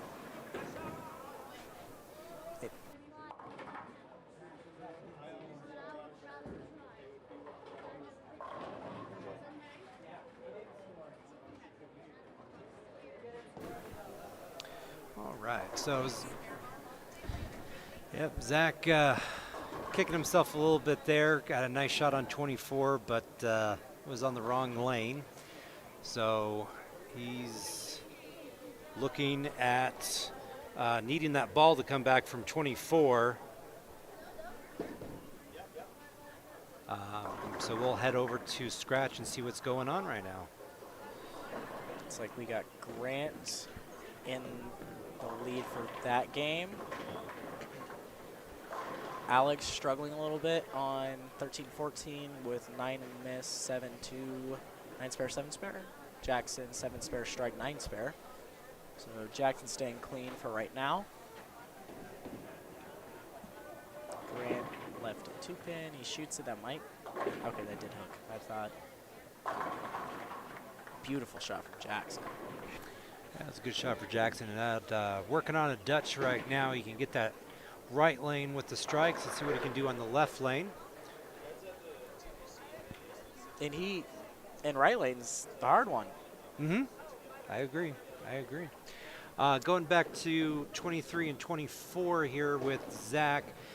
Did get his ball back. Unfortunately, left a 7-pin, or excuse me, 4-pin. I think it's a 4-pin. Yep. With that shot, let's see if he can convert the spare here. He is up and ready to go. And squeaks it. whoo! Don't hurt it. All Don't right. hurt it. Now, his last ball on 24 he struck. It was- Unfortunately, it did not count. So we'll see what he can do here. Let's hope he can replicate it. I'm hoping. I'm hoping for him. Looks like down Rowdy's on tripping some stuff out down there is what I heard. That's what it looks like. Looks like he has a strike up there, so he probably sent something. Jackson. Oh, Jackson split on 13-14. 2-4-10. Here goes Zach. Strike. Hey, there we it go. is. That He's was lined up on 24. There we go. There it is. That was a good shot. That was a good shot by him. I'm glad he was still able to strike even though it was on the On the wrong lane. the wrong lane earlier. There you go. Naomi working on 5 in a row. Up on 23. Oh, No domino this time. light 2-pin for her. We'll change our camera here down to 15 and 16. We got Drew's facing elimination, working on a strike, getting ready to throw his 6th frame up on 15. So far, Grant, who he's bowling against, is clean through 5. Should be pretty good. Oh, just didn't got out quite of trouble. finish. Alex shooting 2-7-8. That's got to be so hard with that ball, though, as far as you're trying to get an angle on it. Yeah, because that ball it's not like it's not an angular ball, and yeah, it makes that spare a little difficult. Drew shooting a 2-4. Flat hands it. And he gets it. Gets the spare. Alex back up on 13. Goes Brooklyn and strikes. That match seems to be Jackson in the lead by 27. Yep. Yep, 27 in the 5th. Jackson is just open in the previous frame off of 2-4-10, but he is back up on the right lane, which he has not missed yet. And Oh, and he keeps it that way. Keeps it that way. Got a little domino, Yep. but keeps it that way on that right lane. All right. Grant on the left, or on 16. Oh, Ooh. my goodness. 7-10 for Well, Grant. Drew might be down to 1 bowling ball, but That one bowling ball is keeping him in it. he's not done yet, because that 7-10 definitely hurts Grant here. Still with the lead, but We have seen one picked up in this building. we have. It's got a chance. Oh. Oh, it just fell off. But you got to hit one, though. Yes. To pick it up, you got to hit one. Jackson still hasn't struck on the lead in this game. Let's see. Grant is still in the lead, even with that 7-10. All right. Zach Zach just with double. Zach with a double down there on 23. We'll head down there. So he has managed to throw a double his last 2 frames, while Naomi has gone 9 spare, 9 spare. I do not know the handicap values, but I would say Naomi being up about 100 right now. I don't know if there's going to be anything in the world that can cover that. We got some animation down there from Grant. But I would say right now, even with Naomi bowling, her game right now is higher than most of our scratch players bowling right now. Oh, domino. No. Oh, 2, 4, 5. Half bucket, 3/4 bucket, whatever you want to call it. I've been yelled at for calling it the 3/4 bucket, even though it's only 3 of the 4 pins of the bucket. Well, I think we might have jinxed Drew there, because his next shot, that ball, didn't quite make it back. Definitely makeable, though. Alex makes his 10 pin. He is definitely down to 1 ball because he just threw that at his spare. Oh, that's a 6 count. thought that was 7. Makes it. Still in it. Gonna need Grant to have a hiccup. Yeah, because right now Drew's down 20, headed into the 8th. And 13 and 14, Jackson might not be able to carry on that left lane, but so far it's been enough. Striking on that right lane's been enough for him. Drew washed out.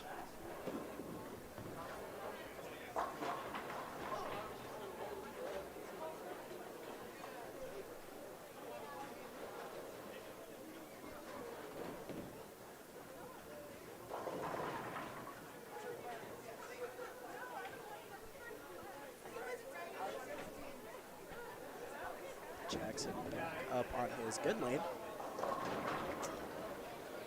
All right, Jackson. Seems to be a good shot. I thought it was good. Might have been a little quick. Yeah, that's what I'm thinking as well. A little quick on that. Spot looked good. Mm-hmm. Drew. Give it a chance. Try to hook at it a little bit, but does not hook I up. think he might have gotten that a little bit further right than he wanted to off the hand. Jackson shooting a 210. Let's see.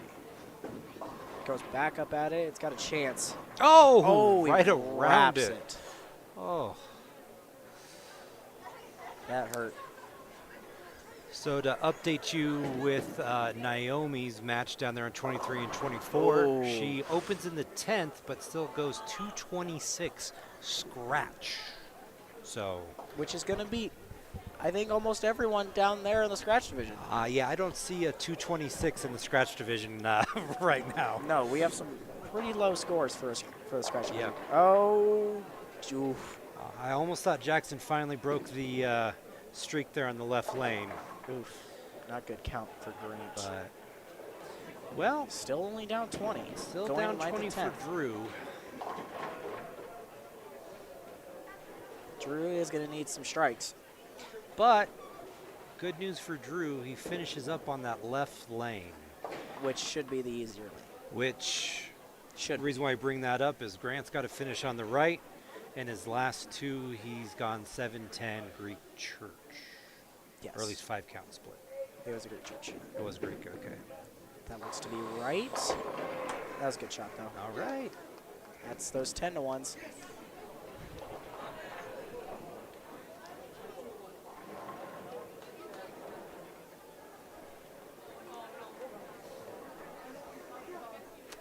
Jackson did make his 7-pin. Alex, see what he does. Oh, that was a really good shot. Drew, looks good. Oh, gets the hit. Gets a hit. He says, hold on now. So again, still down 20 with the 10th frame to go. He's gonna need at least a double. He will. He will. But he is on that left lane. So Alex makes his spare. That game is It looks like 18-pin match going on the 10th frame. Drew looks to be right. And that is not what Drew needed.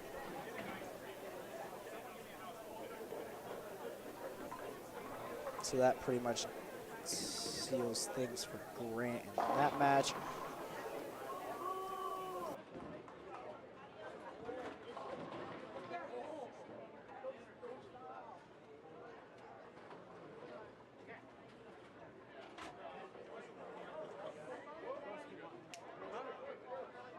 So with these matches finishing up, just in case all of them finish 3-1, Tyler is headed down to do some stretches and get warmed back up here.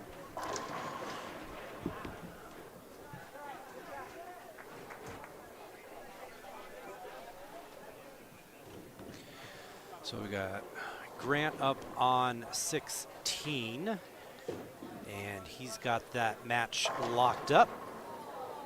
with Drew's split open in the 10th. So Grant will be moving on to the second round of Battle Bag. Looks like Alex finishes up with 157 down on 13 and 14. Jackson's up on 14, spare working in the 9th.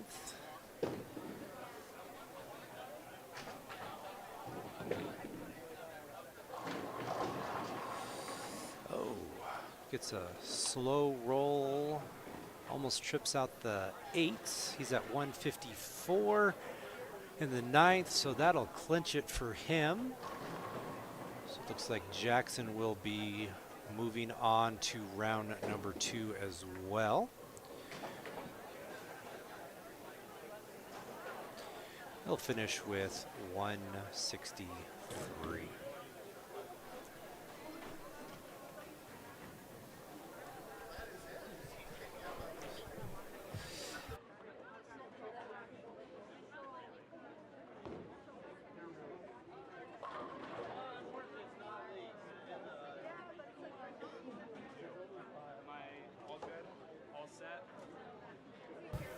Well, we don't run this format very often. I'm pretty sure that's the first, is we have no matches go the distance.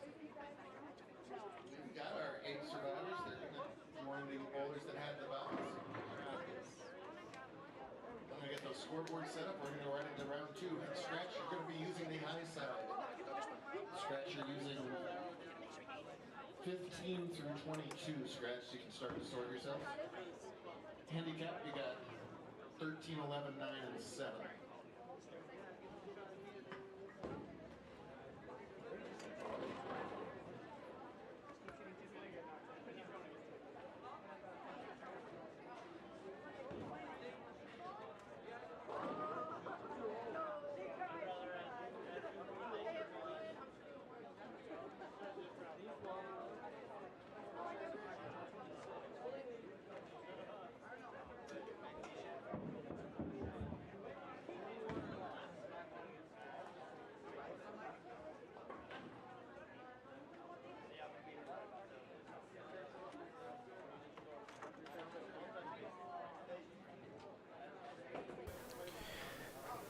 So as you heard from Jeff, all of our matches are done, and none of them made the full distance there. All the scratch matches finished up 3 games to 1. In handicap, 3 out of the 4 were sweeps, with Naomi winning her match 3-1 for that one that didn't. We're just moving equipment around for round 2 of the Battle Bag format. Scratch will be on the high end of the house on 17 through 22. And handicap on the lower side. So we're just moving stuff around. And we'll be back for round 2 of Battle Bag here at Coal Creek.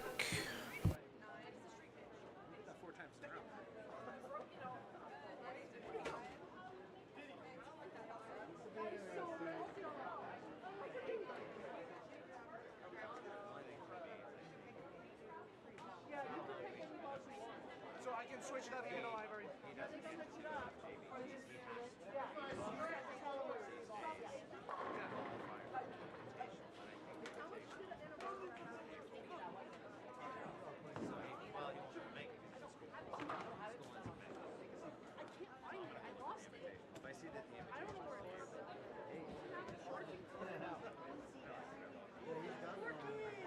That's his fault. You saw it. Yeah, when they are.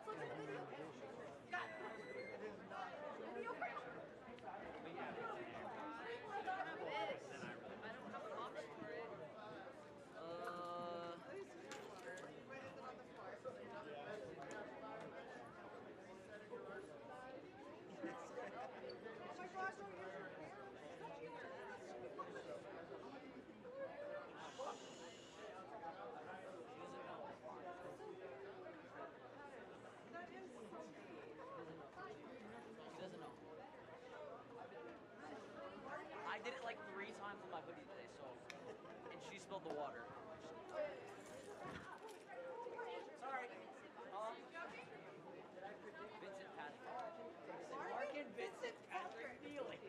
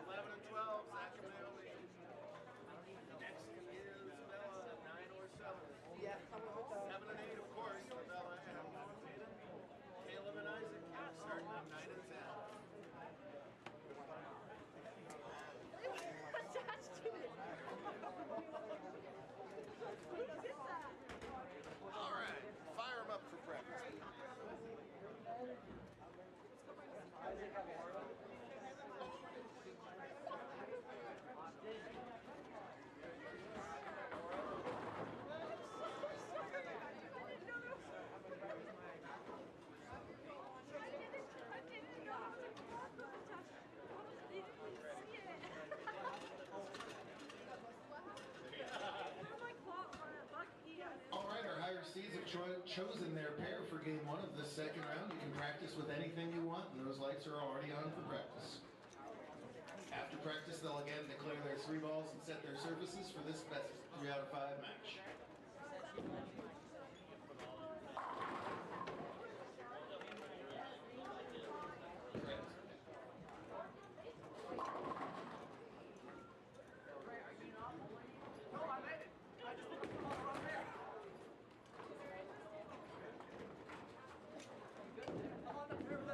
Also, of course, we're done with everything except 7 through 22. If you have out in the center, anything you got down there that you can clean up for, they'll all appreciate it. Carefully.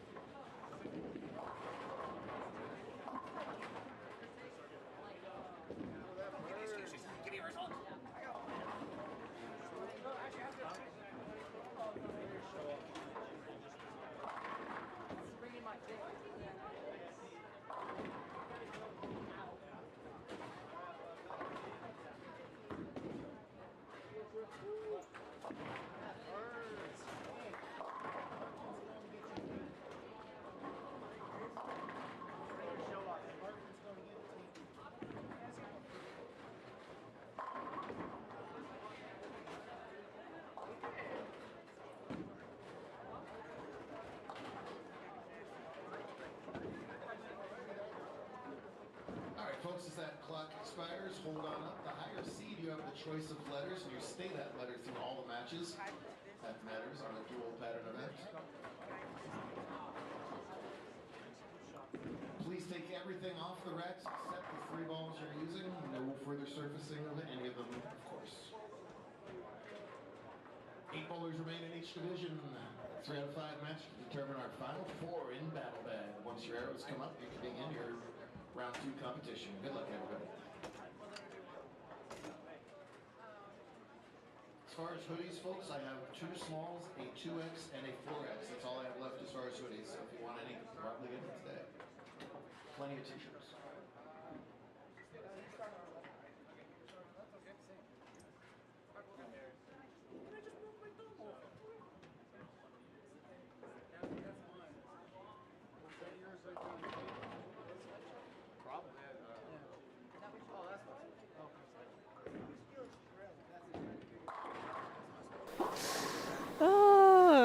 Oh, Lucia must be back. That's what that big sigh was. Welcome to round 2.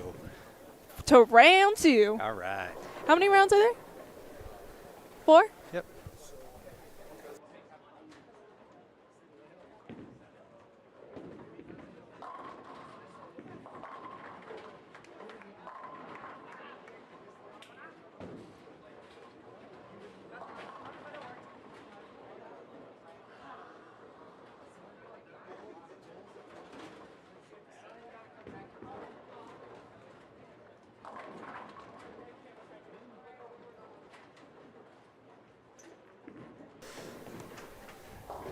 We were chit-chatting with Jeff. Getting the lowdown for lanes for the last couple of rounds here, but we still got a best of 5 round before we get into the semis.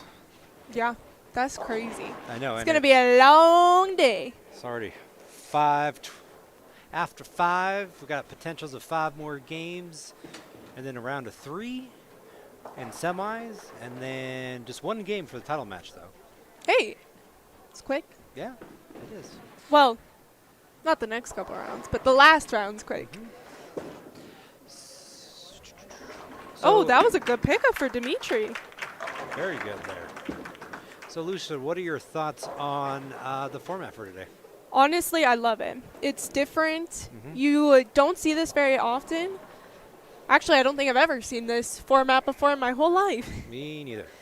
I thought it was quite interesting that how he did it. He had 2 different patterns, and he didn't tell us which lane each of them was on. He never said that. He never said which was which. That is Correct. very true.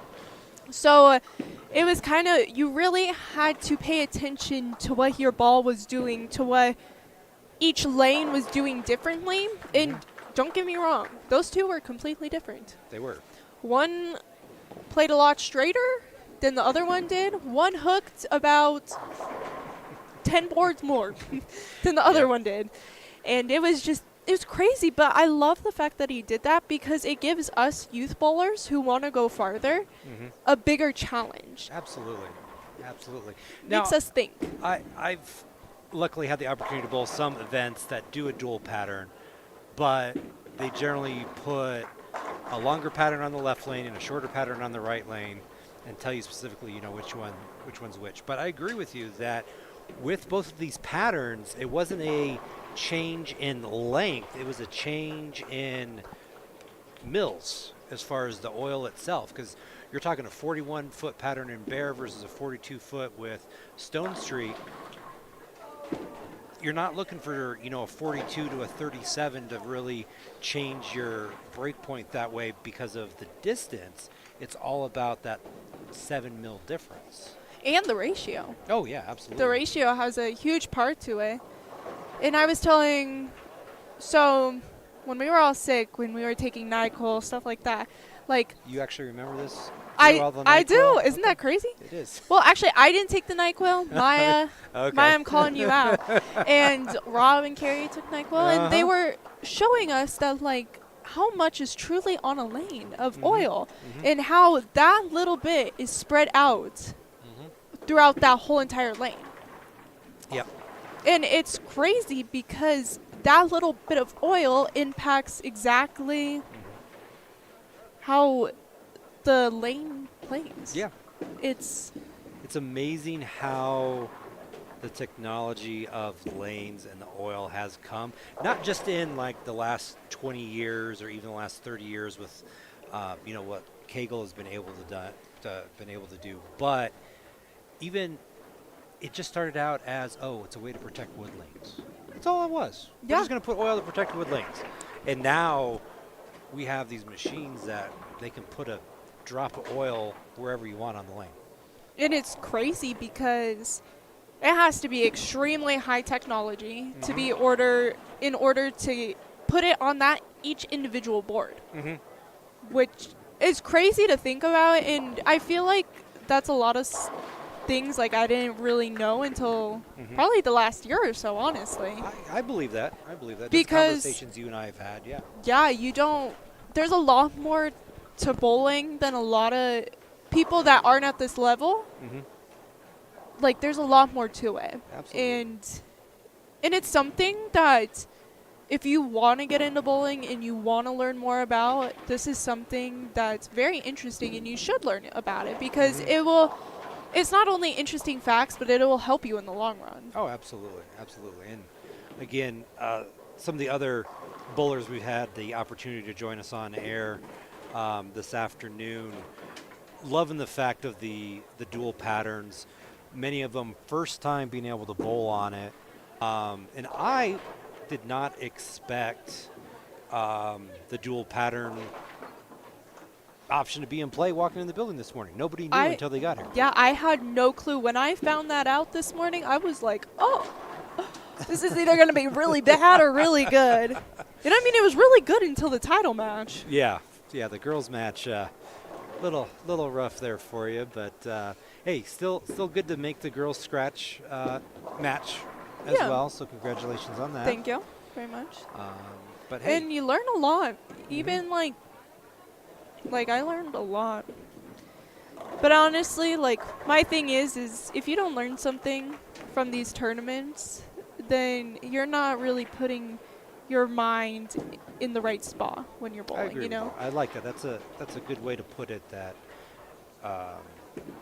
if you're just coming in and throwing a ball to throw a ball, you're not learning from it. So I really like that. That's a good thing to bring up.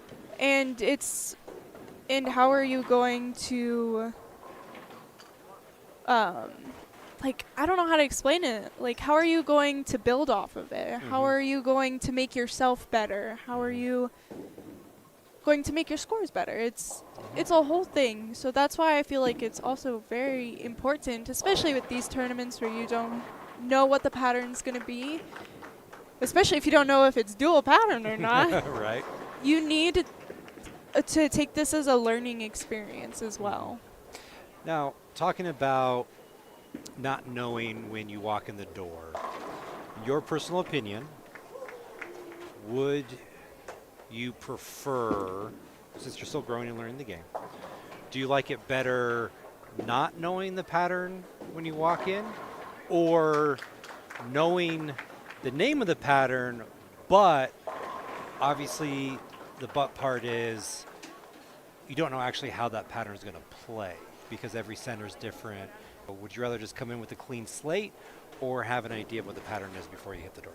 My personal opinion is I would rather not know, because I have a tendency to overthink things. Really? Yeah, I could have never guessed, huh? I overthink a lot of things in my life, and bowling for me, even though it can be the most frustrating thing in the world, it's my escape from reality. So if I look at a pattern beforehand and I see like what the ratio is, how many mils it is, how many feet it is, all I think about is where to play it, what ball to use, and I overthink the shot. And that is something that I would eventually like to overcome, because I like being able to read the lane pattern and be able to see it, but I have learned that it stresses me out too much if I look, because I need a bowl. Just need a bowl. Yep. Figure it out on the lane when we get there. You know, and that's, I go back and forth on the announcing the shot standpoint. especially on the youth side, because I love the idea for youth coming in, obviously posting the pattern, obviously what Jeff does here at JBT. Oh, yeah. But not knowing ahead of time, so you don't have those preconceived notions. And the same thing, too, and I've heard this from bowlers, of, oh, I'm not going to go bowl that tournament because I don't bowl good on that pattern. Well, then you're not pushing yourself. Exactly, and that's a huge thing with these tournaments as well. You need to push yourself. Yeah. And who cares if you get last place? Who cares if you go minus 300? As long as you take something from it and you learn from it, then it was a successful day. Absolutely, absolutely. It's great to have the second half kickoff for JBT here at Coal Creek now, the 3 years in a row. I love. He runs an amazing tournament. Oh yeah. We're starting to hopefully be able to branch out into some different states. Yeah. Bring the stream and stuff. Well, you guys had the opportunity to stream in Vegas for the main event. We did. Yeah. How was all of that? I was a little jealous I wasn't able to make it. It was awesome. Yeah. It was absolutely amazing. This was my 3rd year bowling it. And I didn't make cut, but it was cool being able to watch on the screen and see how many people truly enjoyed this, like having this be streamed, being able to watch from out of town, stuff like that. And honestly, that just warmed my heart because being able to see other people happy, that they're able to watch their kids from out of state, that is cool, makes me happy. So not only that, but like just the way Jeff ran that tournament was absolutely incredible. He always runs a great tournament. Oh, yeah. He had many people on wait lists. Oh my gosh, that was insane. Hundreds. Like even if you didn't have the chance and you were looking at the rosters for main events, even 2 weeks before, there was wait lists down to like the 46th spot for some of those single squads. Oh yeah. And that's why I made sure to do it months ahead. Yes, yes. So, and we were talking with Tyler about this earlier too with main event. I was very surprised, but also happy to see you had more entries in handicap this year at main event than you did the open scratch. Which is awesome. That means there's he's branching out. There's a group coming up, right?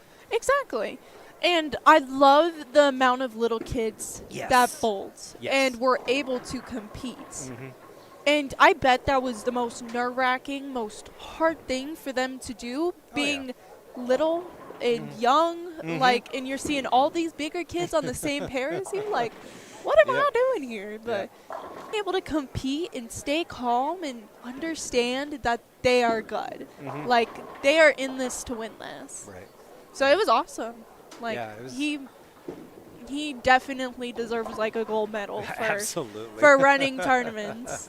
I will say that till I'm blue in the face. Absolutely. I mean, you're talking over $80,000 awarded in scholarships from the main event. Yep. Now, put you on the hot seat real quick. I've obviously been bowling adult events for a while. Really? Now, since I aged out. Yeah, I'm old. Shut Isn't up. that like 50 years ago? Cut it in half.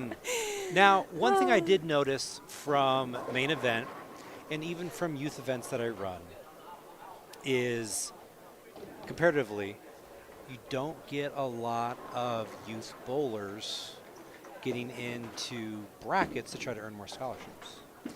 And I am one of those people. I know you are. Yeah. And I just remember, my experiences bowling JBT, and even obviously adult events now.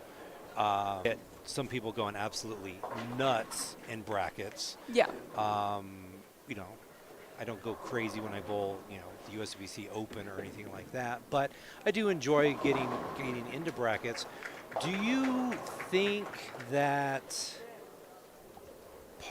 What do you think's like the cause behind it? Do you think it's just a generational thing? Do you think it's a lack of understanding of how brackets work? Because, I mean, I've seen you run brackets throughout the week during leagues. So do. just kind of curious, being that younger generation into brackets, maybe. My personal reason behind not getting into brackets is because for me, with bowling wise, like I just want to focus on bowling. Right. During these tournaments, but I know when I become an adult, I'm going to be getting in a lot of brackets because it's handing out cash. It's not right into scholarship money, which is kind of the wrong way to think about it as a junior. Yeah. I just feel like even if I did win a bracket and it goes into scholarship money, I still feel like, in a way, like I'm not really making my money back because it's not much, if that makes sense. Like I don't. It makes sense, but the counter, play devil's advocate with your point there. It's no different than you get into a tournament and, I won my money back by cashing. Yeah. It's still going to that same spot. It is. So that's. It's a weird thing to like think about because it's like, do you really have like a valid reason for this? Like, should you be really getting into brackets? Like, are you thinking of this the wrong way? Well, and the reason why I bring it up, and it caught my attention, is Jeff did end up posting all of the payouts and results from main event, and there was, I want to say maybe roughly $550 in scholarships from brackets. That's insane. I feel that number is. That's awesome. Well, yes, it's good, but I feel like that number is very low. Really? I do. Why do you think it's low? Because I feel that a lot more bowlers, yes, I understand if you're a scratch player, you might be a little hesitant if you're like a mid-tier player because you're afraid of like, okay, I can grind out a cut, sometimes I'm inconsistent compared to some of the higher end players, right? Yeah. But on the handicap side, it turns into pins of average. That is true. And that's the thing you don't really look at, especially as a junior. You kind of just, from my side, you kind of look at it as a money perspective. Brackets wise, it could be completely different for other juniors. But that's the way like I've always kind of seen it. Yeah. I'm not saying it's the right way. I'm not saying it's the wrong way. I'm just saying that like it's crazy how brackets, like you can make some good money off of brackets, but you could also lose a ton of money off of brackets. Well, as and at least with Jeff here, for brackets it's $2 a bracket. Yeah. See, I didn't even know that. Yeah. But now, I'm used to running the brackets that are like $5. Adult brackets, the standard is $5. Yeah. Right. So Jeff and I had some of these conversations in the past too, that you look at the top career earners of JBT. Yeah. Currently, I feel that there really isn't a bowler out there who will be able to take a run and maybe eclipse some of those numbers. Okay? Now, because take the step back. You take the step back and you look at Lucas Finley at main event. Okay? First of all, he's insane when it comes, especially when it comes to main event. But you look at what he's won scholarship-wise, because last 3 years he's gone second, first, and third. Yep. Right, in that order. So, biggest event of the year for JBT, right? Yep. Biggest money for those positions, right? Yep. Outside of that one event a year, obviously TPC invitationals at the end of the year. Correct. But you have to qualify for How those. else do you see someone maybe getting to $8,000 or $10,000 in scholarships in 1 year? That's hard. Right? It's very, very hard. There is some tournaments, I know locally, there was a tournament that it was Pepsi. If you win that, you win a couple $1,000s. Yes. But I mean, there's not very many tournaments for youth where they pay out thousands of dollars. Mm-hmm. And I mean, it also comes with like Bowling Good Right, as well. right. But the fact that Jeff cares so much about scholarships and does this extra like side pot type things during the I love middle Power of it. Bowl. Yeah, that was fantastic. Like when you're doing stuff like that, like it shows that you truly care and you're trying to make it fun for. And you know another the thing that I kids. like right now is we started live streaming, so practice started 6.5 hours ago. Yes. Okay. We were only in the second round of match play, right? But there are still a number of people that are hanging out that are watching. Yeah. That their balls are packed up and freezing in the car by now, but they're still hanging out, laughing and giggling. Which is what I think Jeff wants this tournament to be all about. Oh, absolutely. I agree with that. He is very, and I mean, he even just like him talking, he says some pretty funny stuff. He does. So he truly cares, and that's what makes a good tournament host, director. Yep. So yeah, no, Absolutely. very much appreciate it. Well, and I'll say this from my, and I'll put it out there on the interwebs is, look at me. I have no skin in this game. I don't have a youth. I don't have children. That I is have so true. aged out, as you said, 50 years ago. Yes, 50 years ago. 52 to be exact, but you know, who's But counting? yet, when JBT comes to Denver, I circle it on my calendar, And you're there and I'm here. every single year. Yep. Always happen Yep. from the beginning. Now, I don't quite travel as much as I used to, obviously, with JBT, because you you're can go getting back old? on some of the archives and Jeff making comments that I was almost driving more miles than him. That's Were what you happens- actually? That's what happens when you live in Colorado and there is no mountain division.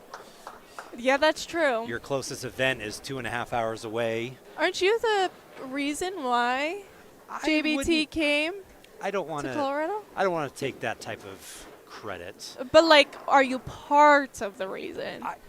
I could be. I don't know. Like, I don't know Jeff's thought process, True. True. behind that. I can tell you that when I was bowling JBT, again, I aged out in 2009. So That's there when you my go. brother was born. Yeah, shut up. So 15 years, 15, not 50, okay. Are you You sure? know, he I was thought it open. 52. He was open to having some talks with like Mile High to at least get like an agreement of like really create kind of a regional opportunity for bowlers to have a big end of year event like TPC. Yeah. Right. And so there was, I know some of those discussions, and I know Albuquerque. Yep. And that area down there as well, centers closing down.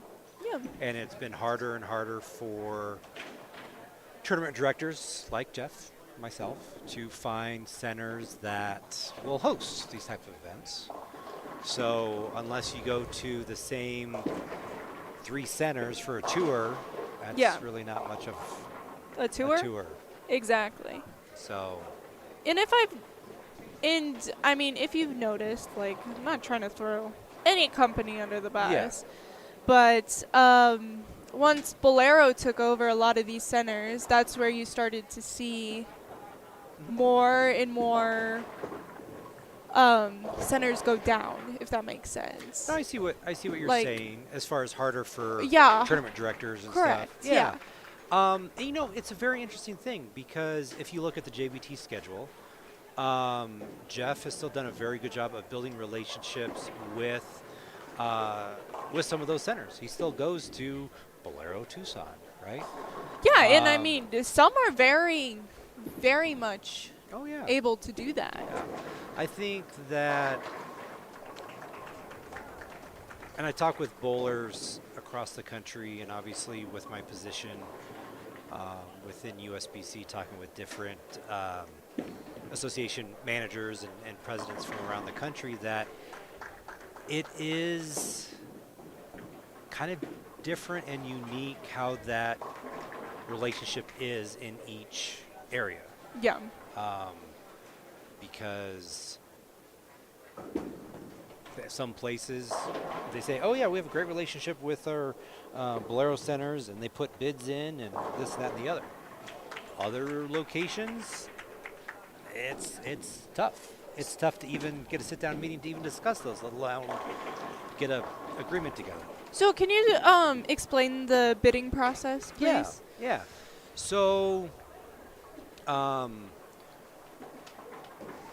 which direction would you like? Would you like it from an individual tournament director or from like a local Greater Denver Association perspective?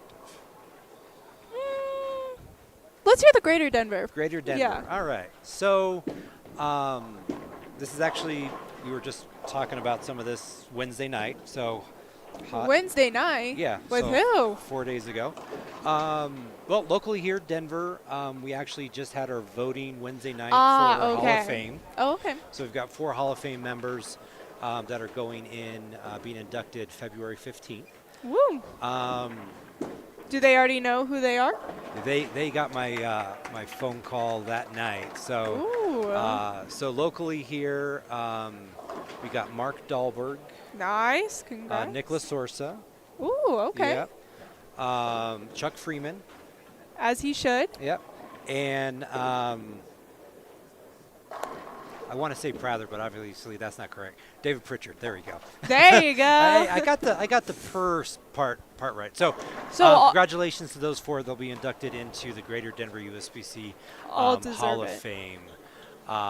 3 for superior performance, and then I believe Nick is going in for meritorious, just his service to the game with his tournaments in ABT. Which makes sense. That's he's run. Very well deserved to everybody. So bidding process. We're working on getting them out earlier than we normally do. Hence why we're talking about it Wednesday, and it's January.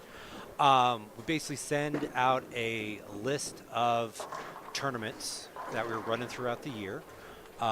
We generally keep those tournaments on the same weekends. So generally, like the Denver Mixed City Tournament, it's going to be the 2nd and 3rd weekend in September, so first 2 weekends after Labor Day. Masters Tournament, 2nd weekend of October. Our City Tournament, the 4 weekends before Thanksgiving. So sometimes that kind of ekes into October. So kind of have a set schedule that way. So we look at the calendar, we take those dates,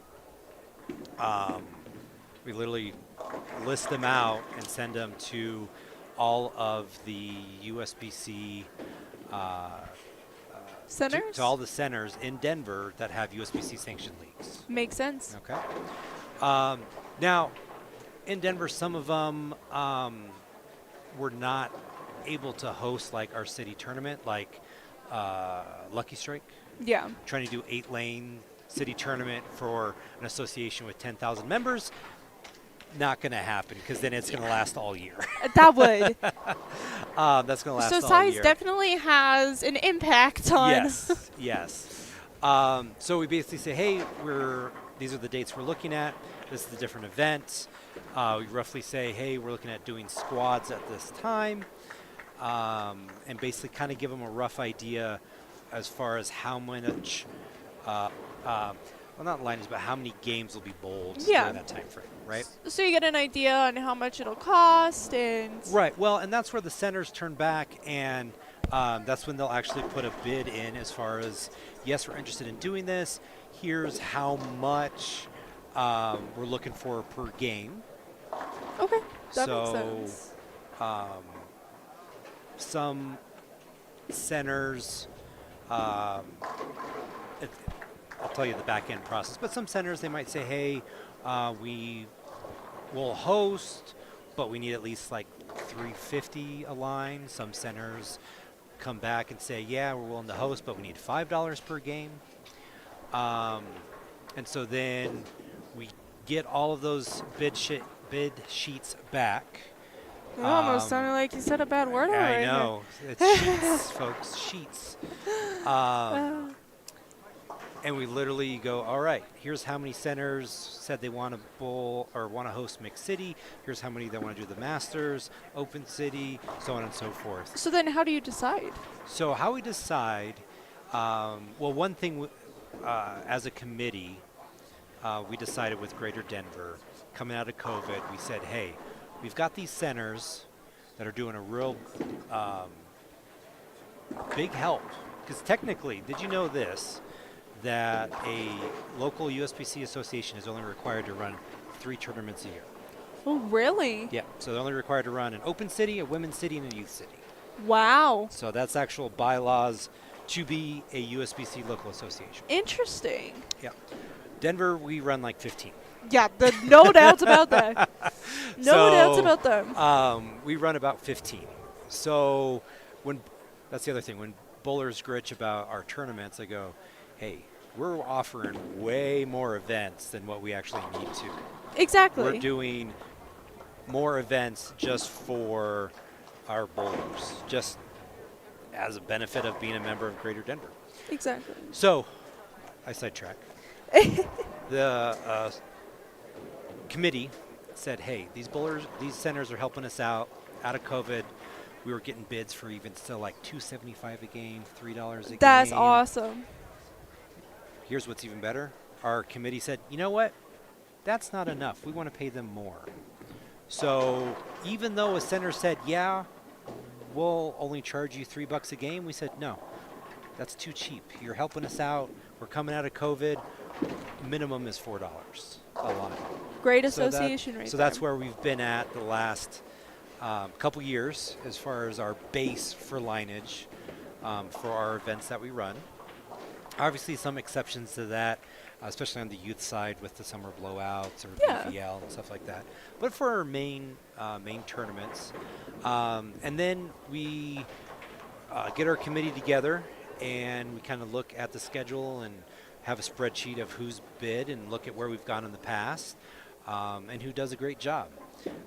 Some associations are really quick to just go with the center that put in the lowest bid. That makes sense. Cheapest lineage, that's where we should go. But that's not always the right way to go. Exactly.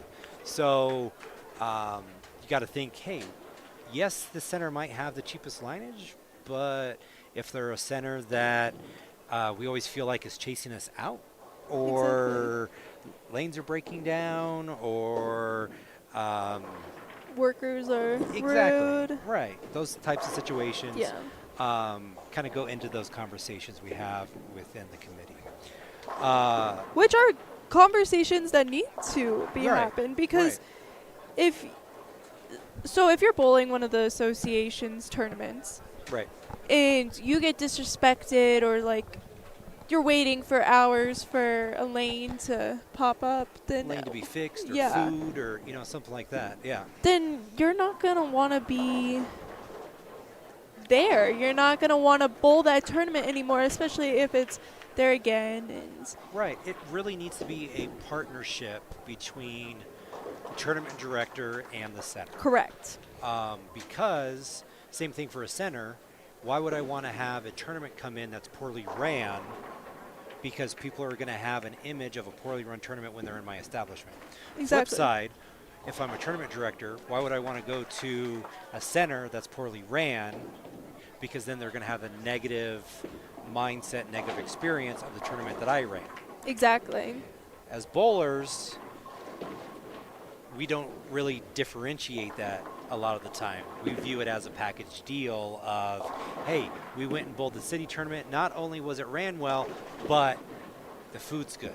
Yeah. Right? People always ask, why is the city tournament always at Holiday? A, they bid. Their food is amazing. Their food's awesome. The staff knows what they're doing. Correct. Holiday deserves it all. They're so good. They do a great job. Yeah. Issue, they've only got 30 lanes. That is true. And guess what? They do a great job, so they're popular with other tournament directors as well. No doubt.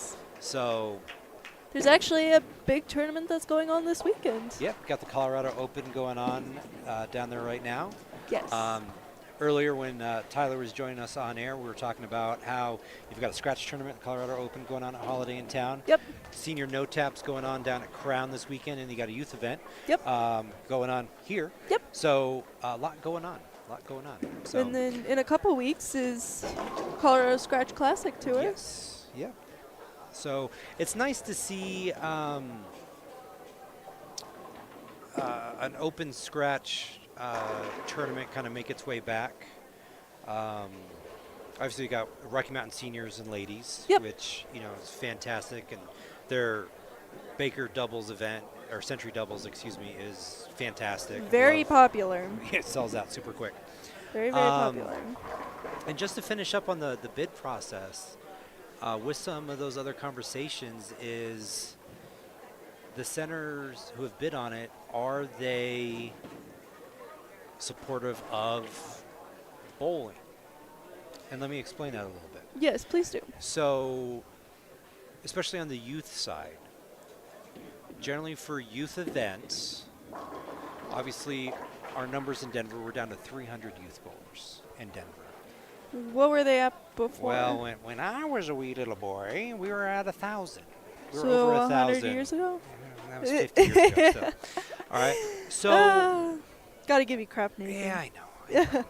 So when you think about it, though, if you take a 24-lane center like Coal Creek here, Yeah. and you do one squad city, 4-person teams, you can fill the house at 96. Correct, yeah. Okay. But if you only have 300 members to pull from, that means you need to have 1 out of 3 show up to fill the house. Which is not for certain if 1 out of 3 are Exactly. going to show up. So that's why some of the conversations we have is we go, hey, we want to make sure we go to a center that will also help us promote the event. Exactly. So then not only is it beneficial for the tournament to get entries, but also then it's beneficial for the center because they're getting business. Exactly. So those are some of those conversations that we have as far as are they willing to not only host this tournament, but then also are they willing to help with some of the promotion, and again, overall, make it a good, positive experience for all the bowlers. Exactly. So those are the conversations that we have in those kind of committee meetings with the bid process. And that's another example of truly caring about bowling, the sport of it. Yep. Caring about where you're putting your bowlers. Absolutely. If it's going to be a good environment, if it's not going to be a good environment. And that's where you guys, as Greater Denver USBC, have to make those decisions. Right. And do a pretty dang good job of it. Well, thank you. It's definitely a team effort. Definitely, absolutely. Because if we didn't have the team that we do, I literally wouldn't be sitting next to you right now, because I'd be at Crown running a tournament right now. What was going on this weekend? Senior? Got Greater Denver Senior No Tap. Gotcha. 2 full squads each day, 96 That's awesome. bowlers. That's awesome. But you've got such a good team of directors. You've got Dan Hurlbut, who's our lead down there today, and a couple other of our volunteers. Because you got Russ, our vice president, and he's over running the Colorado Open. Oh, yeah. And then you've Russ got me is here. awesome. So we're Got able Greater to have Denver spread out. We are, and then we're not just doing Greater Denver things, obviously, either. Yeah. So Exactly. we just want bowling to do well. Exactly. Bottom line. So It's just like your 12 strikes. oh yes, 12 strikes. I still need to clone myself. I need more time. Yeah, but tell us a little bit about your 12 Oh, strikes. 12 strikes. So What what's was going the on? inspiration? Have you heard their story on that one? I don't think I have. I think you were bowling. So Rob and I were able to talk about it a little bit on air back in October when we were at Crown.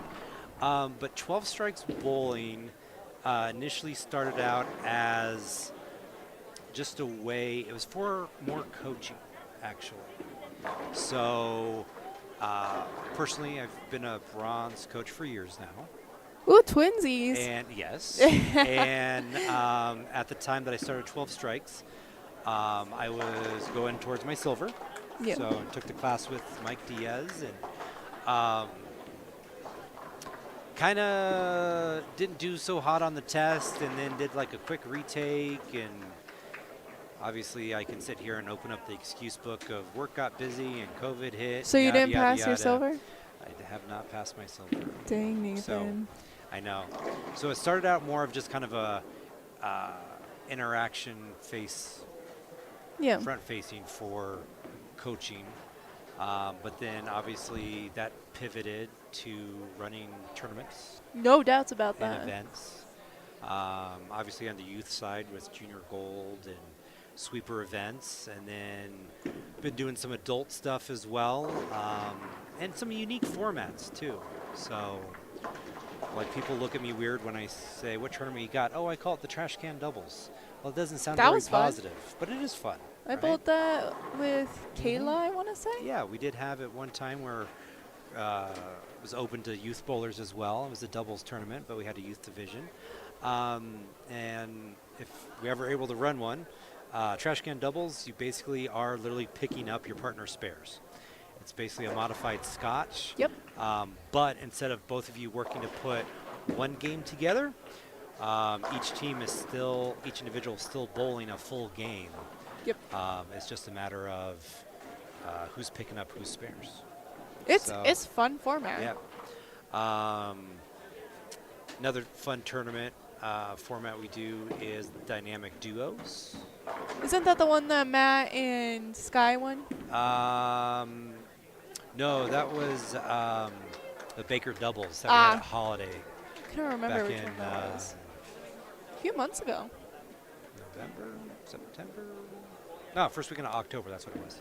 Well, you were way off over here. Yeah. So bigger doubles events too, right? But the dynamic duo is kind of fun. Each game, well, 3 games, beat the board. It's a different format. So first game, I think we do trash can actually. So first game is trash can. Second game is 3-6-9. So you automatically get strikes. And then game 3 is no tap, 9-pin no tap. So you're incorporating everything into it. Yep. And then we handicap it all and, bowl 3 games each and see what we can do. So. What percentage do you like to use for handicap? Yes. Like, what's your ideal? Well, do you want what the statistics say handicap should be? No, I want your opinion. I want your opinion. Because those are 2 totally different things. Oh, yeah. I know that for a fact. Do you know what percentage? I'm pretty sure it's 90% of 240. Am I wrong? Child, please. Really? Yep. What is it? So at least for a league, statistically speaking, if you want to have your highest average teams and your lowest average teams to have an equal opportunity, so a standard distribution. 90% of 220? Am I way off? Yes. Really? Yes. 100% of 200? Nope. So confused. Yeah. Because everybody will scoff at this if you bring it up in a league meeting. 116%. You can do that? Yeah. A league can set their own bylaws of whatever percentage they want. So USBC's done the research, and statistically speaking, to create a perfect standard distribution to have your low average teams and your higher average teams to both have an equal outcome of winning, doing the numbers statistically, you have to have 116% of handicap. What in the world? Obviously, it doesn't matter then if you do 220, 240, 200. I'm confused on how that would work. So you're doing the math of... Here, give me tell me how to do this. All Hold right. on. So Lucia, what's your average? Which one? Pick one. 205. 205. Okay. So let's say we're going to do it off of 240. Okay.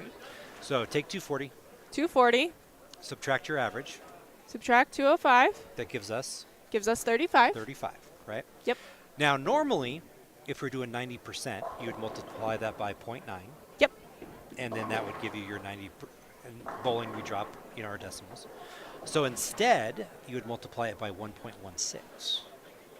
1.6. Okay. Yep, which was the equivalent of 116%. It comes up to 40.6, drop to 6, so you actually get 40 sticks a handicap. That's crazy. With a 205 average. That's insane. So then, theoretically, 205 average, you shoot your average, and let's say we're using 240, right? Yeah. You'd actually be shooting 245 every game. That's insane. Yep. So, wait, let's do same problem, okay? Okay. 240, let's say minus 152 average. Okay, I like 152. Which equals 88. Okay. Multiply that by 1.16. Yep.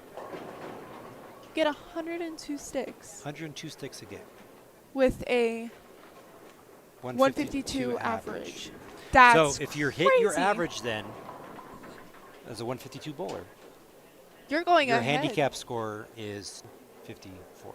So if you shot a 300 as a 152, but again, you're over 400. But remember, I know, and this is where you'll get laughed at if you bring this. If we do this math in a league meeting, they will laugh at you. I don't blame them. Right? Because anytime people hear, oh, there's too many pins to handicap, this sucks, how do we overcome it? Well, statistically speaking, your higher average bowlers are going to be at or above their average. True. More than lower average bowlers, right? That is true. So hence why you have to have a higher percentage handicap to compensate for that. Which makes sense. I wonder how and who was able to figure this out. It's Statisticians, crazy. yep. That's insane. But again, if you walked into a league meeting and said, I think our handicap should be 116% at 240, I you're would be telling like, me a 152 average bowler is going to get 102 sticks, they're going to laugh you out of the building. I don't blame them. That's insane. I could never. So that's, again, to have a true opportunity at a standard distribution. Do any leagues do that, do you know of? No. I didn't think so. The most I've seen that at least even that I've been a part of, and there's a whole other issue with this math, was 100% of 200. See, in all honesty, I like that. The 100% of 200. I don't. What? Why? Okay. You ready? Yeah. Let's take your 152 average bowler. It's giving them almost 40-something 48 pins, right? 48 pins. So if they bowl their average, 152, 48 sticks, 200. Yep. Right? You're a 205 average player, right? Yep. You hit your average. What do you get? 205. So if you both hit your average, the higher average wins. That is now true. let me ask you this. You got a point. You're gone 1 week. We use your average. Yeah. You get your average. So that means 205 every single game. Yeah. Now that 152 average bowler has to bowl 5 pins over their average just to tie you if you're doing a match point league. I never thought of it that way. Yeah. I thought of the way I always thought of it was more of like a scratch, because I mean, I bowled a lot of scratch stuff lately. Right. And it would make more sense to have that for more of scratch level players. Yep. And I mean, that's where I didn't really see the handicap side because I haven't had to deal with the handicap side in a while. Well, that's the thing. I mean, I know I've been personally more of a scratch player in my bowling career as well. Really? I can shoot some scores, all right? On what? Just kidding. Um, I have to. I have to. It's too easy. You send me up. Lobbing me softballs. Hi, Brian. I thought you were going to be like, hi, Brad. Oh, Brian saying hi here at the desk.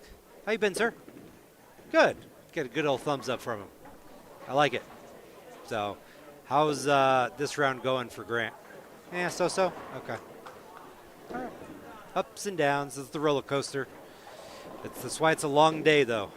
It is a long day. So, we're only in round 2 of match play, and it's 6 o'clock. Redhead, ginger. Mm-hmm. Yep. That's me. My fiery redhead. Yeah. Good company. Yes. Always. Always good She company. can't hear you. No, just I am great company. Yeah. Give her a hard time. Yes. Don't let that ego get too big. My head will still be able to fit through the door, I promise. I said my head. Yeah, with a slap. You got married? When did that happen? I don't know. Hey, we were talking about like this is super off topic, but we were talking about the cute Notre Dame coach. Oh, yeah. Yeah. Anyway. Anyways, off topic. Let's go to the next topic. We've been diving into some deep numbers here with bowling. I know my brain's starting to hurt. What, you thought school was Monday through Friday, huh? I know, but you're a teacher. You make it even worse. You're welcome. Yeah, I don't even thanks. teach math. You should. Maybe I would have passed with a better. I did tutor math in college. So you're a nerd. So I'm just kidding. I do know some math. I actually used to score really high on the math tests in like middle SATs? school. You have to give a crap to score high on SAT. I didn't. I didn't either. Yeah. I scored actually very low. So. But I promise I'm smart, y'all. So, going back to handicapping, okay? So, yes, you probably see this with the ladies tour that we have. I know you're part of that. They do a modified handicapping, right? Like what you just said, I think it is, 100% of 200 or something like that. Which would make sense. Right, which if that does work good in a good situation, if you're trying to get some more mid-range bowlers and get more entries. Yeah, right? I agree. It will still skew to the higher average player, but if you do have a mid-range player who matches up well for the day, they're still going to finish well, and they don't feel like it's going to be a donation. Exactly. Right? And that's the big thing I feel like with handicap tournaments, even if it's just 100% of 200, is you don't want to make the people feel like they're donating their money. But they also have to work for it. Let me take a step further. Let's take the handicap from 100 of 2, and let's go 90 of 240. Okay? You mentioned that before. Yes. Which, that's very popular now because of averages where they are and that kind of thing. I feel like the range is, like you see a lot nowadays, is 90% of 220 through 240. Yep. Because again, if you want to truly try to give your teams the equal opportunity on the league, you got to make sure everybody gets a stick. That's my philosophy. Which just makes because sense. of those scenarios we just talked about. Yeah. That if we're at 100 of 2, you're 152 average, I'm at 205. So you're giving I can yourself miss my the better? average and still beat you. Huh? So now you're getting the better score? Just kidding. I can pull my head out every now and then, yeah. When this happened? That was that loud pop. The loud pop. So it's crazy how these statistics can really change the game for multiple players.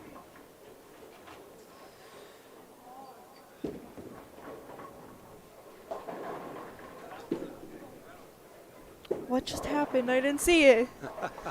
Well, if you heard that there in the background, you got Grant Fetty. He's down here on 19 and 20.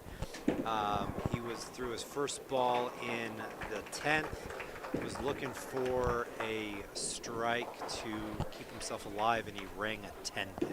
So unfortunately now he tops out at 215 versus opponent finished up with 226. That's a close match. It is. It is. Good news, pins don't carry, but you do lose a ball. Yes. So. And you're only allowed to have 3 balls, correct? Yep. Yeah, that's where it gets sketchy. That's where it gets real sketchy. No doubts about it.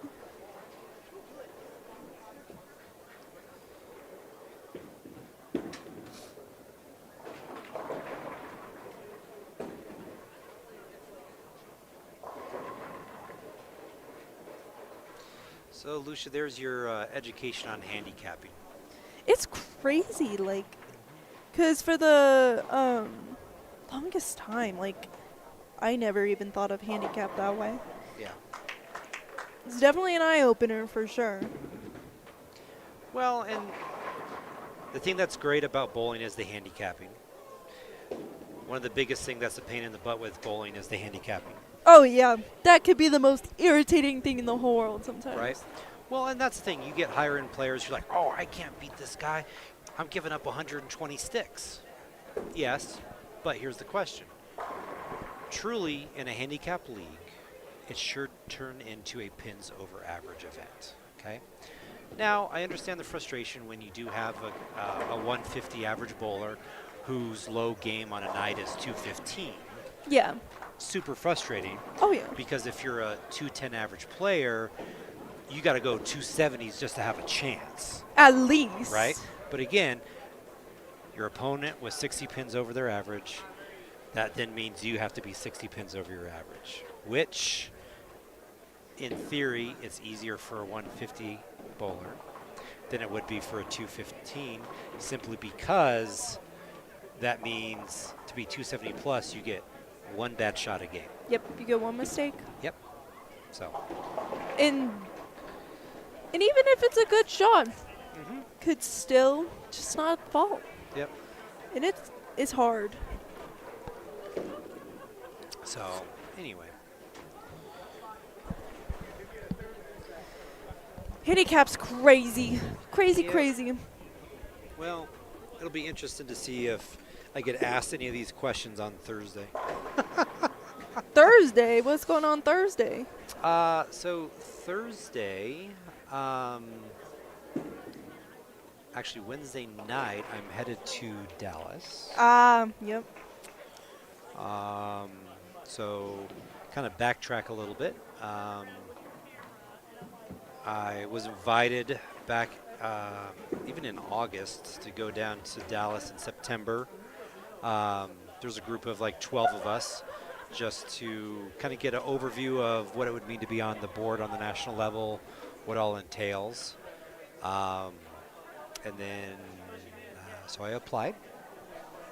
I thought about applying before, like many years ago, started the application, then stopped.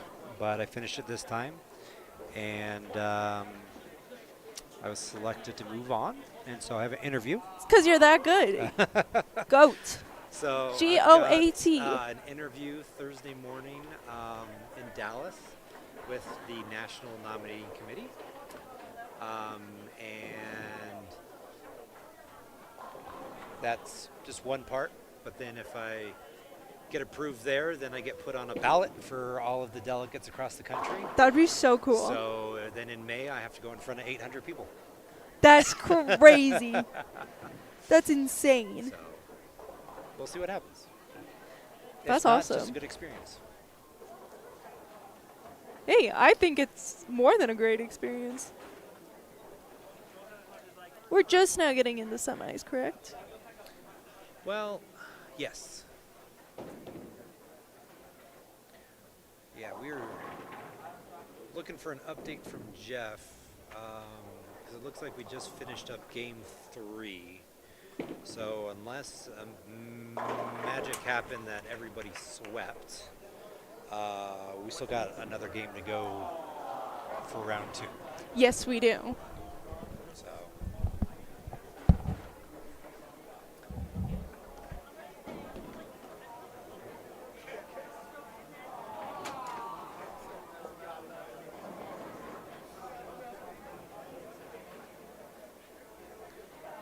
Yeah, we are in round 2 of the battle bag format.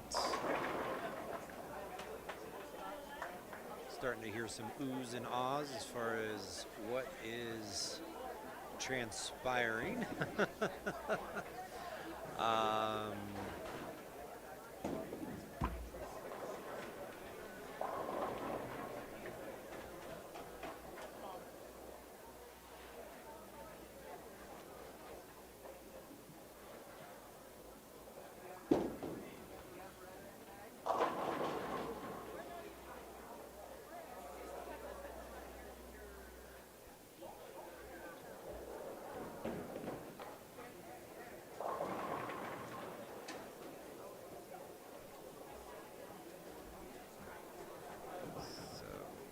Let's see here what we got going on.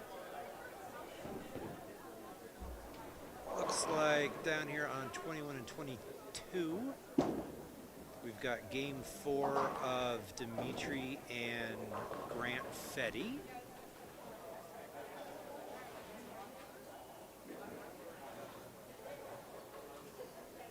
Looks like handicap is still wrapping up down in game 3. We'll see if we can get a update here as far as match play goes.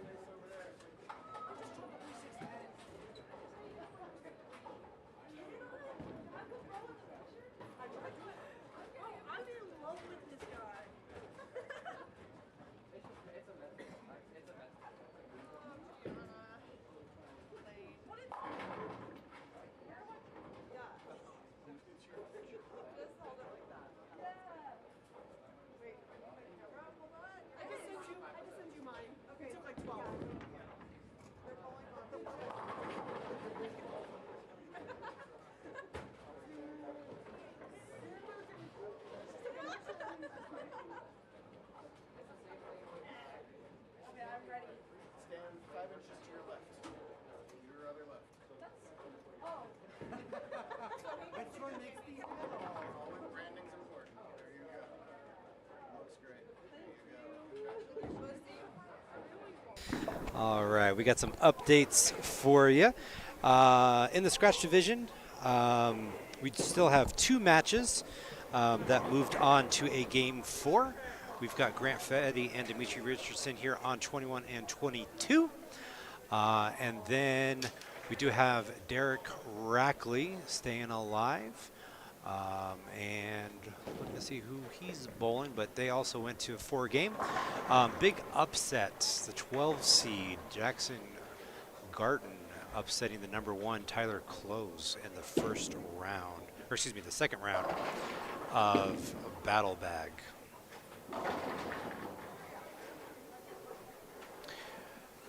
So Derek Rackley and Phoenix Chavez are on game 4 here in the scratch.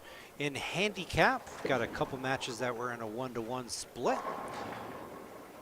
They're still finishing up game 3, so we'll see who is sweeping and who is pushing it to extras. Looks like 19 and 20. We've got the U17 title match coming on.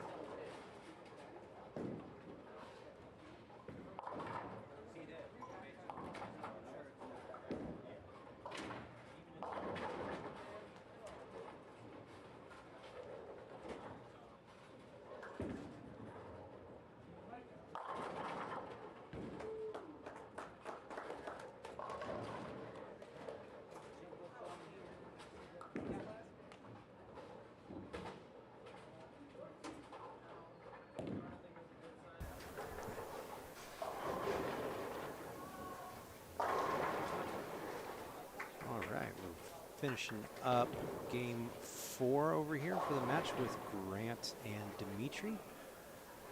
Grant is working on 3 strikes here going into the 10th.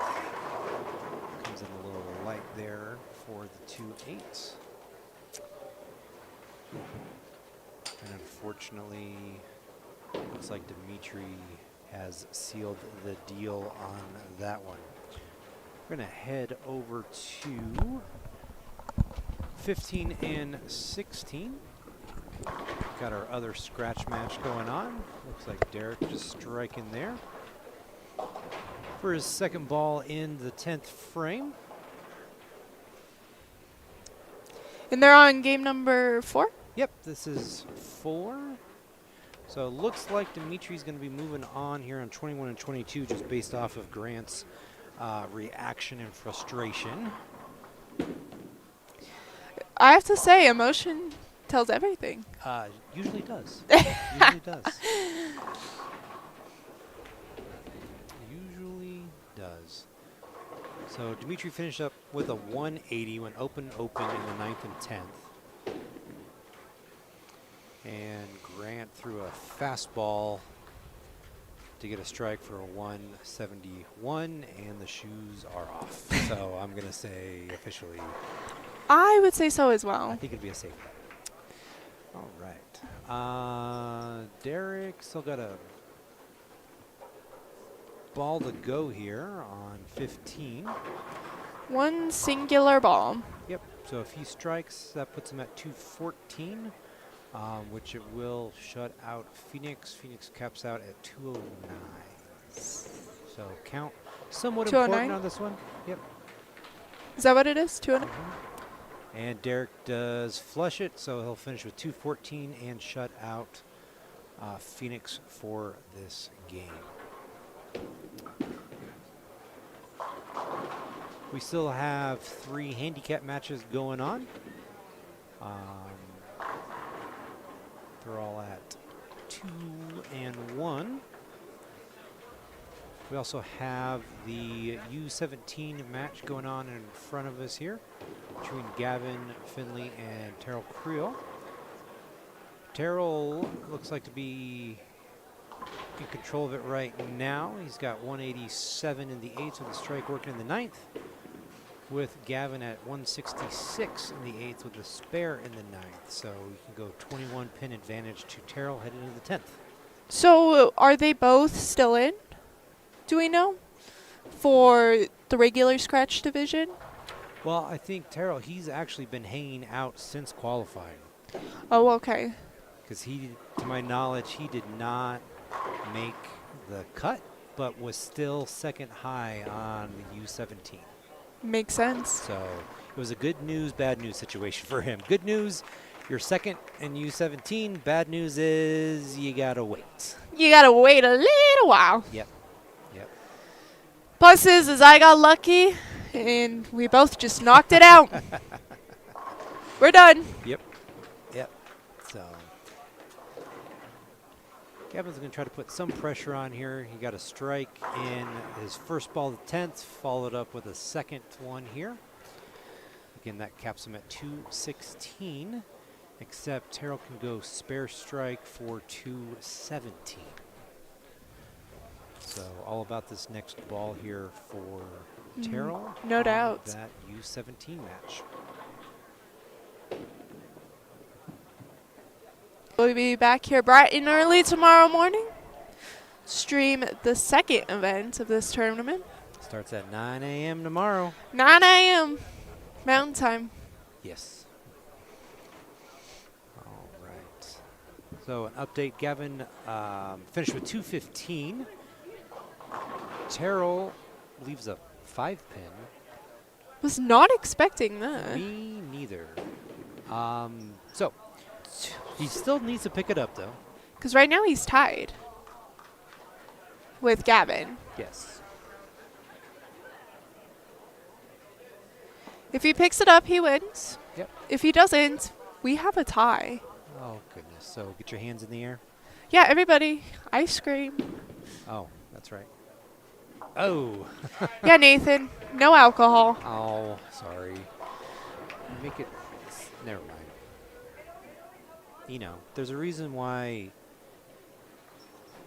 You know, teachers have a higher rate of mental health issues compared to other professions, so we cope with it in different ways. Huh. So are you calling yourself an alcoholic? Just kidding. No. Actually, no.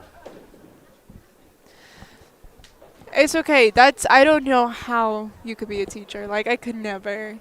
Like, how do you deal with kids that long? How do you not get irritated? How do you not want to punch them in the face? True. All right, boys and girls, first of all, the U17, we're all wrapped up. Your runner-up, Gavin Finley, and our U17 champion, his first row, Creel.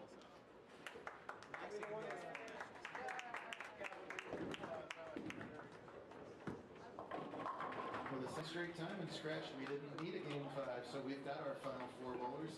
We'll use 21 and 17 as the 2 pairs for this match. I'll get the scoreboard set and meet you down in that area.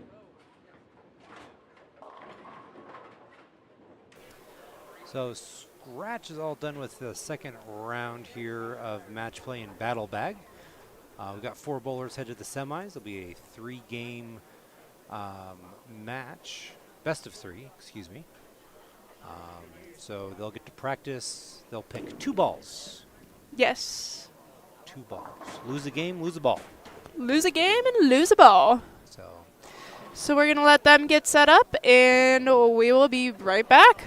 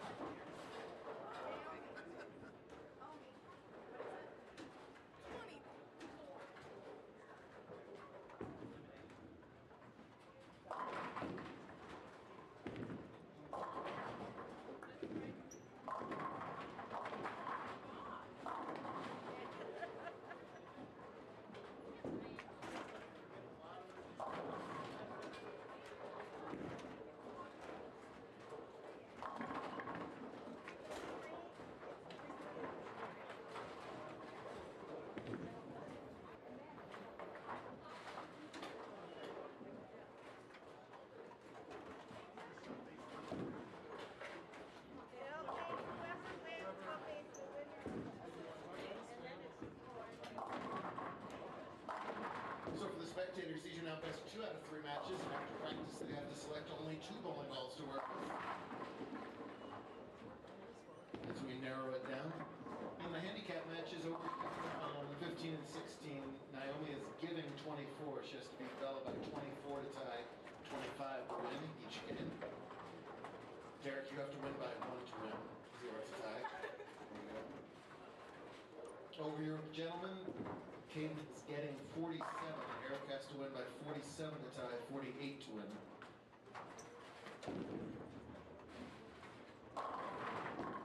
And Jackson, you have to win by 0 to tie and 1 to win.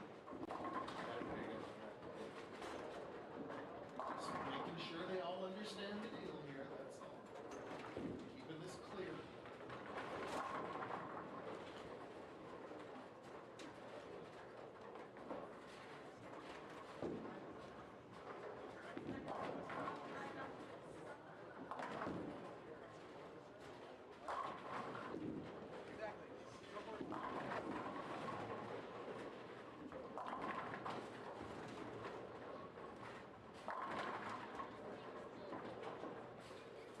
I need to tape my tape on.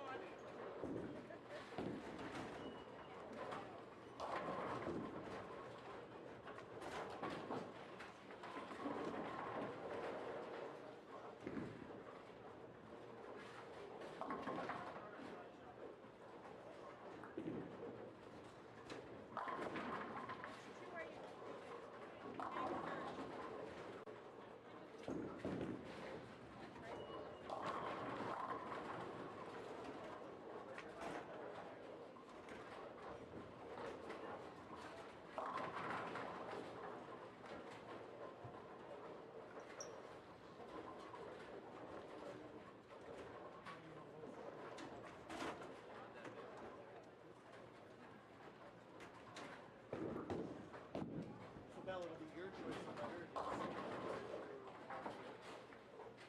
Mom, what letter was I last time? Okay.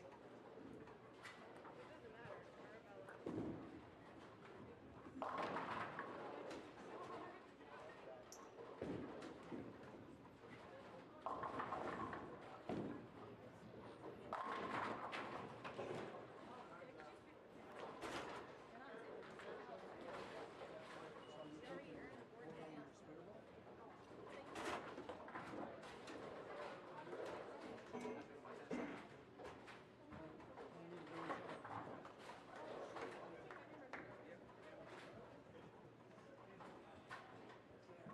I didn't know that. I thought we were doing the same thing.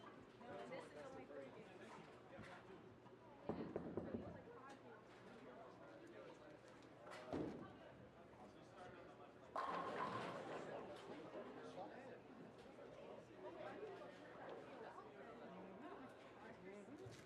Am I going first? It doesn't matter.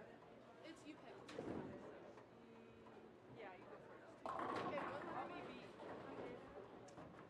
Okay. I'm trying to look for my.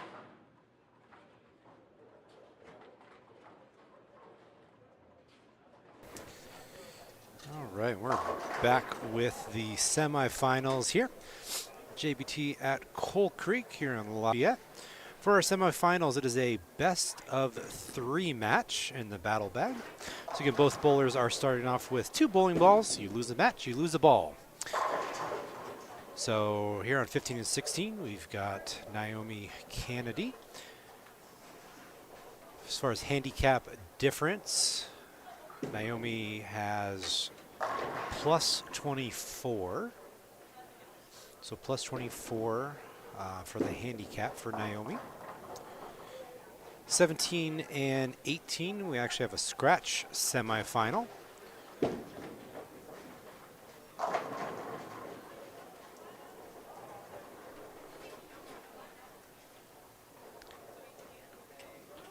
So we're down to our final 4 in both handicap and scratch.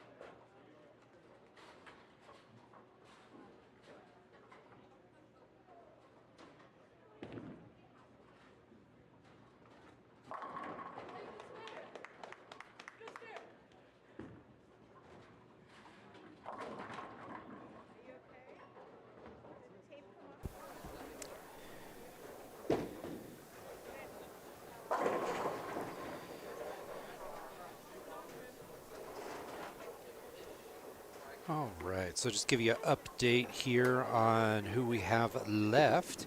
So our number 1 seed in the handicap division, Vallejo, is taking on the number 8 seed with Woody. They're on 19 and 20, plus 56 for Woody on the handicap difference.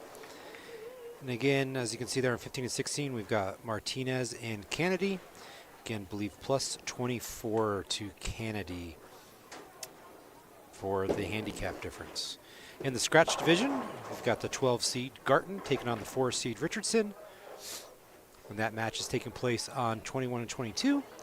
And the 2 seed Rackley taking on the 10 seed Gavin Finley on 17 and 18. So again, this is a best of 3 match this go around.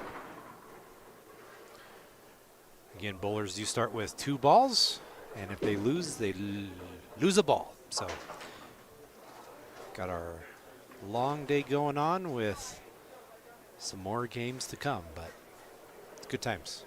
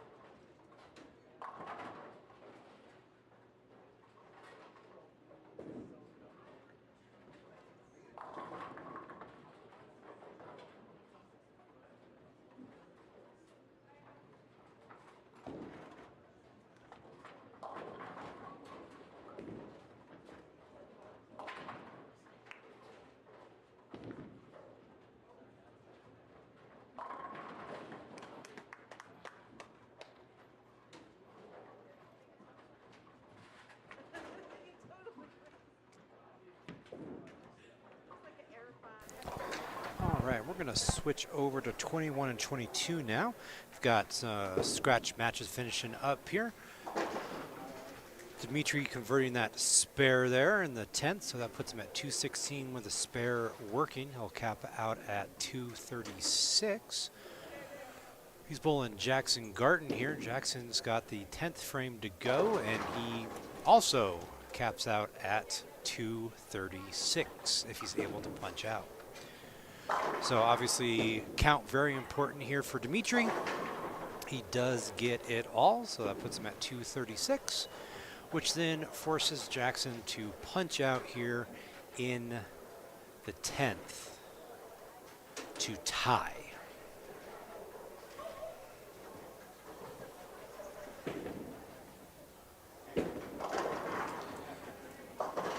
And unfortunately that ball does come in high, leaving an 8 count. So Richardson does go up 1 game to none in this best of 3 match. In other scratch action, in the Rackley match, he is up in the 8th frame, shooting at a 10 pin, working off of a double. Does convert it there.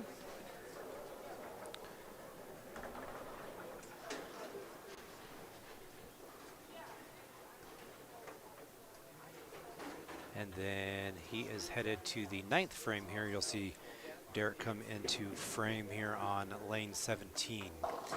Naomi Kennedy there, a little high, leaving a 2 pins there, looking to convert on that spare. Ooh, Derek washes out. He had been clean, picked up a split earlier in the game.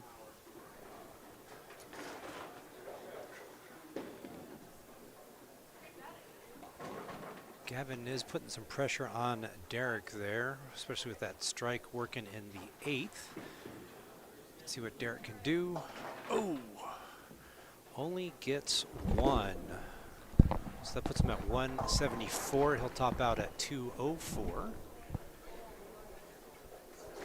And Gavin can still go out to 233. So Gavin is in the driver's seat on the scratch side in the other semifinal match. We've got some very talented, high-performance bowlers out here for sure. Oh, yeah. So it's been very interesting, very tired. Again, practice started 8 hours ago. It did. It's a long Practice started 8 hours ago. There's no doubts. And we're not even to finals yet. No, we are not. So I'd probably say we got another hour-ish to I go. would say, yeah. Depends if we have any games go to overtime here as far as the full length. But, you know, some good bowling, some good grinding some stuff out. No doubts. As we talked about earlier, definitely a challenge. And I can definitely see why when Jeff says it's a long format, it's a long format. So has he done this before? He has. I don't know when the last time it was because, again, trying to find a center that will give up, let's see here, 9 hours for a youth tournament. You're not going to find that very often. No, you are not.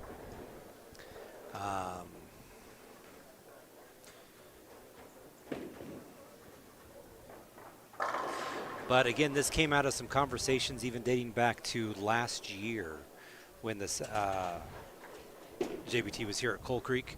The center has been very gracious, even with their Saturday Night League. They actually bumped their Saturday Night League for JBT.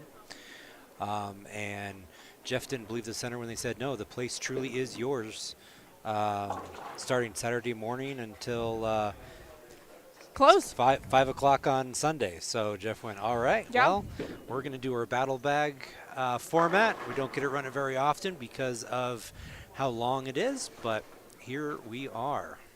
Yeah, because at first, like, I was like, oh, it's only like an extra 3 games. It's not going to be that long. And then 8 hours later, I'm like, oh. See, and I had the same thought process. It's like, oh, come on, you could do another game of qualifying. You can make it the usual Yeah. 5. Oh, no, I definitely see why. Definitely see why we go with the 4. Yes. It's a long format. Lots and lots of bowling.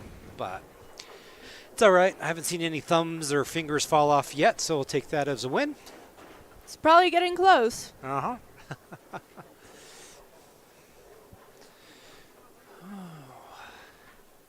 So again, Naomi, I think we're looking at plus 24 in the handicap differential. Gets that to mix up there in the 9th. So definitely putting the pressure on. In our other semi in the scratch, Gavin Finley ended up with 212. The 10th right here on 18. Doesn't like it, believes a 10 pin. Doesn't matter anyway because he was capped out at 204. So Gavin is up 1-0 now in his semifinal match. He does cover the spare. So it'll be interesting to see because I'm pretty sure that was a Black Widow spare ball he just threw. Yes, it looked like him. So it'll be interesting decision time for Gavin because Gavin gets to pick which ball comes off, and it looks like the reactive is off the rack. Yes, which could make this very interesting. Yeah, it's going to be very interesting to see what Rackley does now with a spare ball. Because personally, I would, even though like I'm not very good with like my spares when it comes to 10 pins with like a reactive ball, I don't think I would have. Don't think you would, especially with only having spare 2 balls. Yeah. I think I would do 2 reactives. Yep.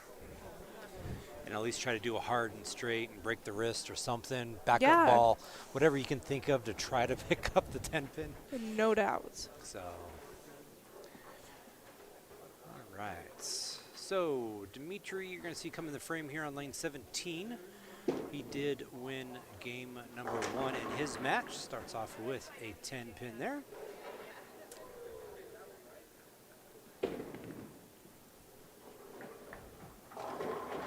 Oh, gets the crossover strike there. So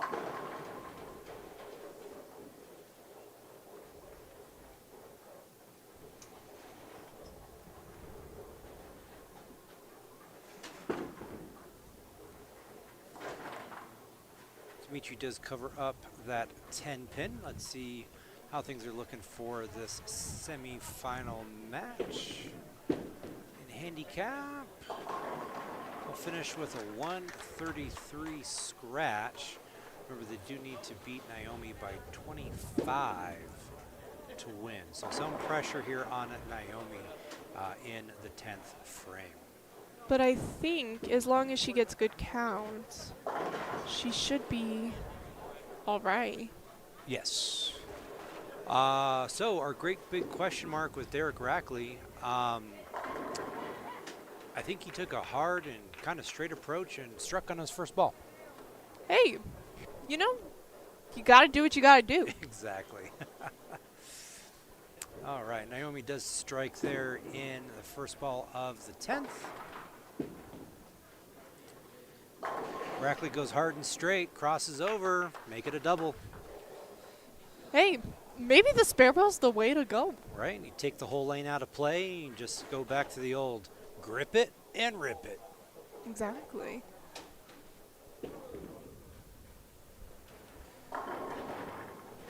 Got Gavin up on 22.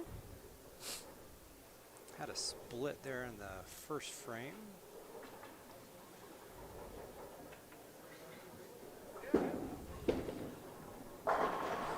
Oh, but he stuffs that one.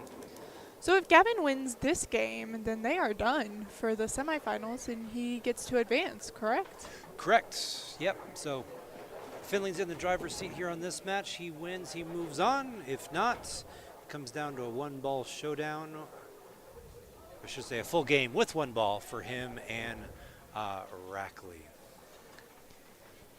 Naomi does finish up with a 160 game, so she does win game number 1.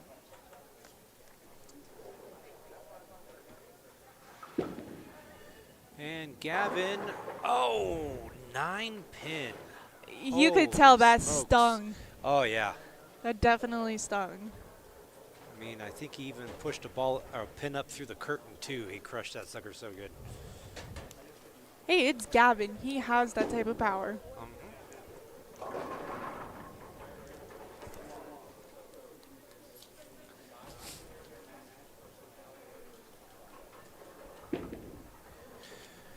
All right, Gavin does cover it up.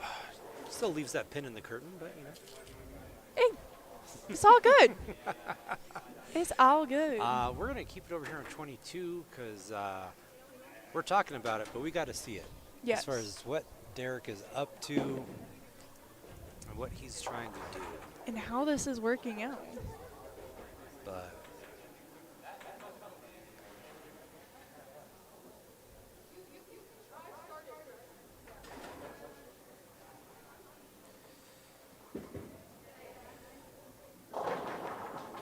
so trying to get it to come up a little bit there, but leaves a 2-4-5.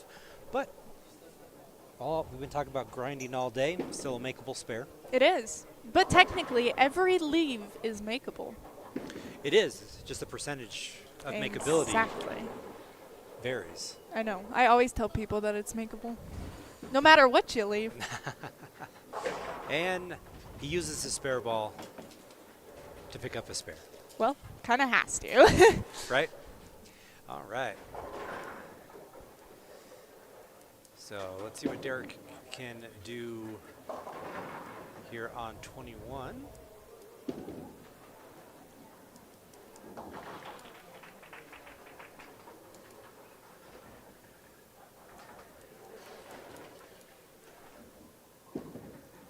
Again, kind of a straight approach at it. Oh! Leaves the crosses 5-10. Yay, yay, yay. I think right now his idea is I too like to live dangerously. Yes. Hey, sometimes you gotta play dangerous. Yep.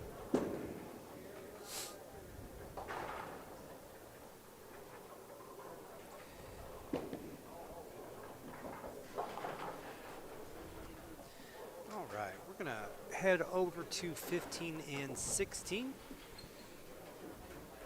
We've got our handicap match going over there with Woody, local bowler here out of Coal Creek.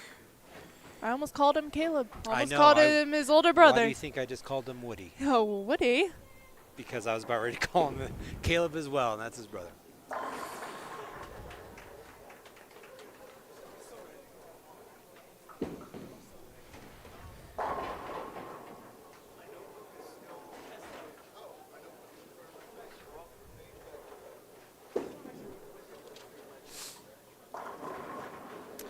And there's a good strike for him. So both bowlers starting off with some marks here in 15 and 16. Again, believe the difference is 56. 56. Plus 56 for Woody.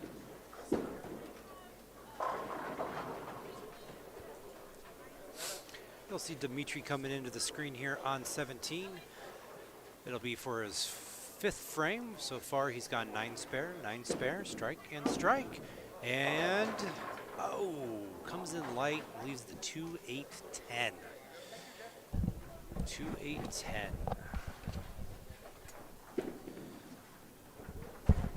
So actually, that split right there, one of my teammates, my high school teammates, picked that up. Oh yeah, The 2-8-10. 2-8-10. Nice. Yeah, it was awesome. Shout out to Drew. Oh, getting a little bouncy bounce there from Dimitri. If there's anybody who's going to pick it up, especially off speed and revs, it will be him. Or Gavin. Oh yeah, oh yeah. Some of us older guys, like Like you? say I'm in my 70s at this You point. are in your 70s. We have to finesse it a little bit more, but Yeah. Yeah, you do. So far, off to some pretty close starts in all of our matches. Eric leaving the split of the moment, 2-8-10. Yes. But as Lucia mentioned earlier, Lusa? not only bowlers, but also announcers apparently getting tired since forgetting how to talk at times. Yeah, that's you, boo. Hey, boo-boo, let's go get us a pig nut basket. Only you. Now I know why you you're called me. hilarious. Nathan, I need your help. Pretty please. Hey, it's all good. I'm your favorite ginger. I don't have I'm the gingers. YFG for a reason. All right, you're going to see Jackson here on 17. He's working off of a spare, gets the strike. So putting the pressure back on Dimitri. Jackson is basically even at this point, going into the 6th frame for Dimitri. Do we know who won that first game?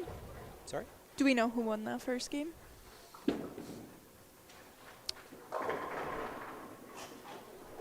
Dimitri. I had to think about which match you were talking about. 'Cause, Oh, you know, I was there's so 4 of them going on. confused. Yeah, Huh? I was so confused. So I'm like, do I need to go ask? All right. So Caleb, see, there I did. I called him Caleb. Little Woody. We'll call him Little Woody. I know his name too, but I just can't think of it. He's off to a great start there on 15. We're going to head down to 11. Excuse me. 11? 11, yeah. 21 and 22. That's what I said. 21 and 22. See what's going on with our other scratch match down here.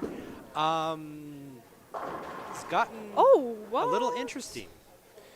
Right now, Rackley has got 11-pin lead after 5. Yes. So very interesting. Last we saw, he left that 5-10 split, got count, but then went strike spare. And then Gavin started with that open strike, and then now is hoping to go 4 spares in a row with this shot right here. Spares are important. Yes, they are. And he got it. So right now in this scratch semi, you're looking at 11-pin lead for Derek Rackley using that spare ball. Hey, that might be the way to go. Take the lane out of play. Yeah. Just throwing it straight. Yep. As they say, straighter is greater. Sometimes. Yeah. I would disagree. I like to hook. Do a lot better if it hooks.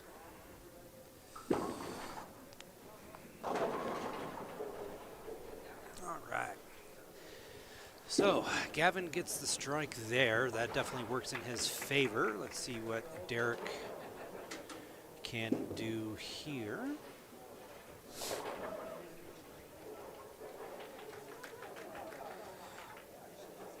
And if you hear a little woot woot over there on 19 and 20, Naomi just picked up a spare. She's got spare, double spare. And Rackley pushes 10 back for a strike. Well, I swear, this is like, to me, this is crazy because, like, you'd think taking your main ball out of play that your score's going to drop. But Right. he's doing just fine. He's doing just fine hanging in there, and if anything, right on pace of where he was last game. Exactly. So, I mean, right now, let's see what he does here. You can see he's trying to hook it a little bit more on 21 because we know there is a little bit more of room and play over there. Leaves a 10 pin. But again, using his spare ball, he's only -6 on pace right now. Which is crazy. I definitely would hang my hat on that. That was pretty good. So.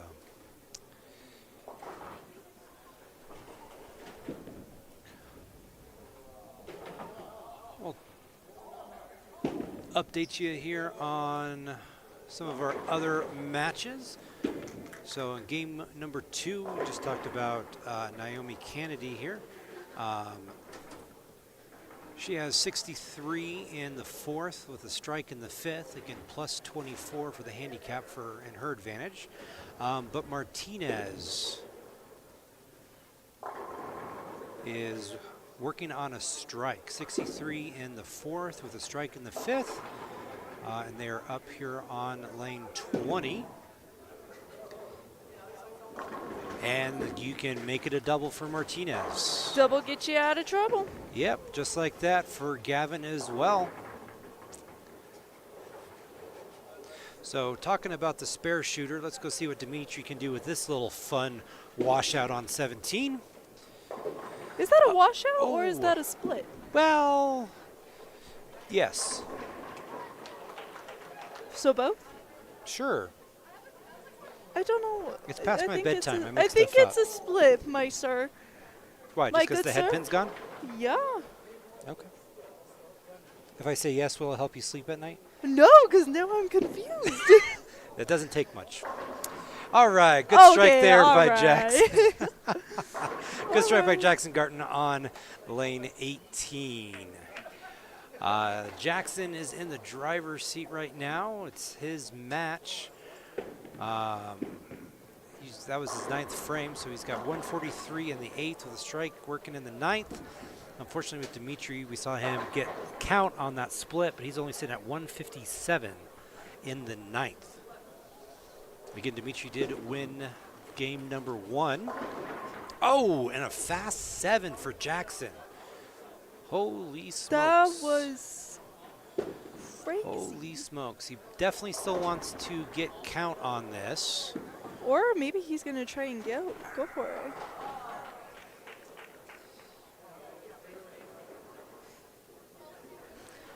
Well, let's see what he does here. Got the 2, so that will give him 171. That does put pressure on Dimitri to mark. He absolutely has to mark.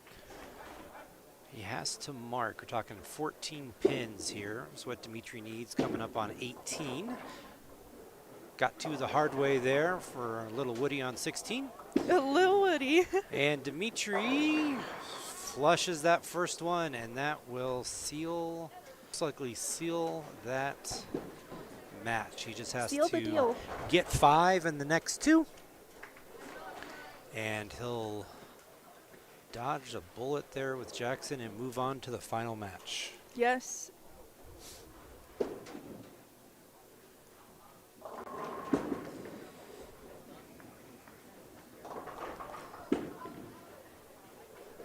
And he leaves the bucket.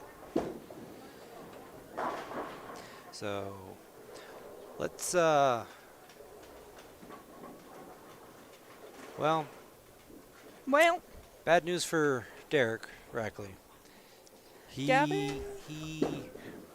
missed one spare, was trying to keep it clean, but then Gavin found a line and is striking. Yeah, Gavin's killing it. So Gavin just needed a good count, and he gets 9. So our final match in scratch will be Dimitri Richardson and Gavin Finley. Yes. In the handicap division, there's still some bowling going on here.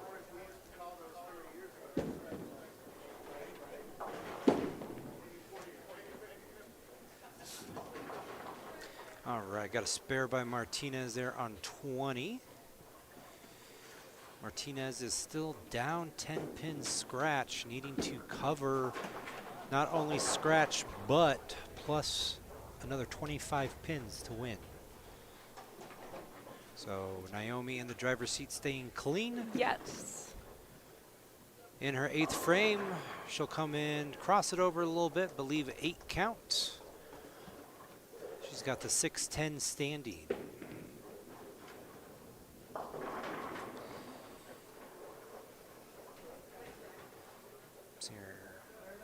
Eric splits here on lane 15. Looks like Woody is going to win and move on to the finals for a match here on 15 and 16 because the handicap difference was 56. And now it's gonna bother me that I can't think of his name. Hey, you're closer to the scoreboard. You should go look. I know it starts with a C. Right. Don't bet your eyes at me. We will find out. Naomi eventually. Kennedy did pick up that spare. She is now up in the 9th. Ooh, good shot. Does leave a 4-pin. Very makeable, though. Again, very much in the driver's seat. Looks like we're going to have a Woody Kennedy final in the handicap. Yes. So, Lucia, do you know the format for The the finals? It's only one game, correct? It is only one game. But how is that going to work with Battle Bag, though? You only have one ball? No. So you get to start with 2. Really? You get to start with 2. But the leader and the 5th framer, as soon as it's determined who's leading, gets to pick and toss the ball out on their opponent. You out, sir? Man. So definitely an interesting twist. What if you're tied? Again, as I said, you probably weren't listening because you're a teenager. Either in the 5th or as soon as it can be determined thereafter. Oh, okay. See, I get used to this because, you know, I deal with 160 of them every day. Yes, good luck to you.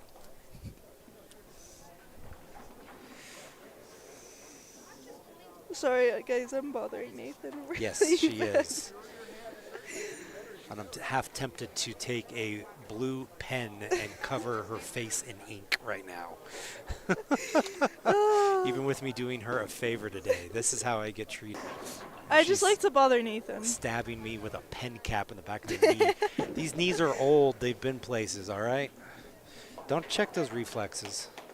They've been places? I didn't need to know that. Well, yeah, they take me everywhere. They're my legs, part of my legs. You can't go and you... All right, sir. Oh.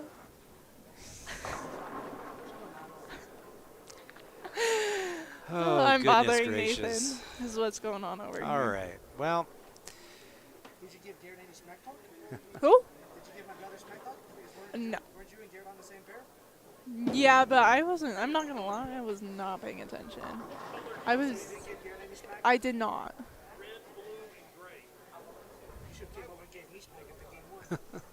Should've.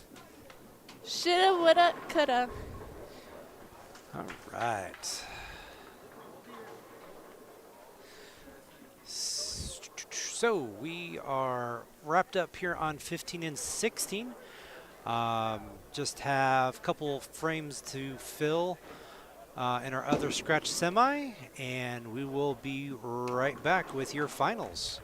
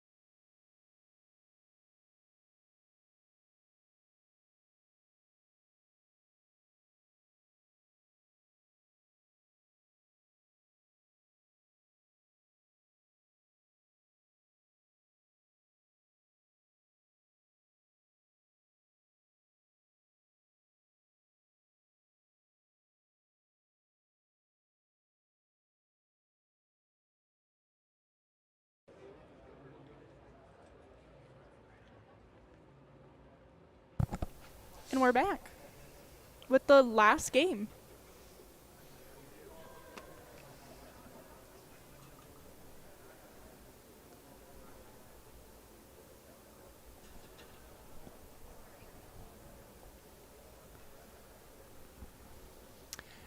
All right, so we've got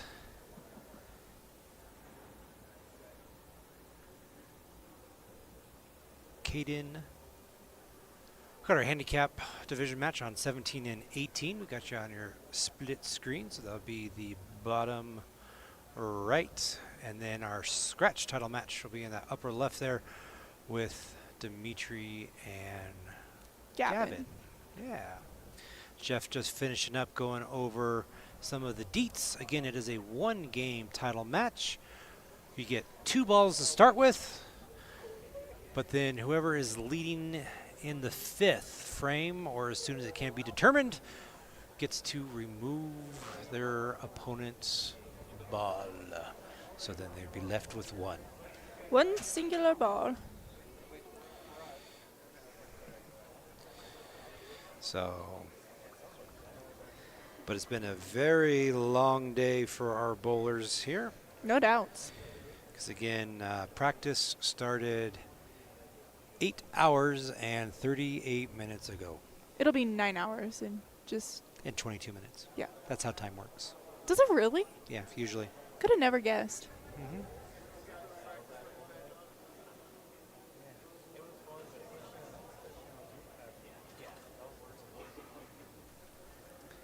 All right. So, don't forget tomorrow, we're right back at it here at Coal Creek. We've got a 9 a.m. start tomorrow. Tomorrow we are doing a 5-game qualifier, cut to the top 40%. Yes. So a little bit different format. Last we saw on the entry list, we're right at about 96 entries as of Thursday, but of course... For tomorrow? Yep. So going to be another packed house. Not as packed as Sunday of last year. Sunday of last year was crazy. We were up over 100. There was 10 people on a pair. Yeah. It was a long day. Yeah. We did have a lane issue that we had to end up dissolving a pair, but... There was a lot of people on that pair. Yeah. But here we are. Got some practice. Dimitri's making pins fly already. Hasn't even started yet. I know.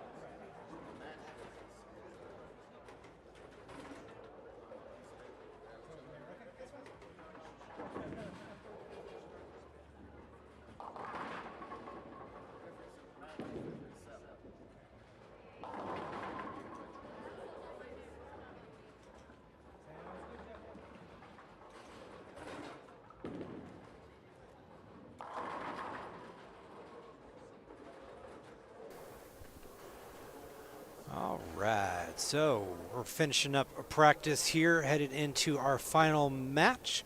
Just got a little verification from Jeff as far as how the ball removal works, especially with the handicap.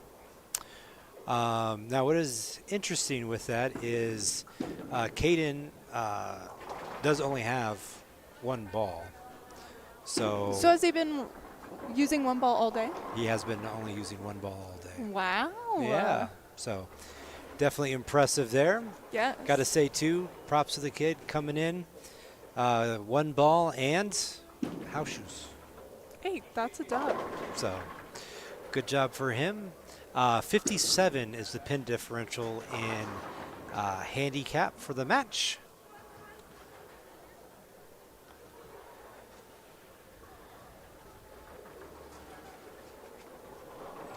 And we'll hear. We have about a couple seconds left.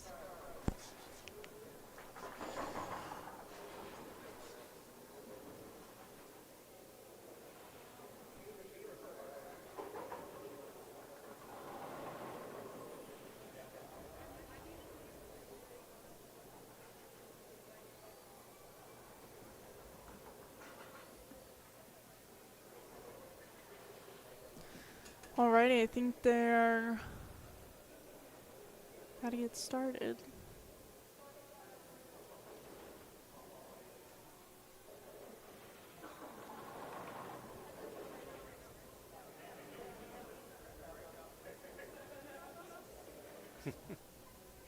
Jeff down, just clarifying a few things.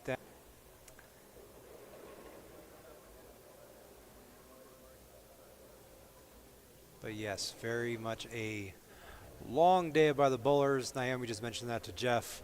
She's like, I'm tired. She's like, I'm tired. Jeff was trying to explain the rotation pattern for match play, and she read it back to him and inverted all of it. So at this point, I don't blame her one bit. All right. So we are here. We have made it. We are in our final game of Battle Bag. Final match. We got Gavin leading off on lane 19. First ball, 10 in the pit. Got Caden up there on 17. He'll do a little crossover action for a 5 count to get us going in handicap. And Dimitri's first shot coming up here on 20 and rings a 10 pin. Good shot, good angle, but just wrapped that 10 pin. Those pins killed me today. Hey, it's Coal Creek. Corners are killers. That is true. Even for righties, believe it or not, in the center, even for righties, 7 pins can be hard sometimes. Oh, 7 pins are hard for me in general. Just to get them to Woof. carry. All right. Caden, a little rough start there with the open. Dimitri looking for a spare here on 20, and he drills it. Nice, nice.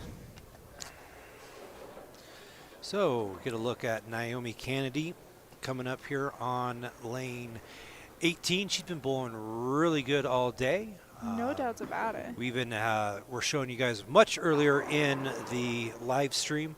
Her game, she had 23 down on 23 and 24 of a 223, I believe it was, during match play, which was much higher than any of our scratch players.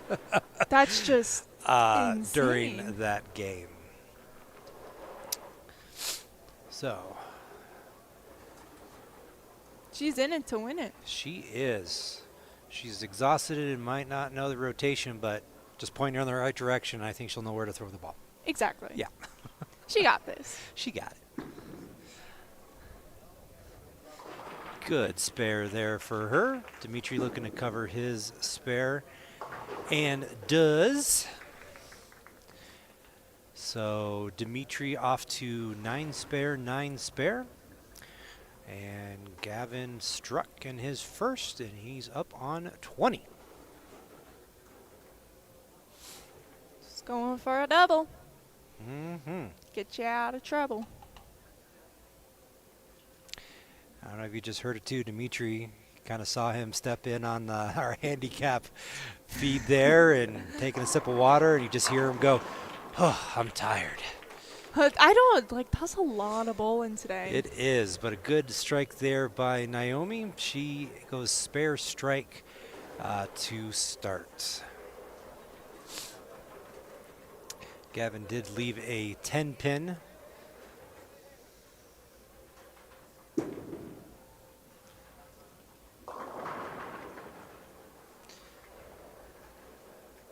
Caden with a 7 count there.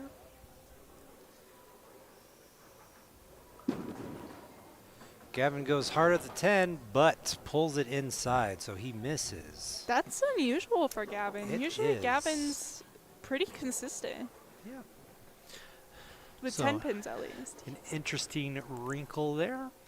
Again, just one game match here in the finals.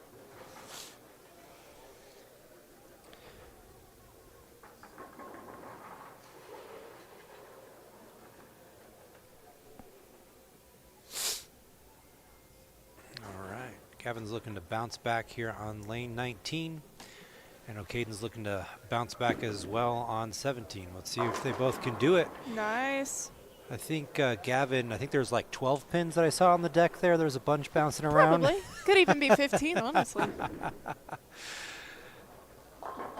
And Caden bounces back as well with a strike. So again, huge shout out to Coal Creek and the staff here for hosting.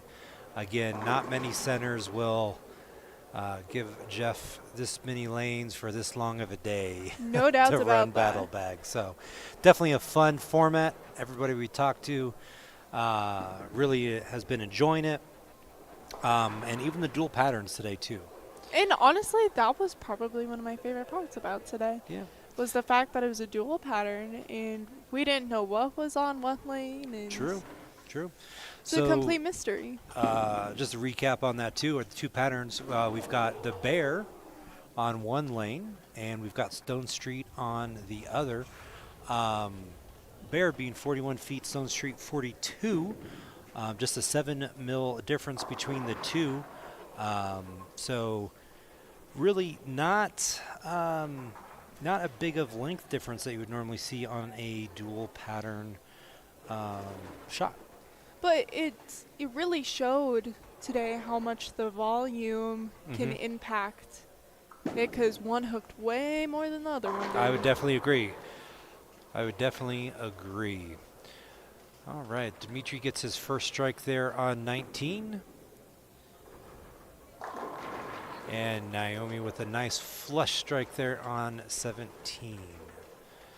So in the scratch match, we're getting close to that 5th frame here. We're going to have to do some math, and somebody's going to lose a ball here shortly.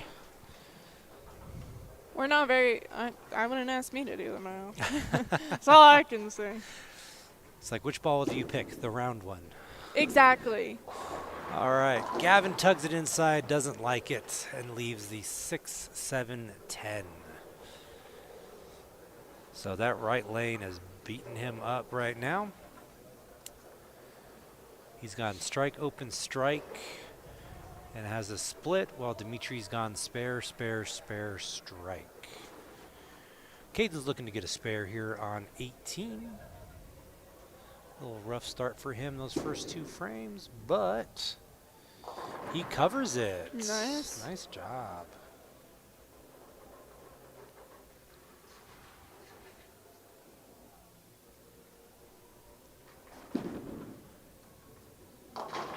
Oh, Gavin went for him. He did go for it, kind of put it a little flat, maybe a little backup on it as well.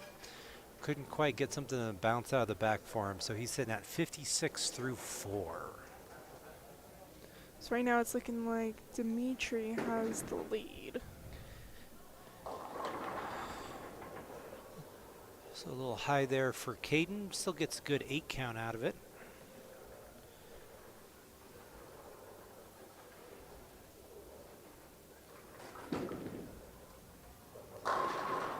And Gavin likes that left lane. Yes, he does. Just keep him on that left lane. Right. If only it worked that one. Right, Gavin coming back. Phoenix has been here helping him out. Gavin's words out of his mouth is, no, he's going to take my ball. I don't think that's what he said. He's going to take his ball, yeah. Well, yeah, that's what's That's would what's happen. going to happen, yeah. Yeah, but I don't think that's what he's saying to Phoenix. That's what I heard. I'm getting old. You are old. Shut up. Whole bunch of love going on at the desk here. No doubts. No doubts. I have to give Nathan credit. And a nice flush strike from Naomi gives her a double.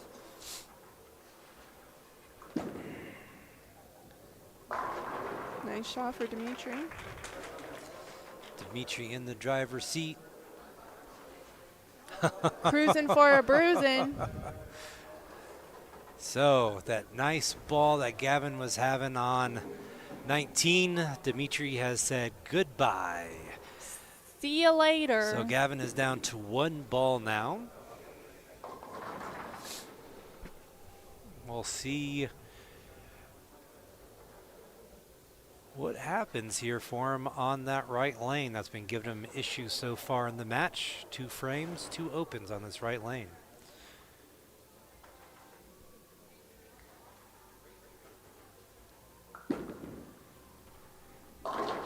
Oh, one of his better balls he's thrown on that lane this match, but does leave a 4-pin. Naomi's looking to get some count and or cover. Oh, only gets 1 out of it though. So she's sitting at 98 through 6 as far as scratch goes.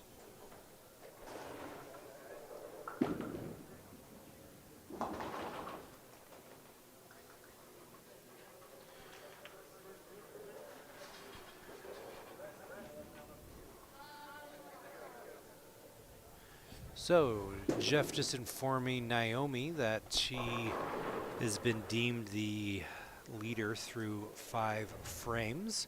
So she's safe? Good news, she was very excited that she did not lose a ball. Yes. But still, as Jeff mentioned, still up to her to finish up the match. Yes.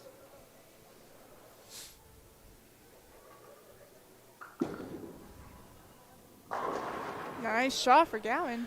Well, Gavin still likes that left lane, even with a different ball. Yes, he does. All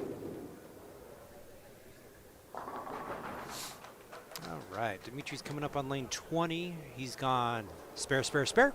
Now he's gone strike, strike, strike. Hey, he's going for a pattern. He is. What comes next, though? Because he's gone 3 spares, 3 strikes. Make it 4 strikes. 4 strikes. Yeah. Flushed it.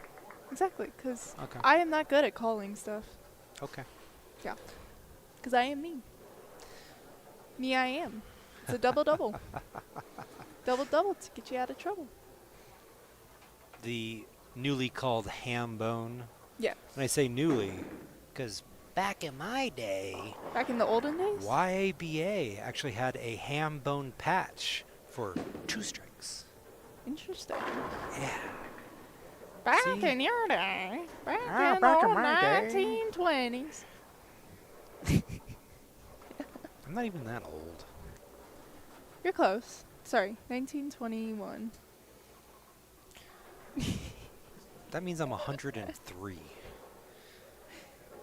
You look pretty good for 103. Why, thank you. Of course, anytime. I exfoliate. That explains it.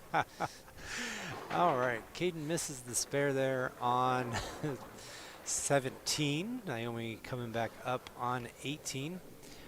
Well, Dimitri has a new pattern. 9 spare, 9 spare, 9 spare, strike, strike, strike, strike, 9 spare. He could finish it off with 4 strikes. He could. That's a good pattern. Ultimately, Gavin's got to have this one up on 20. Yes. Come on, Gavin. And Oh, wow. Ooh, 6 count. The 2, 4, 5, and a bonus with the 7-pin. Ouch.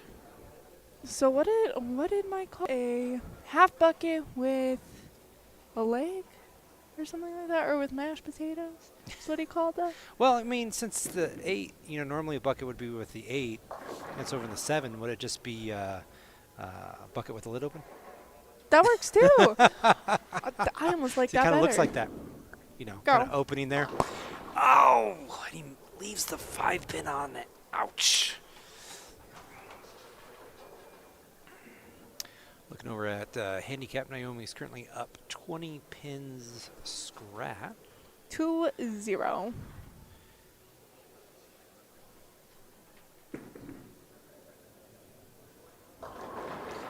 Oh. 4-pin.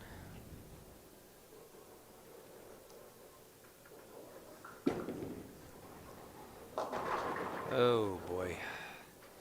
Well, I'd say in the scratch division, Dimitri knew exactly which ball to pull. Yes, he did. Because it's been some tough sledding for Gavin. Even before, Gavin just had a really tough time on that right lane. And I think it makes it harder, too, that they know each other pretty well. Oh, yeah. So they know exactly. Hey, I know you like this, so you can kiss it goodbye. Exactly. Yeah. So, I mean, that's the advantage/disadvantage of knowing somebody Exactly. that you're bowling against. I think I always found it hard to bowl people I was close with in the title match. It was, yes, I agree. But I'm sorry, but I'm going to run you over for the title match. I'm going to run you over, and do you want to go to dinner later? Exactly. Can we please go to dinner? Right. You buy, since you won. That could work. Exactly. The winner gets the chicken dinner. Ah, chicken does sound good tonight. Something, I'm just hungry.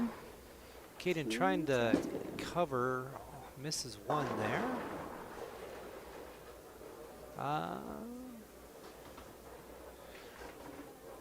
Well, Nathan? I would still like to be Dimitri and be able to go open in the 9th and 10th and still go 2-0. That's a good day. I would be very, and win a JBT title. Exactly. And that's a you 201 did. for Dimitri. Good 9 count for Kaden.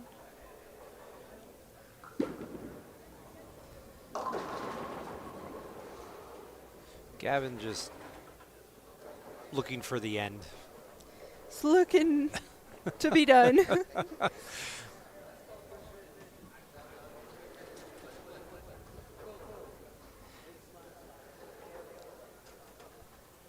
So Kaden looking to cover this up on 17.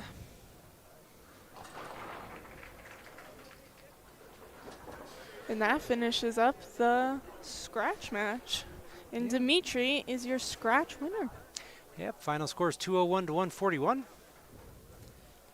Now we're just finishing up the handicap match. Naomi got off to a really strong start, but having a little trouble here on the back half. Misses the pocket for a 7 count.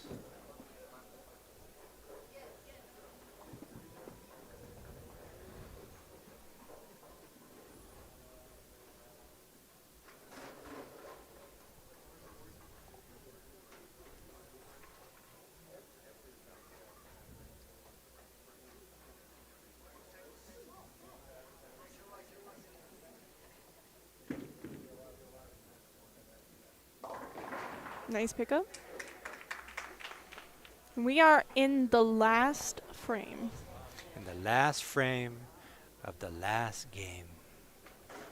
Of the last people bowling tonight. In Coal Creek. Yes. We're gonna turn out the lights, come back in the morning, do it all over again. Exactly. Different format though. Exactly. Okay. We're going to go nighty-night. Yes. And it's 5 games tomorrow, not 4. For qualifying, yes. Correct. Yeah. Yes. A little bit of changes. Yep. But we'll have all those details for you. Bright and squad early. starts at 9 a.m. tomorrow. So Naomi does get that spare in the 9th. 9 count here in the 10th.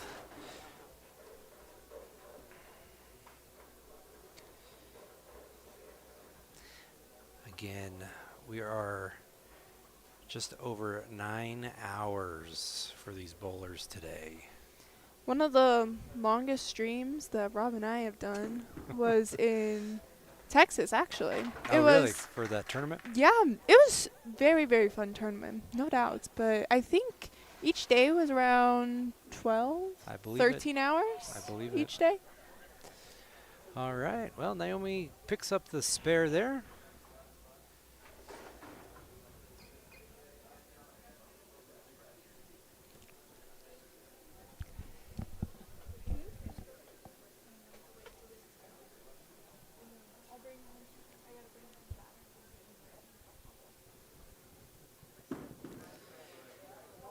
And crosses over for the strike.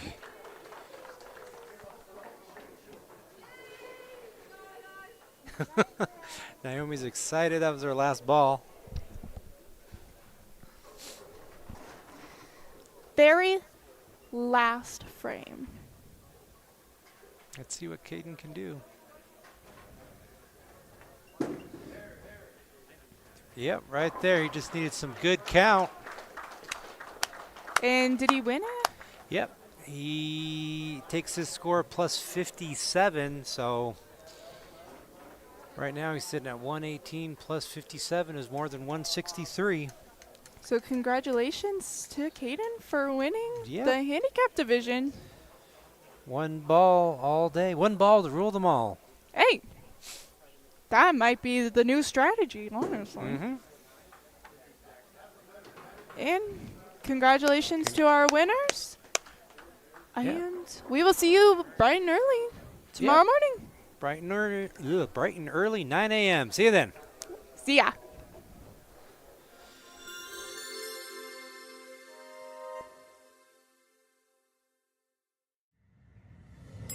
Neo Prism live streaming.